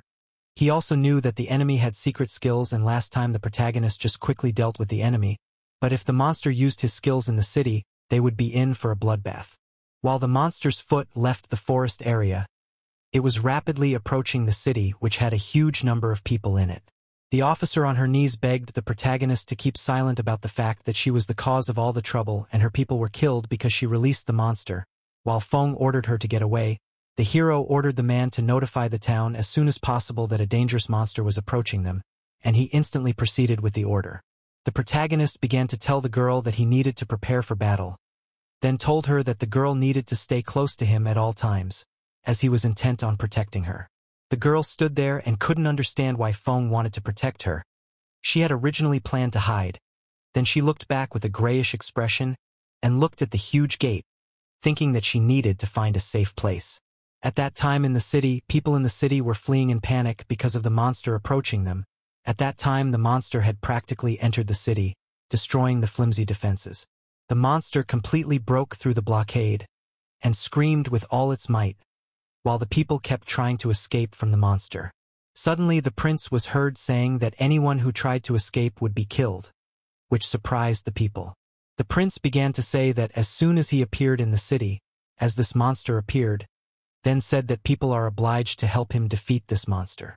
The prince's squad was incredibly excited about this opportunity, because recently all the glory had gone to the Qin family. They were going to deal with this monster. The people were very scared. They were not given the opportunity to escape. While the prince and his men were preparing for battle, the servant of the protagonist shouted that the prince would have to start evacuating people. The prince began to mock the Qin family member, as they are afraid of even one monster. After that, the prince's squad instantly started their attack. They were getting closer and closer to the monster, who was in anger. The servant tried to warn the young men that the monster was too strong, and if they didn't have the level of a great master, they couldn't win. At that time, the boys completely ignored the servant's words and continued their unsuccessful attempts to destroy the monster. The prince was right above the huge monster, after which he instantly attacked it with his sword, causing the monster to be nailed to the ground. The prince's squad stood over the monster, which showed no signs of life. Suddenly the people were surprised and rejoiced that the prince had dealt with the monster so quickly and easily. The servant began to shout that the monster was not defeated and that he should close his mouth as soon as possible, otherwise he would use forbidden techniques. The sword was inserted into the monster's mouth, while the prince's men were laughing at the Qin family. Suddenly the monster started to look quite terrifying. Then it instantly started screaming with all its might, which surprised the prince and his men. The monster's scream instantly spread to the entire city. The servant began to shout for people to leave as soon as possible, as it was too dangerous, while the monster continued to make terrible sounds. The prince began to forbid people to leave the place. He was sure of his victory. Then he prepared to kill the monster, while behind him appeared a monster much bigger than the one that was lying on the ground. The huge monster looked much more terrifying than the previous one. It emitted an incredibly strong aura, while the prince and his men couldn't understand how or why another monster had appeared. The monster instantly sent the arrogant prince flying with its most powerful fist strike. After that, the prince typed into the building at a tremendous speed. His men could not understand how this was possible. While the prince coughed up blood, he literally lost the ability to move because of one blow, which suggested that the monster had at least a level 2 grandmaster. The prince's team instantly gathered to attack the monster, in an attempt to avenge the prince. Then instantly their weapons were broken against the incredibly tough skin of this monster, and all the guys were terrified of what could be waiting for them next. The monster instantly attacked the guys, causing them to take incredible damage. All the guards started running away, and panic started among the people. While another monster rose to his feet, and the older monster pointed his finger at someone, and the younger one instantly started approaching the people at a great speed, while making eerie sounds. People were fleeing in panic, while the servant stood still and realized that if this continues, none of the people will not be able to get out of this city alive. The monster was already behind the backs of the people, and was preparing to attack the poor man, but suddenly the servant stood up for the common people, and blocked the attack of the monster. He ordered the people not to worry about him and just run away as soon as possible. He was trying his best to buy as much time as possible for the common people, asking only that his corpse be handed over to the Qin family. The people thanked the guy, and swiftly ran away trying to save their lives. At that time, the servant realized that the hero had ordered him to protect the city in every way possible, and he was going to do everything he could to protect the people. The servant managed to redirect the monster's incredibly strong attack and escape. Then he instantly dodged to the side and prepared to strike with his blade, saying that he would not let the monster harm the innocent citizens. He attempted to attack the monster, but in the end it only resulted in his sword instantly breaking against the monster's tough skin, the enemy instantly sending the man flying with an incredibly strong blow, from which the servant flew as far as the peaceful people fleeing from the monster, who were very frightened. The monster began to approach the people who were very worried about the guy who was lying on the ground and did not move. The servant instantly grabbed the monster by the leg, and then began to beg the villagers to save their lives and just leave him. At the same time, the servant was thinking that he had promised to protect the civilians, and he was obligated to do his best, even if it was at the cost of his life. At that time, the monster began to strike hard right on the back of the guy who was trying his best to hold the monster back. The monster was not going to stop and continued beating this valiant warrior, who felt incredible pain and understood that very soon he will die protecting the people of this city. While the prince couldn't believe what he was seeing, as he had lost the ability to move after missing just one blow, while the guy from the Qin family with only one level of body hardening was able to continue fighting. As the monster struck an incredibly powerful blow directly at the guy, and he started flying at a tremendous speed, after which all the people around him cried, because he gave his life to protect them, while the servant continued to fall down thinking that this is definitely the end.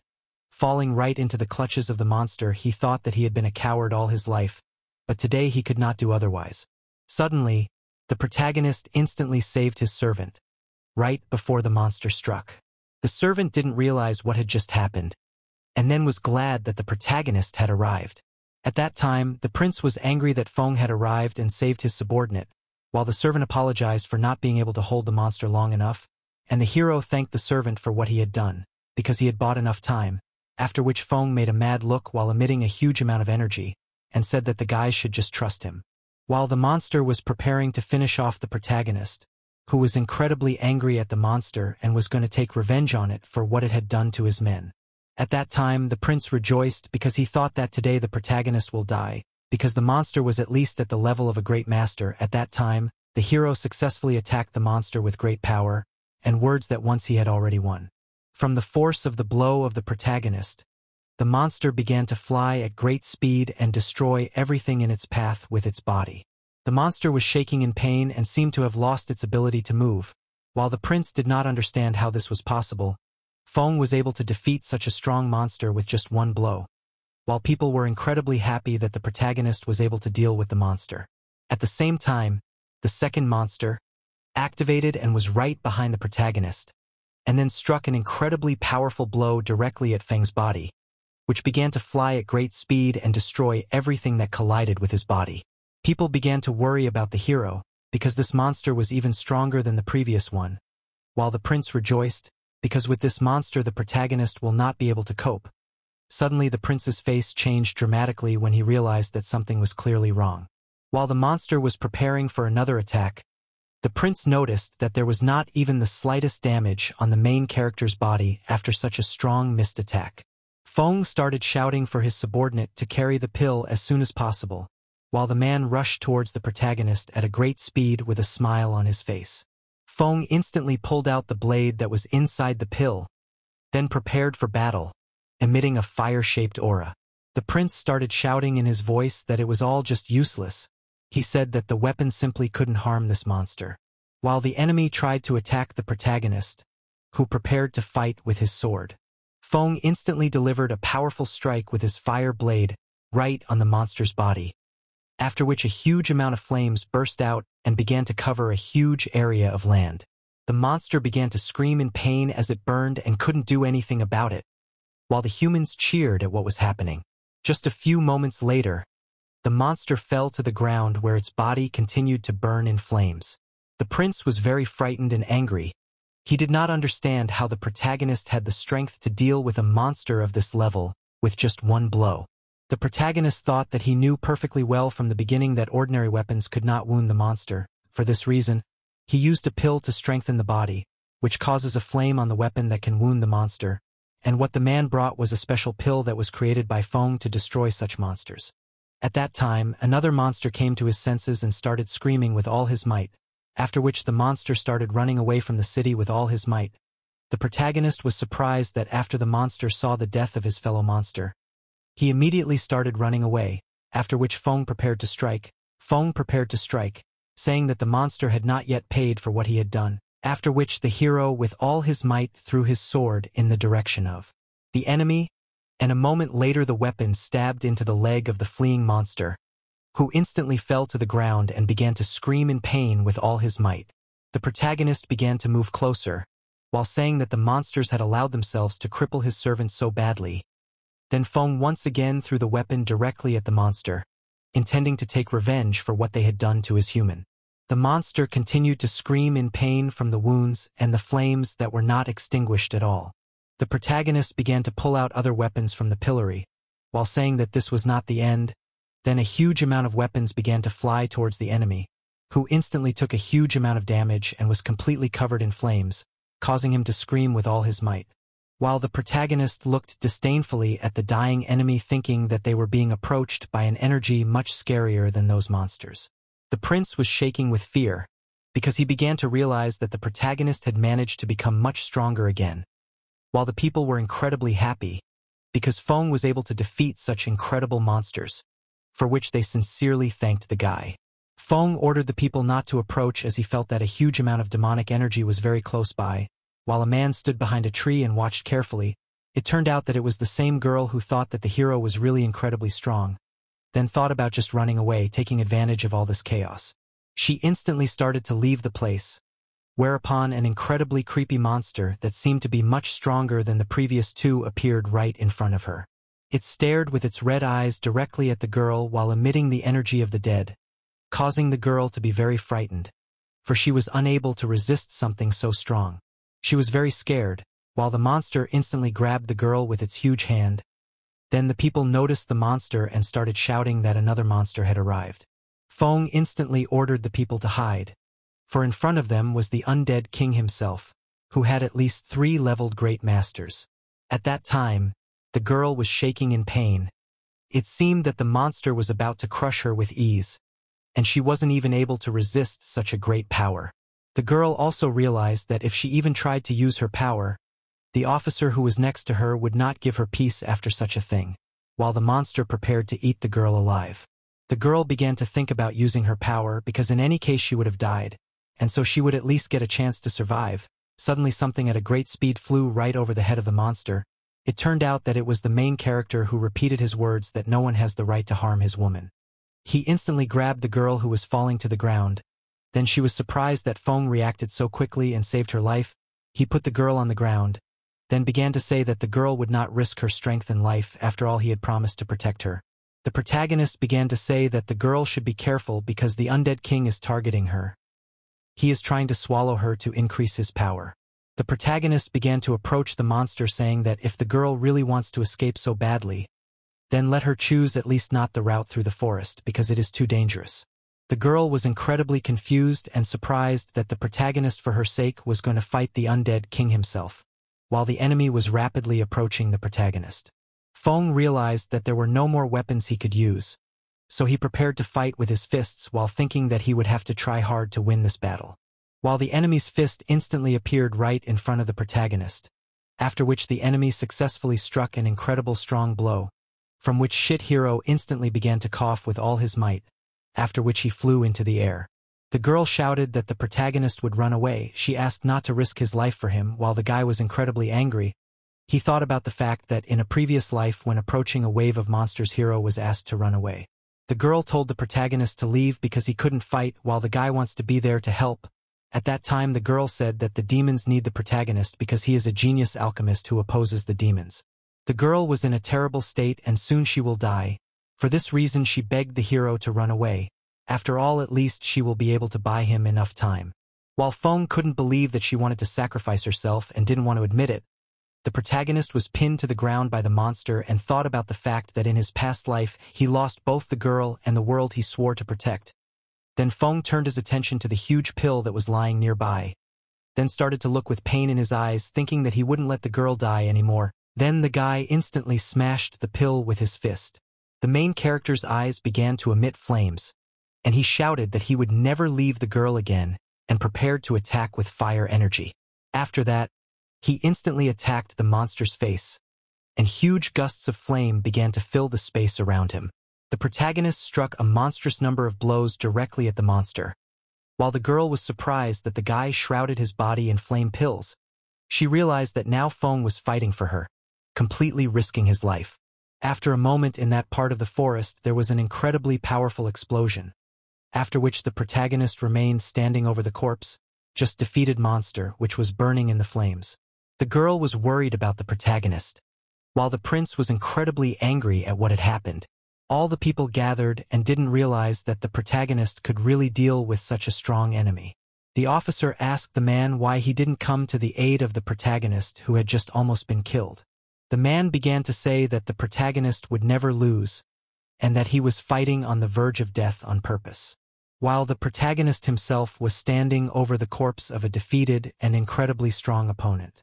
The girl thought that she could easily escape because now all people's attention is focused on the protagonist, while the man helped Feng to stand, because after such a battle the protagonist is very tired. Feng began to look in the direction where the girl was standing, thinking about whether she was okay. But in that place the girl was not there. It seemed that she just vanished. The guy immediately realized that the girl just left as suddenly she grabbed the protagonist's hand, then asked the protagonist for permission to help him. Feng was surprised that the girl didn't leave. At that time she didn't understand why the guy thought she would leave after all he bought her. Then she added that the main character had said that she was his woman, while she couldn't understand why she didn't leave after she had the opportunity. She remembered that since she was a little girl, her mother had forced her to be strong, and she had to always be the strongest. After she was born, the girl could never experience a sense of peace, but today she was protected by Feng. She thought about the fact that the protagonist had a power that was able to calm her heart.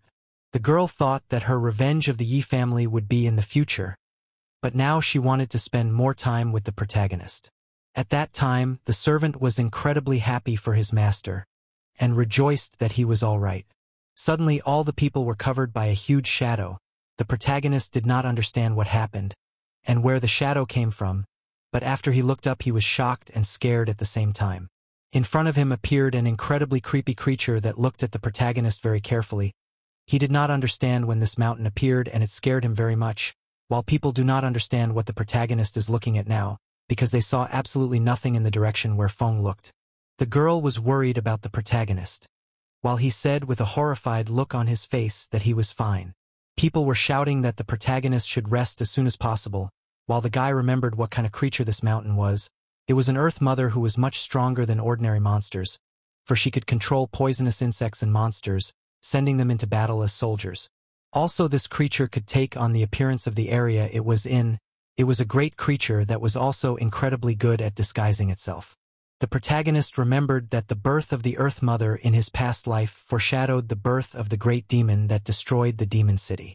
With a serious expression, the protagonist thought that the great demon would probably complete its resurrection very soon.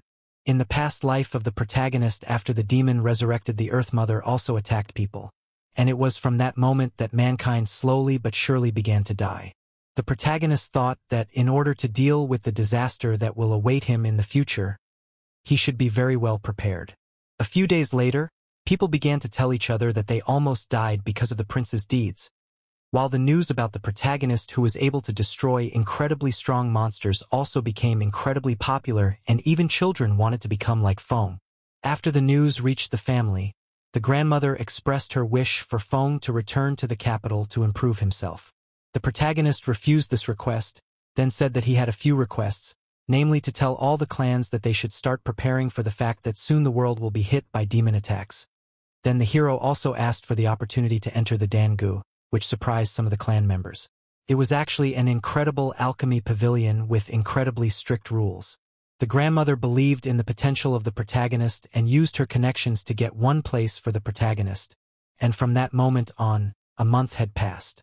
Inside the pavilion, the girl introduced the protagonist as the new alchemy student.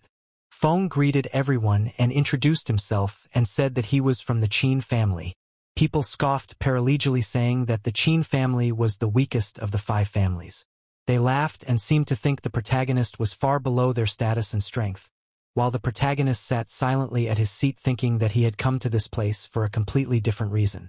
It turned out that the protagonist had come to this place to obtain a demonic treasure, namely the sword Luotian. This sword once belonged to the king of demons, and only with the help of this weapon the protagonist will be able to resist the enemies that will arise at him in the future. In reality, no one is able to lift this sword now, and this place uses its demonic energy to temper the alchemists. The protagonist thought that he must get the sword by any means, because the future of mankind depends on it. While the girl started yelling that Feng dares to ignore her, the girl started calling the protagonist the scum of the Qin family, with anger on her face. The protagonist objected to the teacher, saying that he was only thinking about how he could get into Danji's crypt. Such words made all the other students laugh, because only the best students can get into that place, and the protagonist had just entered and already wanted to go there. At that time, the teacher was angry and said that it takes years for students to become the best and get into that place, so the hero will have to go the same way as them. The teacher was very angry with the protagonist, who wanted to get what the others were having a hard time with. While the protagonist started talking about how he was listening to the teacher during the lesson, she ordered him to repeat the process of making qi and blood pills right away, and said that if he couldn't do it, he would have to kneel down. All the students were incredibly happy that the teacher had scolded the protagonist, while the girl herself thought that she hated losers who used family connections to get into the pavilion. At that time, the protagonist started smiling and said that he was giving the teacher a chance to save her face, and then immediately started saying that there were more than 20 mistakes in the girl's story, which surprised the teacher. After that, she became furious and started to say that it is not allowed to humiliate the master, after which she asked in which moments she made mistakes. The students continued to mock the hero, because how dare an ordinary student to defy the teacher and tell the alchemist of the 2nd level that he made a mistake in the lecture. The protagonist said that he intended to prove the girl's mistakes, then added that just in words it would be meaningless, He, with a confident expression on his face, offered to show the girl how to properly make the right pill. The guys could not believe that the protagonist was able to make pills, because they had studied 10 years more than him and could only purify herbs. After the hero came to the furnace, students began to shout that he should leave and not disgrace himself further. At that time, the girl was going to humiliate the protagonist as much as possible in case he failed. At that time, the protagonist called the first mistake of the teacher, namely that she lit a weak fire afraid to burn the medicinal materials.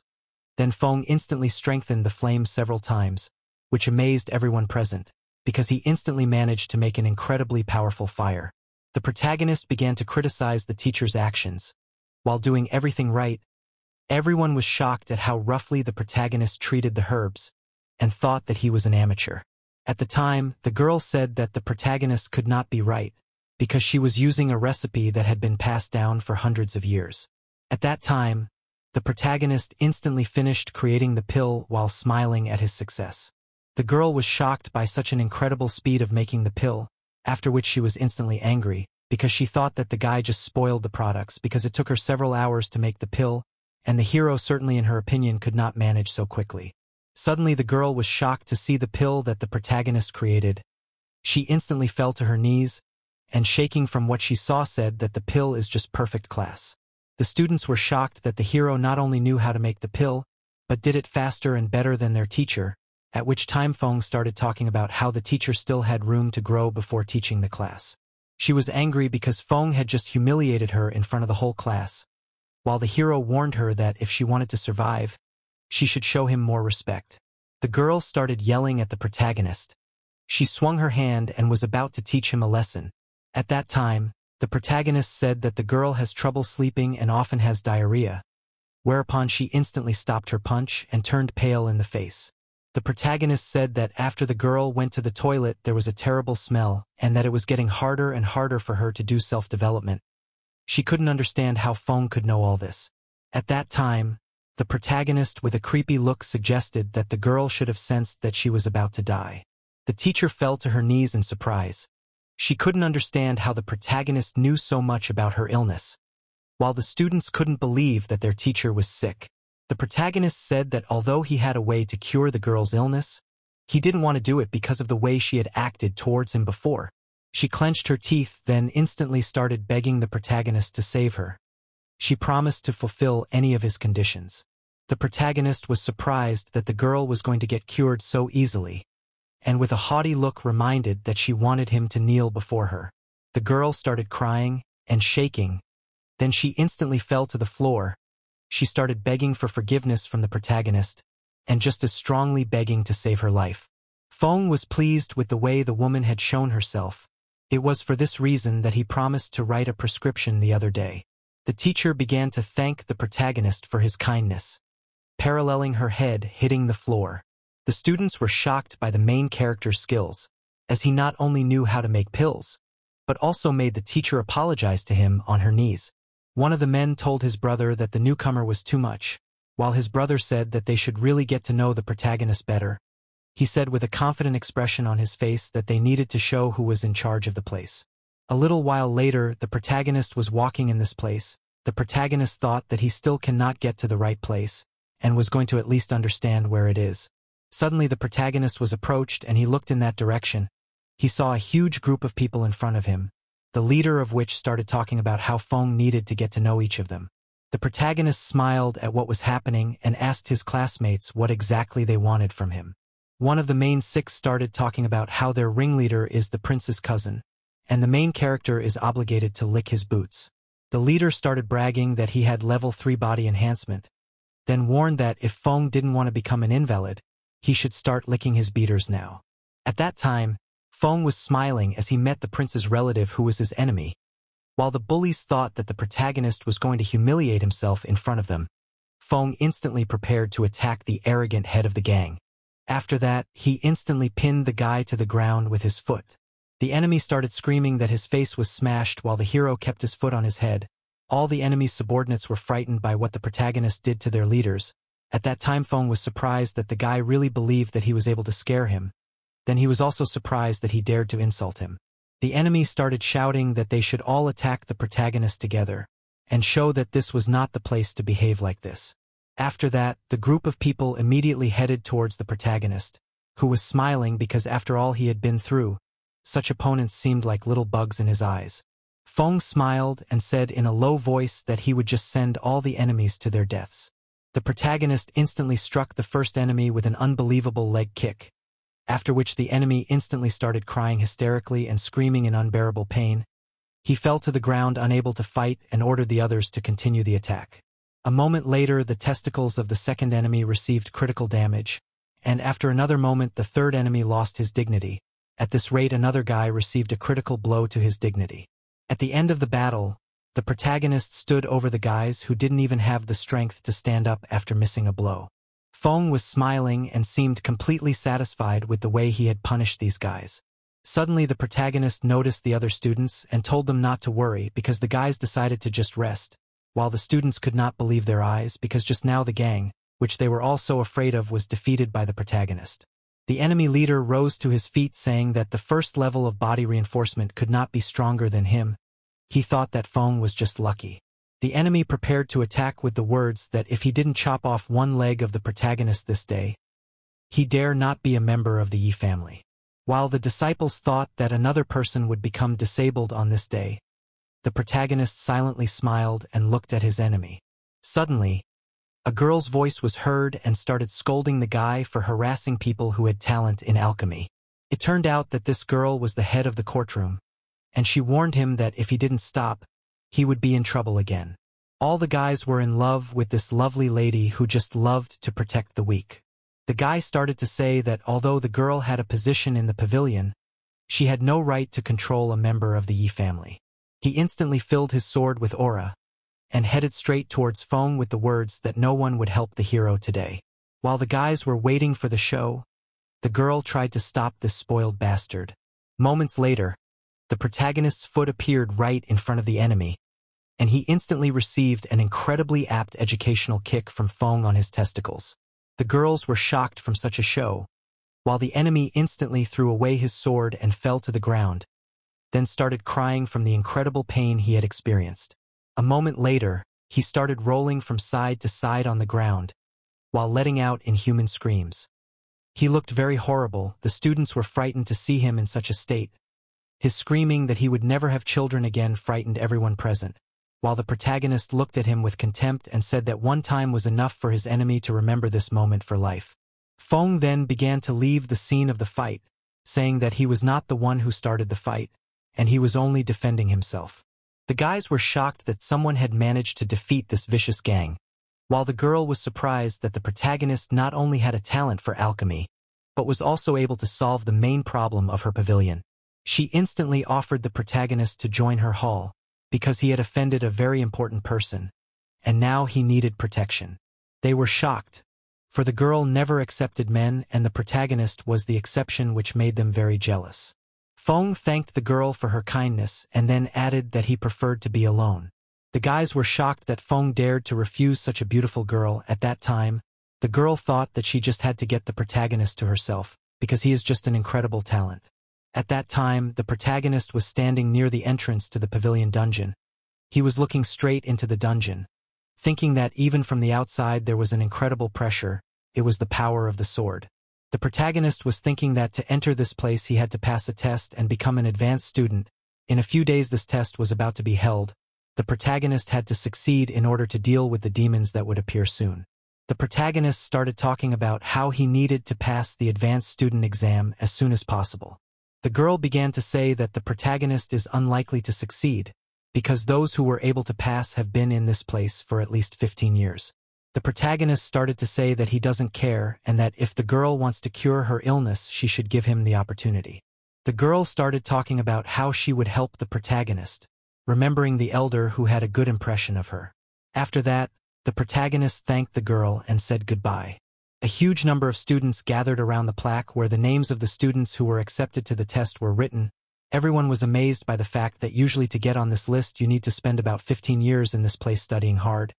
But the protagonist, after only a few days, was able to get a place on the test. The man was incredibly angry because with all the connections of the Yi family, he could only get on the test a few years after enrollment. while the protagonist managed to get on the test after only a few days. Suddenly, the voice of a guy who seemed to be just as angry at the protagonist was heard. He said that Feng dared to flirt with the girl he liked. He also said that he was a member of the committee for the test and would make sure that the protagonist didn't pass. He added that if he failed, he would kneel in front of the protagonist in front of everyone.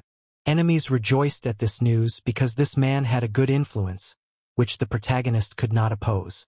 The guy began to say that the prince heard about the case of beating his cousin, then appealed to him that he would see to it that the guy would have a good life in this place. A little while later, the day of the test came, and a great number of students gathered to watch the testing process. The man started to announce that the test had started again, and then he began to say that it was every student's dream and one of the steps to becoming a real alchemist. All the students were very happy to hear such words, because becoming a senior student would give them more materials to improve themselves. At that time, the senior students were also watching the participants very closely. All the participants, including the protagonist, were standing near the furnace. Feng was incredibly confident. He wondered how difficult this test was in this era. The old man started to say that the first stage was to test the student's ability to operate the furnace, and he and the other teachers were to evaluate the student's skill. At that time, the girl felt most uncomfortable in the presence of the elder, who was clearly taking an unhealthy interest in her. The old man announced that the test would begin at this very moment. The apprentices instantly began to create and control the flames, and seemed to be doing so with great difficulty. While the enemy rejoiced that his furnace was better than the others, while the main character's furnace was ruined. The enemy was sure that this time he had definitely defeated the protagonist, and Feng would definitely not be able to achieve what he wanted. All the students instantly noticed that the enemy of the protagonist had a much bigger fire than the other contestants. The old man also paid attention to the kid, and thought that his skills were really good. The enemy was very happy. He noticed the reaction of other people to his flames, and thought that the protagonist right now was embarrassed with his ruined furnace. While the protagonist's fire was incredibly huge, many times bigger than the enemy's, even though Feng's sword was ruined, the other enemy of the protagonist, who had set Feng's furnace to the smallest fire, was shocked. He couldn't believe that such a thing could be achieved with a corrupted furnace. The protagonist thought that in this time people are nothing at all, because even without any effort he was able to create a flame much higher than that of his enemy. The protagonist smiled, thinking that his fire control is the best in the world. He decided to do something very interesting, after which the flame of the protagonist instantly turned into a dragon and began to fly upward, then began to look menacingly at the other students who passed the test. The enemy didn't understand how such a thing was possible, even without taking into account that the main character's furnace was damaged. The girl was shocked and assumed that the protagonist's fire control skills were so good, perhaps even better than her own. The enemy was beyond angry. He wasn't going to let the protagonist make a fool of himself right in front of the girl he liked. He instantly started asking his father to suspend the competition.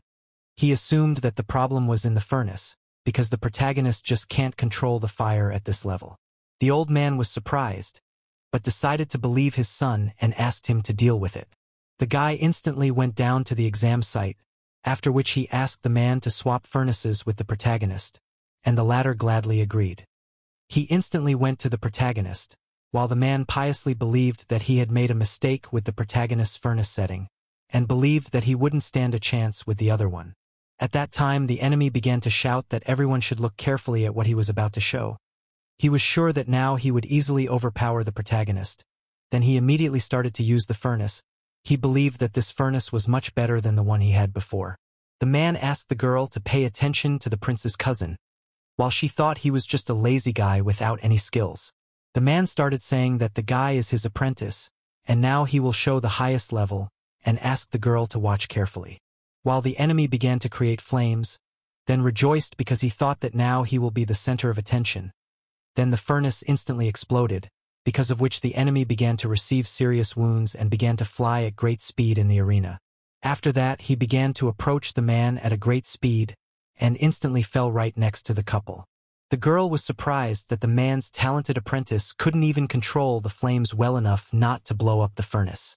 The man started talking about how the guy wasn't really that good, and he was just lucky with the furnace.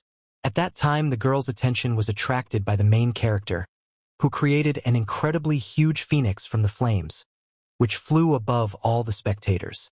The man could not believe what he saw before his eyes, because now the main character was controlling an incredibly huge, detailed fire phoenix. The girl started talking about how Feng had performed even better than last time, while the man didn't understand how the protagonist had managed to increase the fire after replacing the furnace. The protagonist immediately realized that the furnace he had before was ruined, and with a normal furnace, he had no trouble creating a phoenix. The old man began to praise the incredible skills of the protagonist, and said that it was not for nothing that he was allowed to enter this competition. While the girl was simply amazed by the technique of the protagonist, she seemed to fall in love with him. Thus the first trial ended, and half of the participants remained, after which they listened attentively to the second stage, namely the battle for the pill.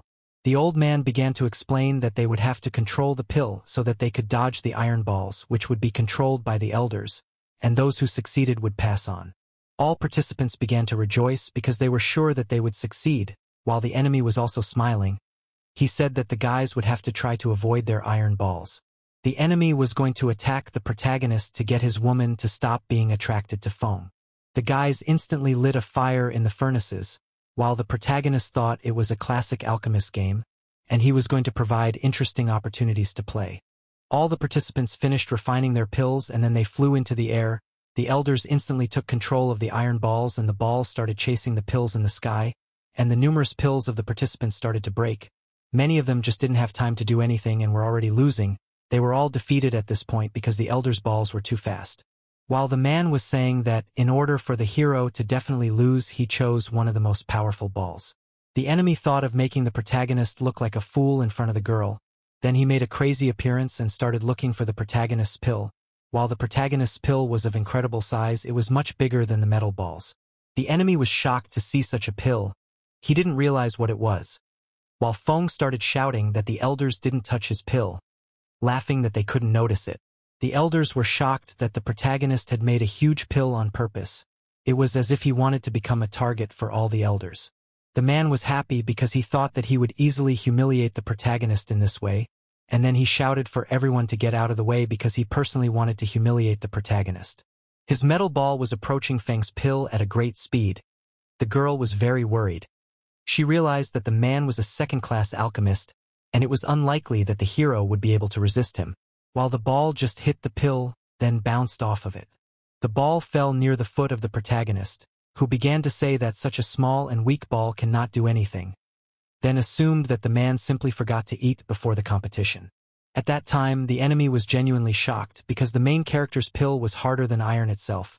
While the girl was amazed at the number of tricks and surprises the main character has, she definitely likes him.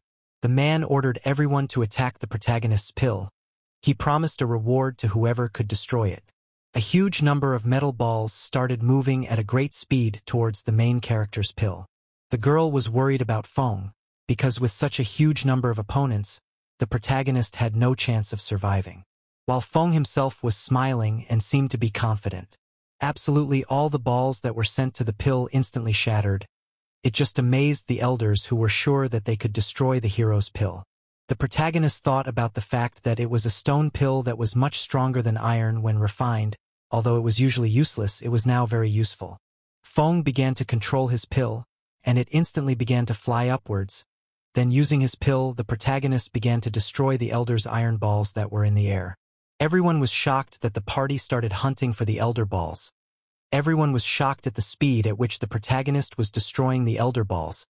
They just couldn't believe what was happening in front of their eyes.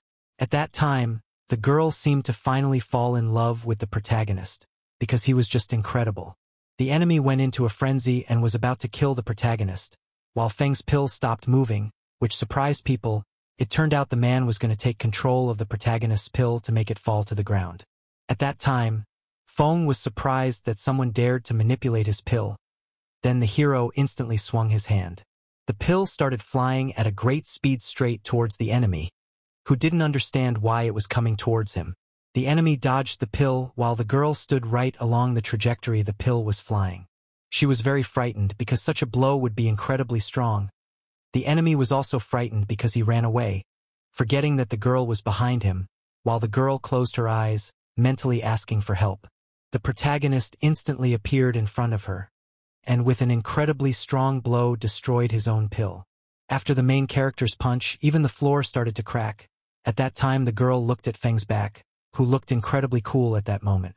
The guys were surprised that Feng managed to protect the girl, after which the protagonist began to complain that the man not only allowed himself to secretly control his pill, but also directed it at the defenseless girl.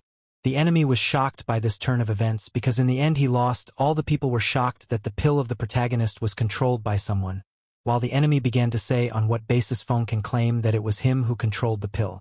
Then he started smiling and shouting that the protagonist's pill was on the ground, causing him to lose in this competition. The old man began to ask the protagonist why he was sure that the old man's son was the one responsible for what had happened, while the man began to shout that Feng was just trying to frame him in order to win the girl's heart. Everyone started to believe the man's words as he had more authority. The enemy with a crazy look started accusing the protagonist of slander. While Feng was completely calm, he said that he could provide proof that it was the man who controlled his pill. The protagonist asked if people were familiar with the art of divine knowledge. The old man had never heard of such an art and asked the protagonist what it was, who said he would tell him what it was. The protagonist began to tell him that there was a residue of spiritual power in the pill. Feng explained that with this method they could easily find out who was trying to manipulate the pill. The old man listened attentively to the protagonist and said that he intended to try this method. The old man then began to pour his energy into the pill, and as a result, several remnants of spiritual power began to emerge from the pill, one of which returned to the protagonist, while the other came closer to the enemy, which was a definite proof of his guilt. He instantly started trying to justify himself to his father, explaining that this was definitely a setup by the protagonist. The old man instantly hit his son. He was incredibly angry because it was because of his son that he lost his face. He instantly grabbed his son and ordered him to apologize to the protagonist. The man was crying because he was completely disgraced and had to apologize to the protagonist right in front of the girl. People were shocked that the pavilion master wanted to make his son apologize to the protagonist. The old man started to apologize for his son's behavior, while Feng thanked the old man who called the protagonist the best candidate in the story. Everyone was shocked that Feng was the best in the history of the pavilion. At that time, the girl began to approach the protagonist, and then asked what kind of food Feng liked to eat.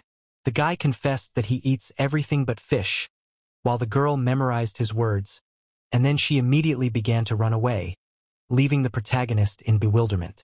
All the men at this point were shattered, for the girl had once said that if she liked a man she would cook for him. The enemy began to cry with all his might, saying that confessing his love to the protagonist was worse if he just died. The next day, the protagonist immediately headed to the underground cave since he now had the right to do so. Feng looked around and all the people were at least senior disciples. Feng asked one of the men how one should properly descend and if there were any special rules in this place. While the man fought off the protagonist's hand with words that he had no right to address him, he began to tell that the only rule was to buy clothes from him before going down, because if he didn't, the guy would just die in that horrible place. The protagonist asked why this was so, while the man called the protagonist a fool. He said that demonic energy is so powerful that it can kill a person, or make them go crazy. The man began to say that his clothes allow him to stay in that place for more time, thus allowing him to get more benefits. Feng asked how much this miracle clothes cost, and the man confessed that the price is determined by whether he likes the person, and then said with obvious contempt that the protagonist for the set he wants to get 1,000,000 gold coins. Everyone began to laugh because no one can afford clothes for 1,000,000 gold coins. They thought that the protagonist at this rate will never go down. The man thought that even though the clothes only cost 10,000 gold coins, he was asked to take care of the protagonist as seriously as possible. The man started calling the protagonist a poor man, then told the beggar to leave the place. At that time, Feng instantly patched up the insolent person and asked how he dared to behave like that in his presence. The man started yelling about the guy breaking his arm, whereupon Feng let go of the man and the man grabbed his broken arm. The protagonist started talking about how 1,000,000 gold pieces is a small amount of money that everyone can afford, and then he held out a bill of 1,000,000 gold pieces, thus surprising other people with such wealth. The protagonist thought that he could easily earn more just by making and selling pills. The man immediately started to cheer and said that he would gladly sell things to the protagonist. Then Feng's foot instantly appeared in front of his face, and a moment later the man received an incredibly strong kick right in the face. Feng started to say that he just didn't need this kind of trash, thus surprising the man. The protagonist began to move towards the dungeon, saying that he simply didn't need such things. All people considered the protagonist a madman because without these clothes he would simply die in that place, because the only one who managed to be there without protection is the master of the pavilion. While the hero was rapidly approaching the entrance to the place, he looked at the huge amount of demonic energy that emitted this place. Suddenly the energy began to burst out from within. The protagonist covered his face, assuming that this energy was definitely coming from the sword. While the man shouted that Feng was definitely scared, and said that the protagonist should fall on his knees in front of him to get clothes. While Feng himself began to smile while listening to this nonsense, he instantly jumped into the place, which amazed everyone watching, because no one had dared to do something like this before. The protagonist went downstairs while thinking about the fact that the influence of demonic energy is really very strong, and if a person to stay long in such a place, he just goes crazy.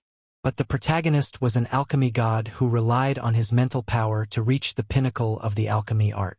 Feng smiled. Even though he had less spiritual power now than in his previous life, he was sure that this influence couldn't do anything to him. The protagonist continued to swiftly descend downwards. His body was covered by a golden aura that prevented the demonic aura from affecting him. The guys didn't understand how the hero managed to descend so quickly, and why the demonic aura just didn't affect him. The protagonist was happy that he had succeeded, because at this rate, he would definitely succeed. Suddenly, the protagonist's gaze changed completely from what he had seen.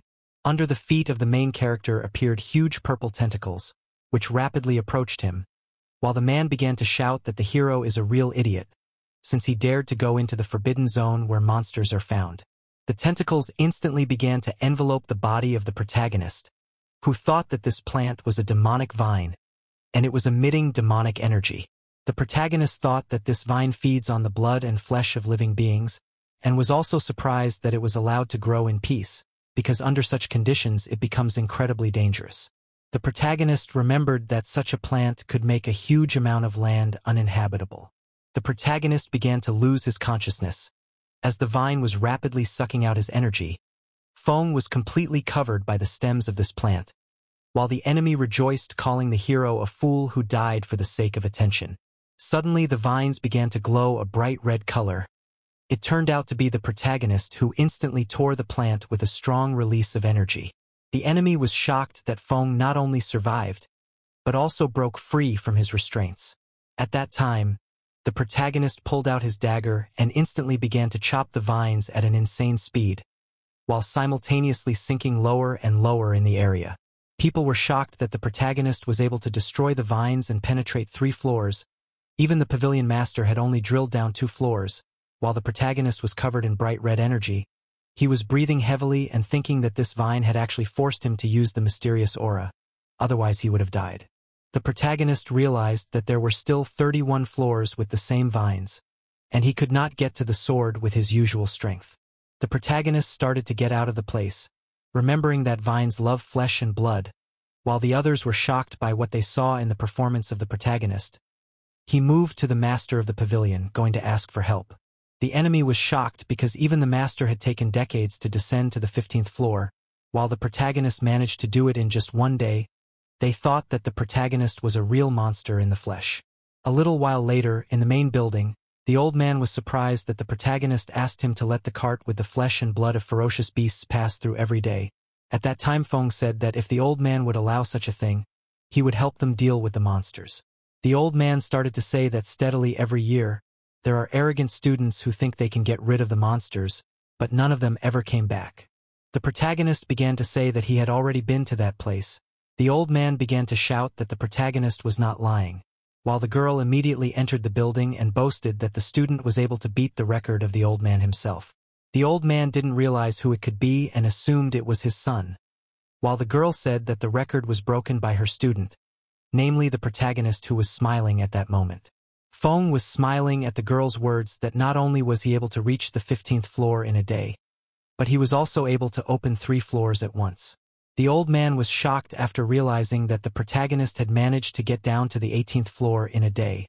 while destroying the monster on 3 floors. The protagonist said that's exactly what he did, and came back. The old man instantly started asking the protagonist how he managed to pull something like that off. The next week, a huge cart with animal corpses was brought over. The protagonist instantly grabbed one of the bodies and started smiling. All the guys were shocked that the protagonist decided to go down again after only a day, because usually people need at least a month to recover. The protagonist thought that to be able to go down to this place every day, he had to give a gift to the old man, but the protagonist went down with the animal carcass, thinking that he would not regret it. Feng landed on one of the floors while the vines began to move swiftly towards him. The protagonist was surprised that in just one day the vines managed to grow so fast. Then the vines instantly began to approach the animal's corpse. At that time Feng noticed that the vine's speed had become much slower, and assumed that it had become afraid of him. Feng threw the animal carcass away, then instantly turned to the vine and asked if it really wanted to eat the body of this animal. The protagonist began to say that he could bring the vine one such corpse every day, in the event that every day it would let him through one floor, then added that in the event of refusal he would simply attack the vine again. The vine seemed to start trembling. At that time Feng was glad that the vine could understand his words, because then it had reached at least the level of spiritual intelligence. The protagonist thought that he could simply tame the vine, while throwing the animal's body to the vine. The protagonist began to tell the vine that he would arrive tomorrow, and that it must not violate the terms of their agreement. The protagonist thought that if he could tame the vine, he could get not only a sword, but also a vine capable of developing as a weapon. At that time in the main building, the enemy was moving along the corridor, thinking that Feng was popular again, and his beloved wanted to cook food for the hero. The enemy was getting angry and thinking that no matter how strong the protagonist was, he was still stronger than him because he was the son of the pavilion head and the future heir of the place. He thought that once he became the head of the pavilion, the girl would definitely look at him differently. Suddenly he was surprised that his father was still working. Then he instantly started peeking. It turned out they were called to discuss the successor position. The old man started talking about how if the pavilion was passed on to his stupid son, he might just disappear with that kind of management. The old man started talking about how it would be much better on their part to hand the place over to the protagonist as a talented person. While the enemy couldn't believe what he had just heard, how his own father could even think of disinheriting him.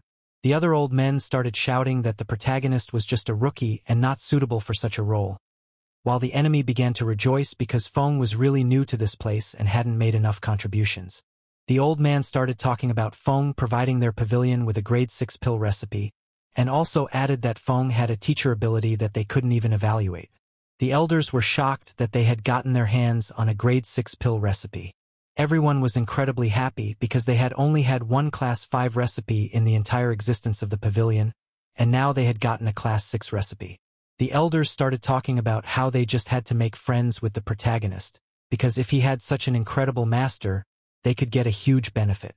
The old man announced to all the elders that for the sake of their pavilion, the place of the heir at this moment goes to the protagonist, and this time all the elders supported this idea. The enemy couldn't believe that just now his own father had chosen another heir. At that time, the protagonist arrived at the cave again with a new portion of the animal. The protagonist thought that he had to give a rank 6 pill recipe to show his strength. He started to descend down thinking that he had overdone it. After all, in this era there were only rank 5 recipes. Feng descended to the 25th floor, along with the monster's body, then turned to the demon vine saying that he had prepared food for it, and reminded it of their rules. The vine instantly began to retreat to another floor, which made the protagonist happy, because he had only fed it for a few days and it had already become so obedient. The protagonist also noticed that the vine began to show him some affection, which also made the protagonist happy. Feng said goodbye to the vine, saying that he would arrive tomorrow. Feng thought that his current level of development would not be enough to deal with the demon that would appear very soon. The protagonist began to rise up with the thoughts that he needed to get to his level as soon as possible. While the enemy was incredibly angry and trying to express his anger on the soulless dummies, he was suddenly approached by a bully who said that he had news about the protagonist, which only made the man more angry, who said that if Feng is back in the spotlight, then let the guy just keep quiet. The man started talking about how the protagonist was seen with a pill worth millions of gold, and he thought that Feng just stole it because no one can afford such an expensive pill. The enemy was instantly surprised after hearing the news. He thought that this was a great opportunity, because once the news of the theft became known, Feng would not be able to become the heir. The enemy began to move with his subordinates. They were going to make the protagonist pay for everything he had done against them. A little while later, night fell. People were complaining about being forced to go outside. At that time, a man started talking about how the protagonist had stolen an incredibly expensive pill, and added that he had called all the guys to catch Feng. While the other enemy started talking about how he would remember everyone's contribution to catching the protagonist after he became the head of this place. Everyone was incredibly excited about such an opportunity, and were going to catch the protagonist as soon as possible. The enemy was happy that he would definitely ruin the protagonist's status tonight, while a large number of people went to look for Feng. At that time, something was shining brightly in a distant place. The protagonist was hiding in order to create a Class 6 pill. No one should see him because in this era, no one should know that there are people who can create such a class pill. Feng instantly started the creation process, after which the ingredients began to flow into the furnace, while the hero thought that it would be easy and not take long. Suddenly the man started shouting that he had found the protagonist, which surprised Feng. The guys instantly started shouting that the protagonist should be surrounded and not let him leave this place, while the enemy himself was saying that he didn't expect Feng to dare to steal the incredibly expensive pill. At that time, the protagonist was completely calm. Then, assuming that the enemy had arrived to try and cause trouble again, the enemy started shouting that Feng was daring even at the threshold of death, then instantly ordered all the guys to attack Feng. The enemies instantly started to descend towards the protagonist. They were smiling because they thought Feng was an easy target. As Feng continued to prepare a strong pill without paying attention to the enemies, an enemy was right behind the protagonist and was ready to attack with his sword. Then he instantly received a strong blow right on his face. He started flying at a great speed while Feng ordered everyone to get away as soon as possible. One of the enemies noticed the flying man, but it was too late and all the guys were instantly defeated with just one attack from the protagonist. The enemy couldn't believe his eyes because the protagonist could fight even making a pill. Then he started to get very angry and think that if he fails he will lose his face even more. Then he together with the elders started to descend to the protagonist. The enemy began to laugh and say that the hero will definitely not be able to defeat such a huge number of senior students, while the girl who was worried about the protagonist arrived on the scene. Suddenly they saw just a terrible picture before their eyes. The protagonist just at a great speed beat absolutely all his opponents, not giving them a chance to counterattack. The enemy knelt down on his knees, then instantly fell to the ground from the damage received, while the protagonist complained that a bunch of weaklings came to him to get hit in the face. The girl didn't understand why there were two protagonists, while the guy said that even a residual image was enough to deal with such weaklings. The enemy could not believe that the protagonist was at such an incredible level of martial arts, and then he saw only one solution, and that was to increase the reward. The enemy began to shout that the disciples would not remain indifferent, then promised that he would give each of them 1,000 gold pieces after he became the head. That instantly raised the morale of the students who were very excited about this opportunity, and instantly began to descend to the protagonist. Behind Feng was just a huge number of people, while the hero himself seemed to get angry and looked very intimidating. The enemy believed that the protagonist would not be able to resist such a huge number of people and rejoiced. Suddenly there was a shout of an old man who ordered everyone to stop immediately. The old man asked what exactly the son was doing. In parallel he was very angry. The guy began to shout with a smile on his face that the hero stole a very expensive pill. Because of this they all gathered to teach the main character a lesson. At that time, the old man became even angrier after he heard his son's explanation. He immediately started to come down to his son, and then hit him with all his might, saying that Feng did not steal any pill, because it was a personal gift from the old man. Everyone was shocked that the head had given Feng such an expensive gift, and then the old man began to tell them that the hero had given an incredibly valuable recipe on behalf of his master, and also explained that the pill they had given the hero would not even be enough to repay such a kindness. While everyone couldn't believe that there was a 6th grade pill recipe in the world, the enemy began to shout that the recipe was fake. He said that the poor Qin family simply could not have something so valuable. Then the old man instantly changed his face after looking in the direction of the protagonist. After all, the protagonist was in the middle of making a grade 6 pill at this very moment and a real dragon appeared from the furnace.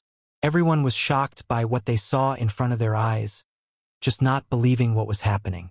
The old man began to tell them that it was definitely a pill spirit that would begin to appear after making a grade 6 or higher pill, something he had heard about in legends.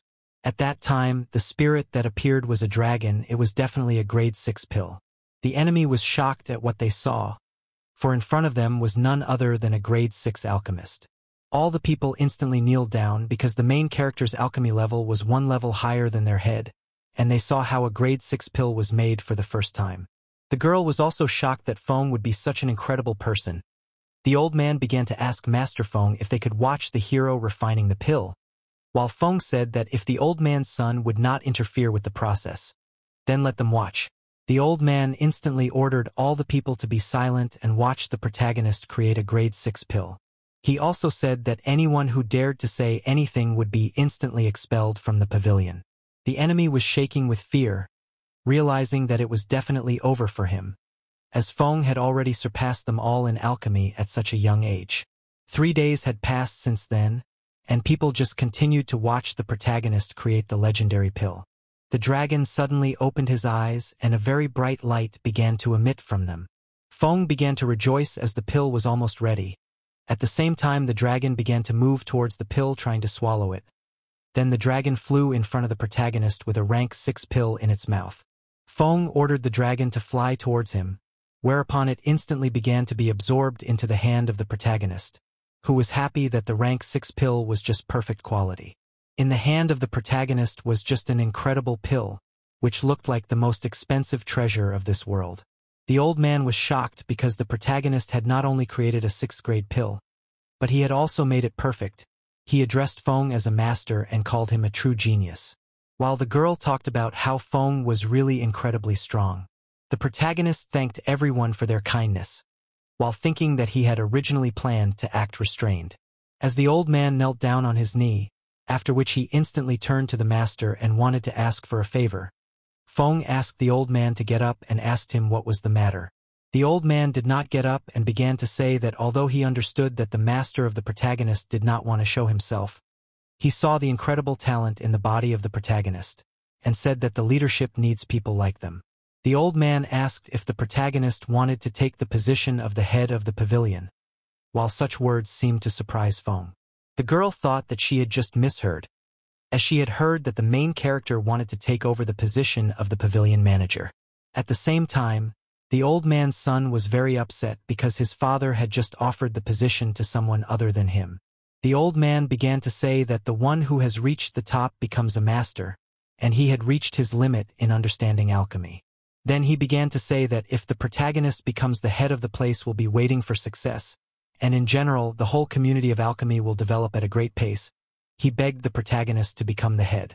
The protagonist thought about the fact that this old man in the past was the last head of the pavilion, because pavilions from other countries attacked them, and the old man defended this place from his last strength and eventually left the seeds of alchemy as a legacy to his country. The protagonist, with a sad look on his face, recalled that in his past life, he had used the old man's inheritance, after which he became the god of alchemy step by step. The protagonist began to say that he was very grateful to the head, and then promised that he would accept the position of the head and spread and glorify the way of tribute. The old man started to say that he would give up the position of the head, after which he would become an elder, after which he pointed at the protagonist and said that Feng would then become the head of the pavilion. Everyone was shocked that this way the protagonist became the head of this place, while the girl wanted to get the protagonist more and more. The old man asked all the people to pay their respects to the new head of the pavilion while pointing at the protagonist.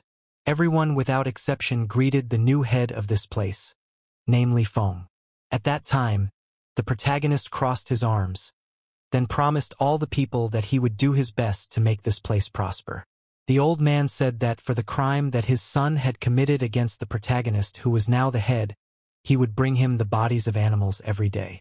The man was completely crushed, for he was the son of the head of the pavilion himself, and they want to make him work with his hands. 3 days later, at the regular market, the vendor welcomed the son of the past head who had come to buy the monster bodies again. Everyone in the town laughed at the man, saying that he was now an ordinary laborer.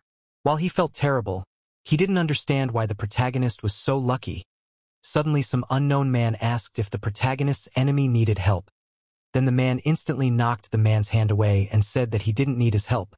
The man started talking about how he was going to help the guy kill the protagonist, and also help him become the next chapter.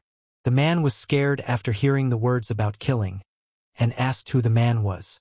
While the man said that there are many eyes and ears outside, then invited the guy to his friends, saying that in this place they can discuss everything. The boy was very scared, as each of these people were at least at the level of a Grand Master, while the man explained that they were a clan of mountain ghosts. At that time in the new head's house, the girl was courting the protagonist and asking him to send as many good students to her class as possible. At that time, Feng ordered the girl to leave because he was worried that the students would think that they were having an affair. She instantly left the room of the protagonist and told him to have a good rest, while Feng thought that after he became the head of the girl's attitude had changed. Suddenly someone started knocking on the main character's door, which made him angry, and he asked who was bothering him. At that time it was a girl, who began to say that seeing the efforts of the protagonist she cooked dinner for him. The protagonist felt uncomfortable and thanked the student for her labor, wondering why she was bringing him food 3 times a day, assuming she was trying to fatten him up. At that time, the girl sat down to the protagonist and started talking about how she wanted to get instructions from him about alchemy. The girl's breasts rested very tightly against the main character's body, and the guy inquired about what exactly the girl's questions were.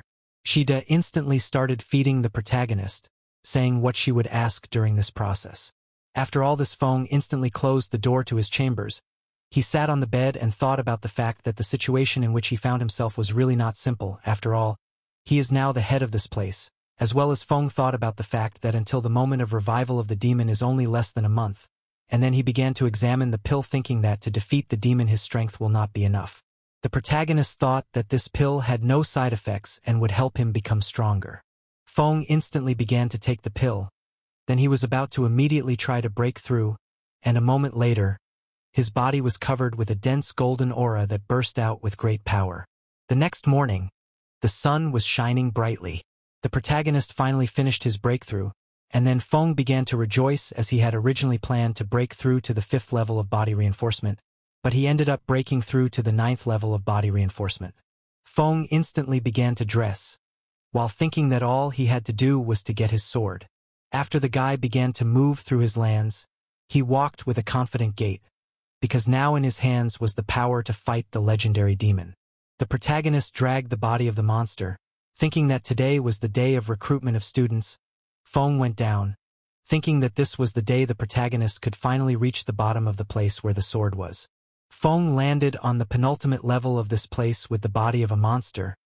Then he started thinking that he was obligated to get the demon sword today. While a huge number of people were standing in line, the girl was thinking about the huge number of freshmen arriving this year, and she thought that there would definitely be talents. Suddenly, someone started shouting, which attracted people's attention. It turned out that this reaction was caused by those incredibly strong people at the level of a Grand Master. The senior apprentice began to explain to the people that if they were not on the list, they could not pass on. Then a sword instantly appeared in front of his face, and a moment later the guy received an incredible blow from the man. Everyone was shocked that just now these unknown men had dared to kill a student, while the girl was asking what they were doing, not worrying about her life at all. As the man turned to face her, they began to ask about the whereabouts of the protagonist, and the girl asked why these people needed such information. The man started talking with a creepy look that they came to this place to take the lives of the protagonist and Tai He, while the protagonist started feeding the vines with the carcass of the beast, and then instantly went down to the bottom. The guy was happy that he was finally able to get to the bottom of this place. Then in front of him saw a blade that emitted a huge amount of energy. The protagonist was shocked to see this sword in life, because the sword looked incredibly intimidating and had incredible power. Feng began to move towards the sword. His body was covered with a layer of strong aura to protect him from the demonic energy. The protagonist thought that even he was having a hard time approaching this weapon. The protagonist was very close and thought that there was almost no time left and he must solve this issue today. Then the guy instantly started reaching for this powerful weapon. The protagonist was able to grasp the hilt of the sword, after which he instantly felt an incredible amount of pressure. The protagonist continued to hold the sword, even considering the huge amount of energy the sword was emitting. The protagonist began to go into a frenzy, for the demonic energy of the sword was too strong. The protagonist began to scream in pain, while thinking that he was only a hair away from death because of the energy of the sword.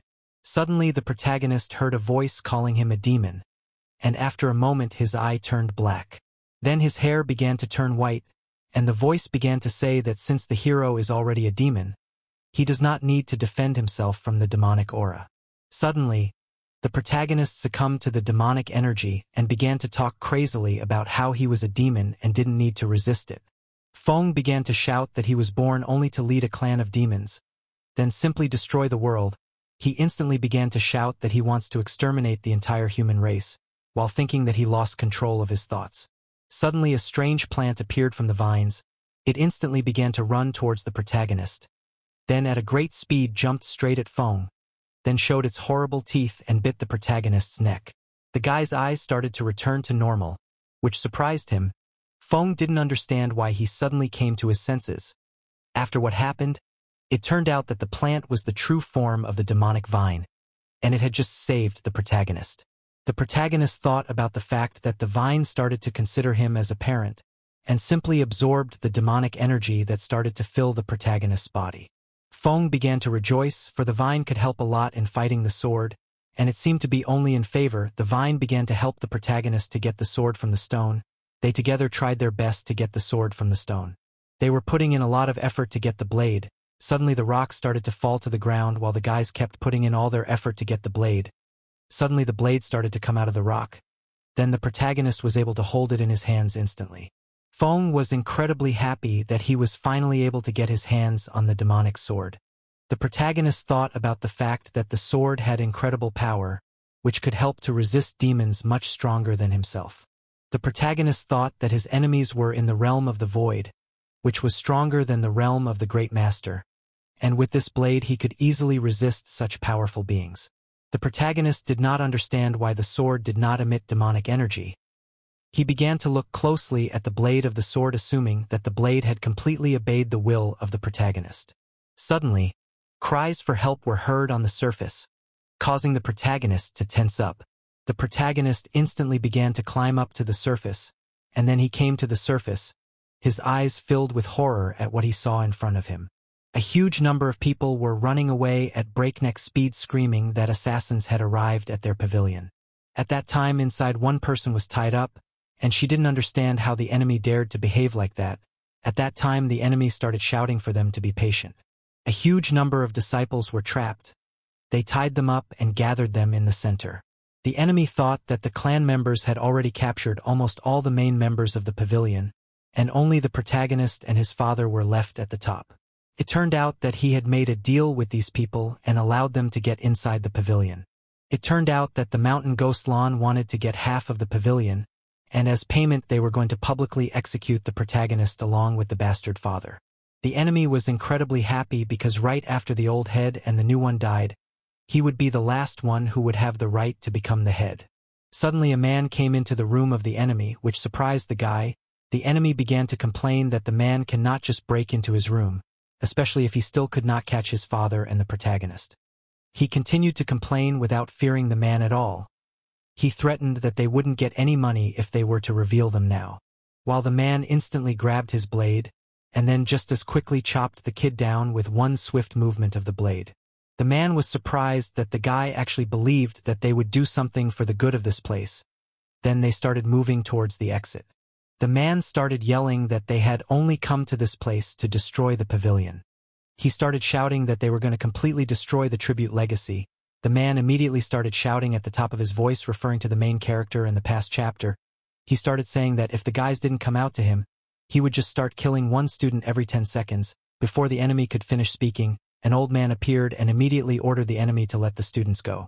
The old man began to say that the enemy would go to him because he just wanted his students to stay alive.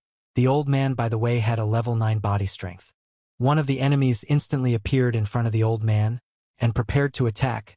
Then he successfully launched an incredibly strong attack directly at the old man. The enemy began to say that the old man was really a good leader, because he appeared immediately after hearing that the disciples were in danger.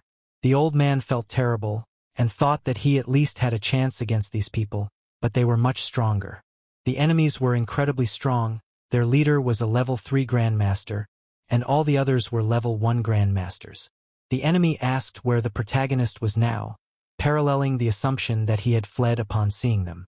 One of the enemies prepared to finish off the old man, at the words of his ally that they would now begin to exterminate all the members of this pavilion. The girl started screaming because she was worried about the old man, while the enemy instantly received the protagonist's fist right in the face.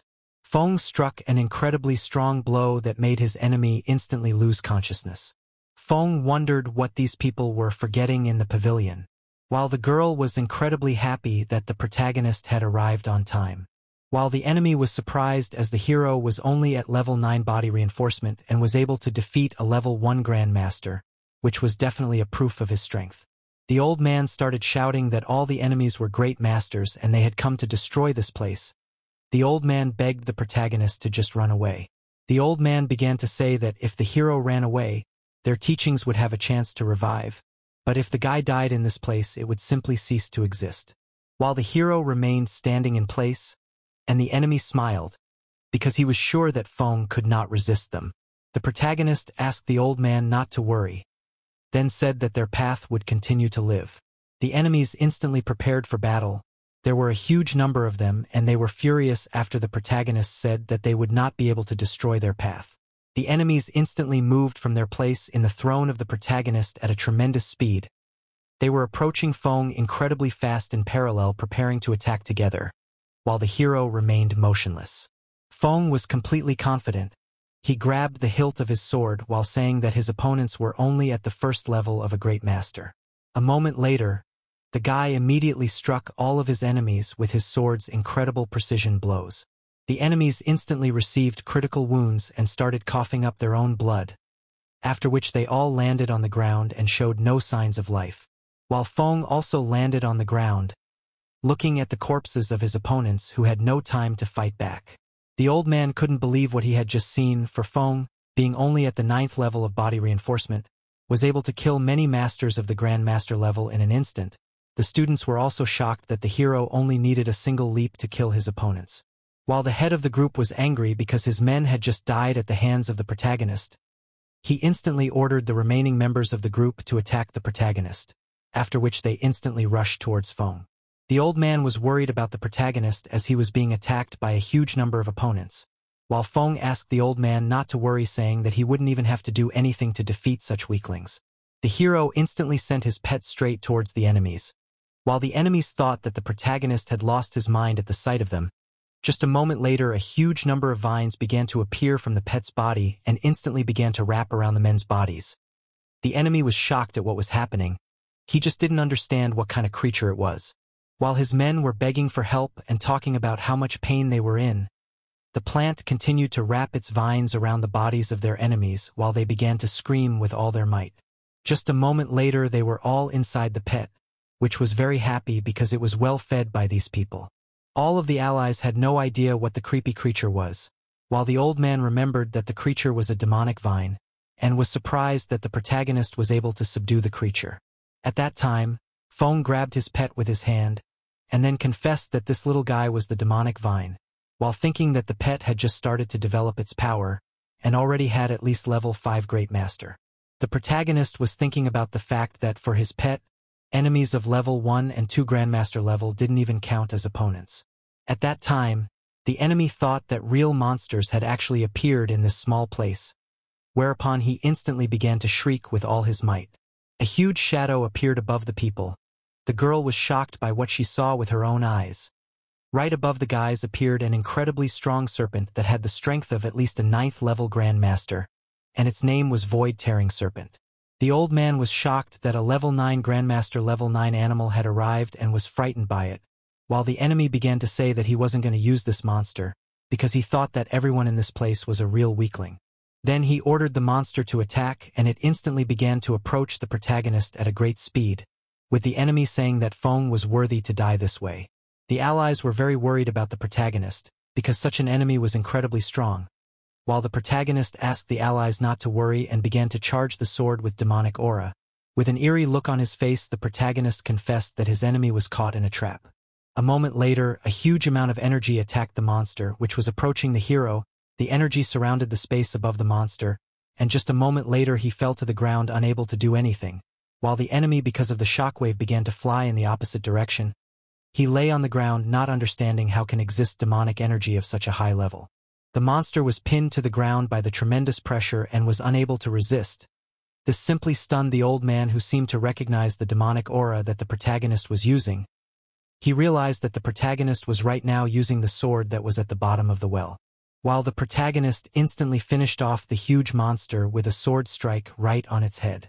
Feng began to say that from that moment on, the enemy should have sufficiently realized the incredible power of their pavilion, while the enemy couldn't believe that a monster that was a level 9 Grandmaster had just been instantly slain by a sword. The protagonist began to approach the enemy, who was lying on the ground, while saying that if he told the purpose of going to this place, he could possibly save the man's life.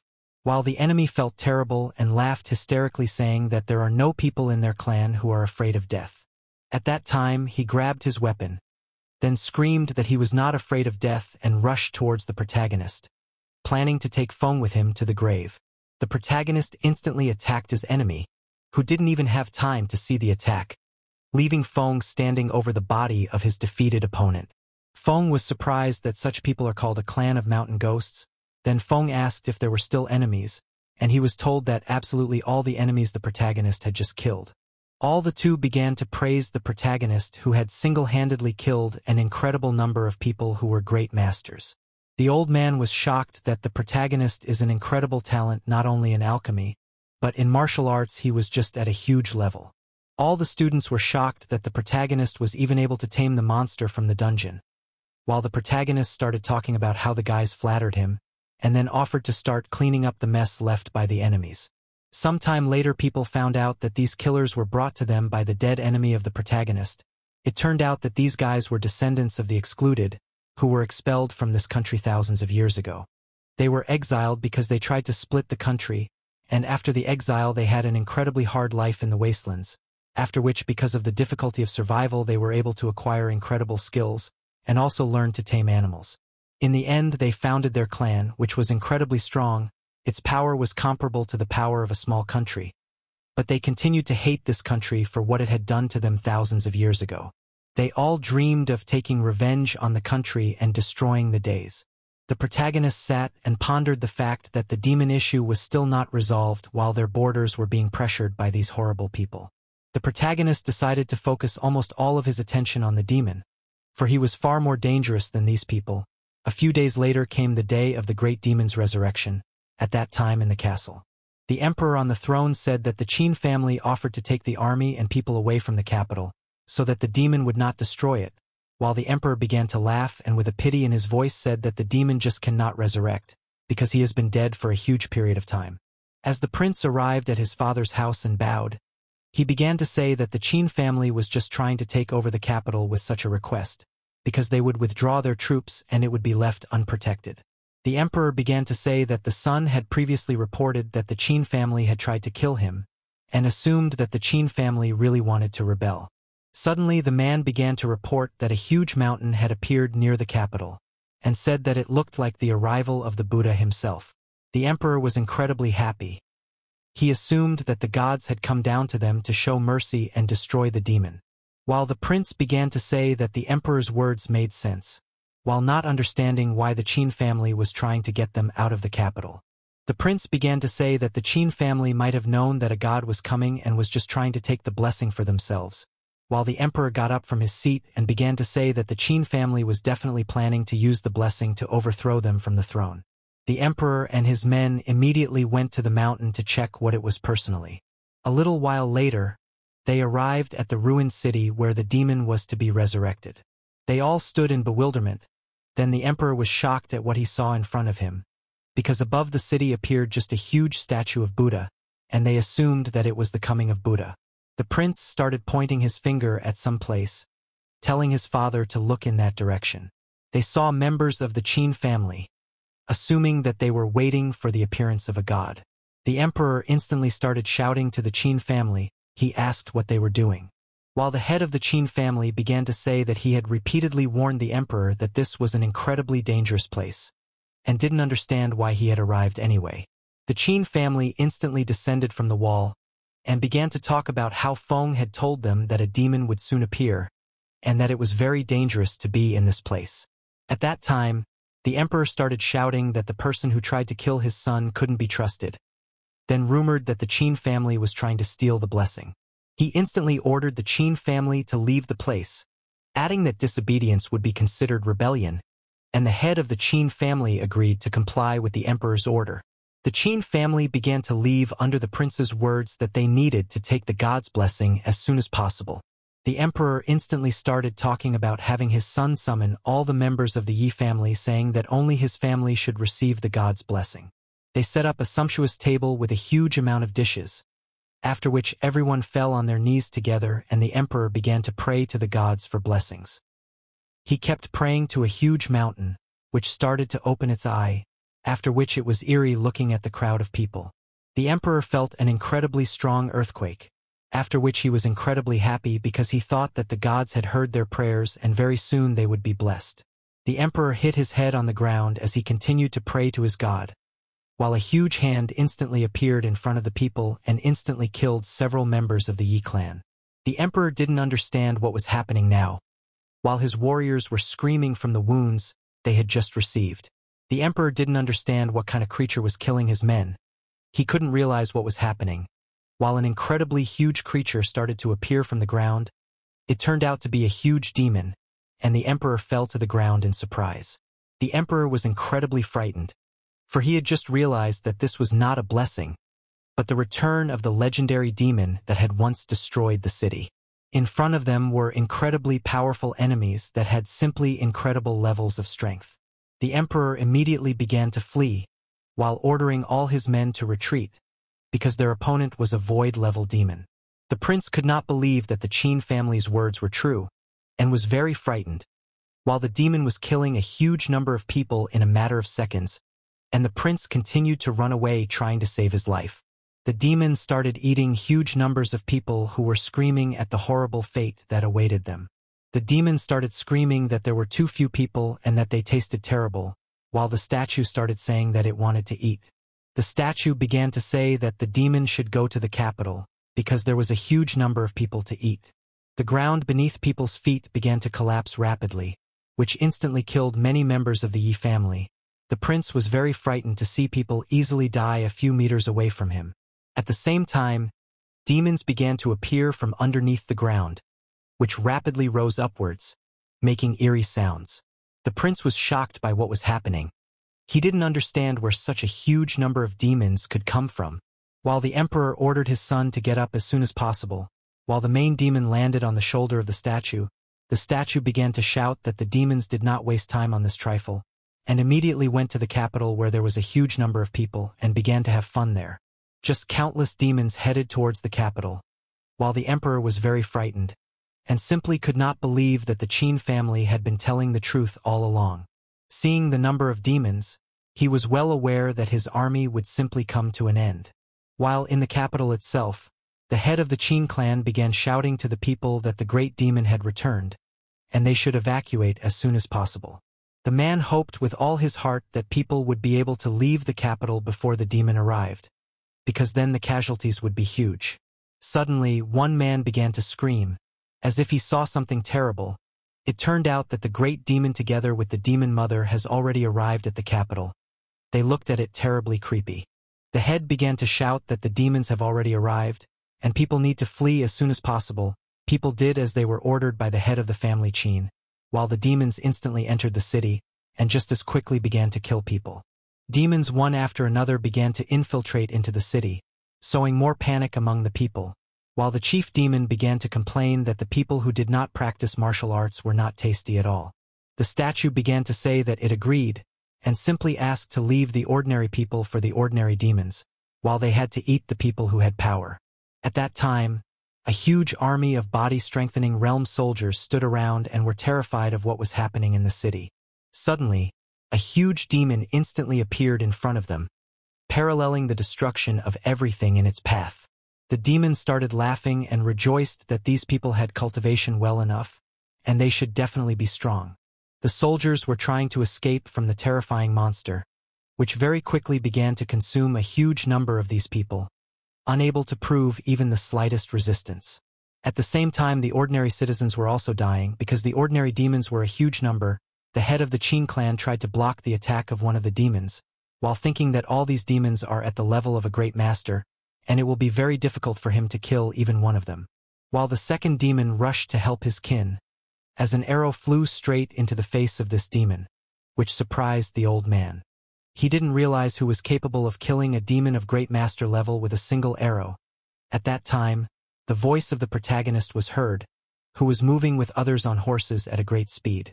The team of the protagonist had arrived to save the capital from the demons. A huge number of arrows began to fly in the direction where the demons were, while the man was surprised by what he saw in front of him, because just a huge number of incredibly strong demons were wounded by countless arrows that were released by the team of the protagonist. The protagonist began to give orders, namely that people would not face the enemy directly, and attacked and retreated, while saving as many civilians as possible. While the head was incredibly happy to see Feng, the hero said that he had come with his men to support the head, who marveled at the leadership skills of the protagonist. At that time, Feng pointed his hand in some direction. It turned out that he had made a huge amount of body-strengthening pills, and said that they should be distributed to the people. Feng said that he could use these pills to create a weapon that would be effective against demons.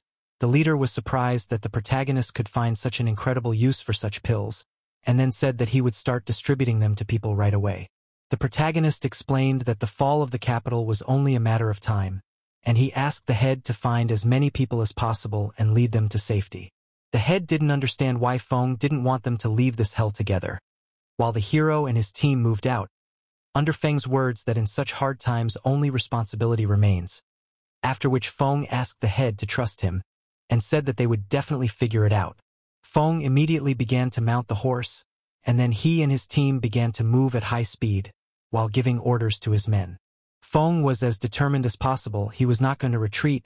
He easily killed the demon on the horse. They easily passed through the huge pile of demons.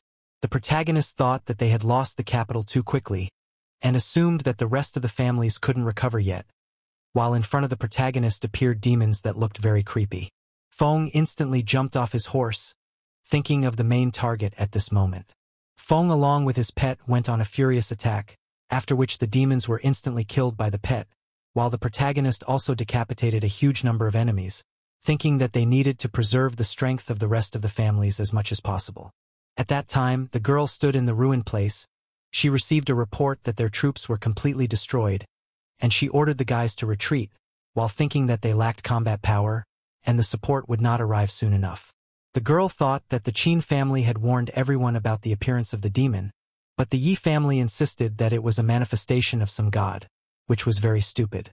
Suddenly the demon's footsteps were heard. The girl reacted instantly and turned to the direction the sound came from. She was worried that she wouldn't be able to handle such a strong demon, and her physical condition was not at its best. She instantly put 2 arrows into the demon's body, which didn't seem to feel any damage at all. After that, the enemy launched a strong attack directly at the girl, who flew into the air. The girl landed on the ground. She started coughing up blood. She also seemed to have taken a huge amount of damage. The enemy didn't stand still and instantly started strangling the girl, after which he pulled her body up to him, smiling eerily. The girl was crying. She no longer believed that someone would come to save her, and began to say goodbye to her life. Suddenly the protagonist appeared, who with one skillful kick of his foot sent the demon into flight. The enemy did not give any signs of life after missing the attack of the protagonist, who extended his hand to the girl with words that she had tried very well, if she could fight for so long. She shook the protagonist's hand while thanking him for saving her life. The girl started talking about how they had found the Bai family's powers and asked the protagonist for help to save them. A little while later, a fire was burning. The protagonist was told that neither the demons nor the huge mountain had left the capital, while Feng began to say that the demon had just awakened and had not yet regained all his powers. As soon as all the people he had devoured were poisoned, he would instantly go to take over another city. The protagonist said that they should gather an army of all the families as soon as possible to defeat this powerful enemy. The guy from the Bai family started saying that they would obey the protagonist since he had saved them, while Feng asked the guy to stand up saying that he really had a request. The protagonist started talking about how the Qin family had asked the emperor a great many times to sign the evacuation decree, but they didn't want to listen. The protagonist talked about how the Yi family couldn't handle these demons now, but also added that they couldn't give up. The protagonist began to say that there would definitely be a meeting to discuss the plan of action against the demon, and then asked the guys to pass the message to the heads of their families. The next morning, all the clan heads gathered at the Yi family manor, after which one of the men ordered everyone to shut up and greet the emperor, after which the clan heads immediately bowed to the emperor. The emperor began to say that they needed a strong commander-in-chief who could lead the troops against the demon. The man didn't understand who could dare to respond to such a position, while the Qin family's grandmother began to talk about the protagonist who had predicted the appearance of the demon, and who was still fighting demons in the capital. The emperor didn't know what to say, as he had a personal dislike for the protagonist, while the grandmother began to say that now they were in a situation where they just couldn't delay and asked the emperor to make a decision as soon as possible. The emperor began to say that he had heard that the protagonist was just a boy in the realm of body strengthening and he could not trust him, while the head of the Nangong family began to say that Feng was indeed incredibly talented and that she supported his candidacy as commander-in-chief. The head of the Bai family also spoke up, and also supported the protagonist's role as commander-in-chief. The emperor was angry as he saw that the three families had united and were trying to force him to make a decision. The man started talking about how they could really let the protagonist lead the army, but if anything went wrong the Qin family would have to take responsibility. The emperor was incredibly happy about this possibility, because then he could put all the responsibility on the Qin family. He began to tell all the clan heads that he was handing over the role of commander-in-chief to the protagonist. The guy instantly arrived to report to the hero that he had become the commander-in-chief, while Feng was focused on making pills. Then a very bright light came from the furnace and Feng took out a pill that flew into his hand at a great speed. The guy was surprised at the quality of the pill. He said that he had never seen such pills before, while the hero said that this pill he had created recently. The pill looked really great, and the hero called it a destructive restriction pill. Feng instantly held out a piece of paper, saying that he needed all the herbs that were written in it. The guy was shocked after seeing what herbs the protagonist needed and in what quantity. At that time Feng started to say that the guy should just go to the Yi family and say that it was a request from the commander-in-chief, while the guy was surprised that the protagonist dared to rob the royal family. Feng scrutinized the newly created pill. A little while later he arrived at the girl and said that she should try the new pill as soon as possible. The girl began to say that she didn't have time for it, and added that the hero could ask other people to try it. At that time, the protagonist instantly grabbed the girl and started forcing her to take the medicine, saying that there were still hidden wounds in her body and she needed to heal. The girl was very embarrassed, while Feng asked her to eat the pill as soon as possible, so that she could regain her strength and health as soon as possible. The girl sat opposite the protagonist. She seemed to be embarrassed. After taking the pill, her body began to emit energy. While the protagonist watched very carefully, the girl felt great. It was like a pleasant flow of energy enveloped her whole body. She looked really happy. While in the real world she couldn't help but let out a little moan, then instantly rejoiced because she had just been able to advance to the second level of a great master. The girl was shocked, while Feng explained that this pill was able to break the restrictions. She was able to go beyond her perfection. The protagonist started talking about adding some rare herbs that were supposed to help the girl cure her hidden illnesses. While the girl was in love, she thought that the protagonist was actually an incredible person. At that time her view changed drastically. She assumed that the protagonist had asked her to collect herbs for this particular pill, and Feng confessed that this was the case because he was going to create a huge number of such pills. It turned out that Feng planned to give this pill to those who could not break through to the realm of the Great Master, because after the transition, people would be able to resist the demons, while the protagonist himself planned to fight huge enemies. The protagonist was worried, because he did not know how the process of collecting herbs.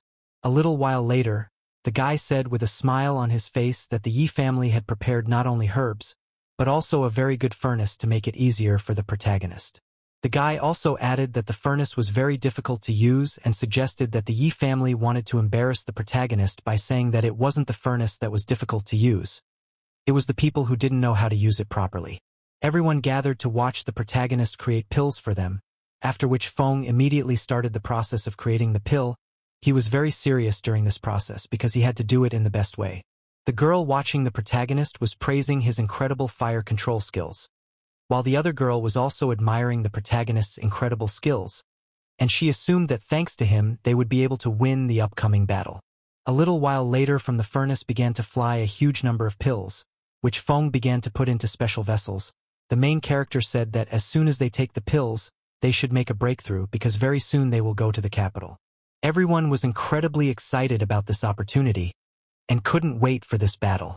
At that time, a man began to tell the emperor that Feng was trying to capture people's hearts by demonstrating his incredible skills in alchemy. The emperor said that having the protagonist in the Qin family really brings them an incredible advantage.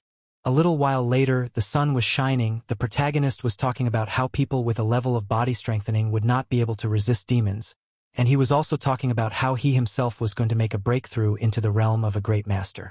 The girl thought that she would protect the protagonist during the breakthrough, and thought that she would repay him for his kindness. At that time, Feng started the breakthrough process and a huge amount of aura started to come out from his body. A moment later, the aura of the protagonist became incredibly creepy, after which the girl began to feel a terrible pressure, and the aura of the protagonist expanded so much that it reached the very heavens. In the sky appeared a huge symbol of yin and yang, which even the demon mother noticed.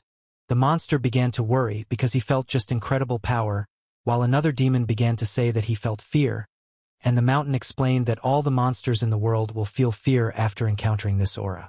Feng suddenly started coughing up blood, which made the girl very worried.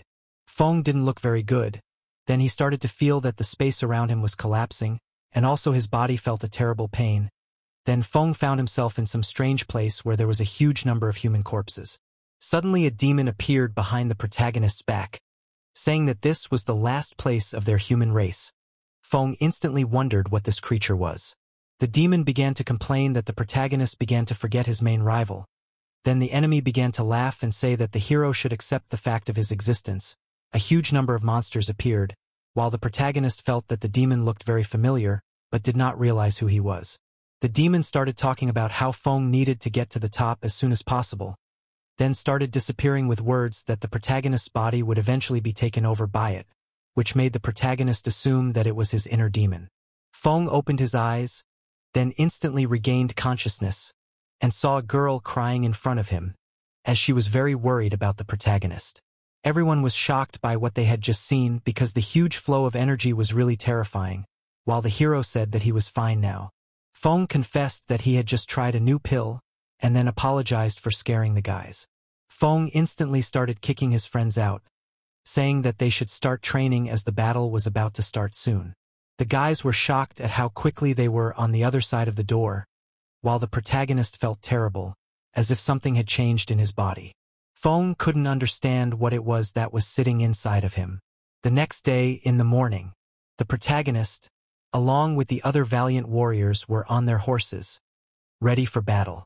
Feng started talking about how before they started, he would like to go over the battle plan again. He talked about how the demon had a level of the void realm, while the demon mother had a level even higher. The protagonist started talking about how they would not be able to defeat the opponents when they were together. He started saying that they should attack the capital at the same time from all sides. The Qin family should be the first to enter the capital. He said that they should gather the monsters near the gate. Then they should attack the monsters from both sides to exterminate them all. After that, the guys had to let the protagonist fight alone against the strongest opponents of this war. The protagonist talked about how the guys should destroy the smaller demons while he would fight the bigger ones. Then they should go to him to help him deal with the main enemies.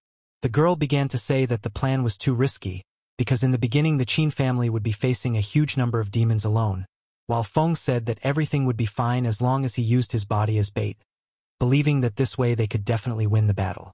A little while later, the protagonist began to carry out his plan. Everyone was at their limit and fighting with all their might. Everyone on the battlefield was risking their lives. The hero instantly jumped up from his horse, then started shouting for people to try his new pills, and attacked 3 monsters at the same time. They instantly headed towards the protagonist, who prepared to make a lunge. Thank you all so much for watching this video. The full manhwa will be out soon, and if you want to see it in ongoings, please support this video by liking, commenting, and subscribing to the channel. I would be very grateful. Thanks again for watching. See you all soon.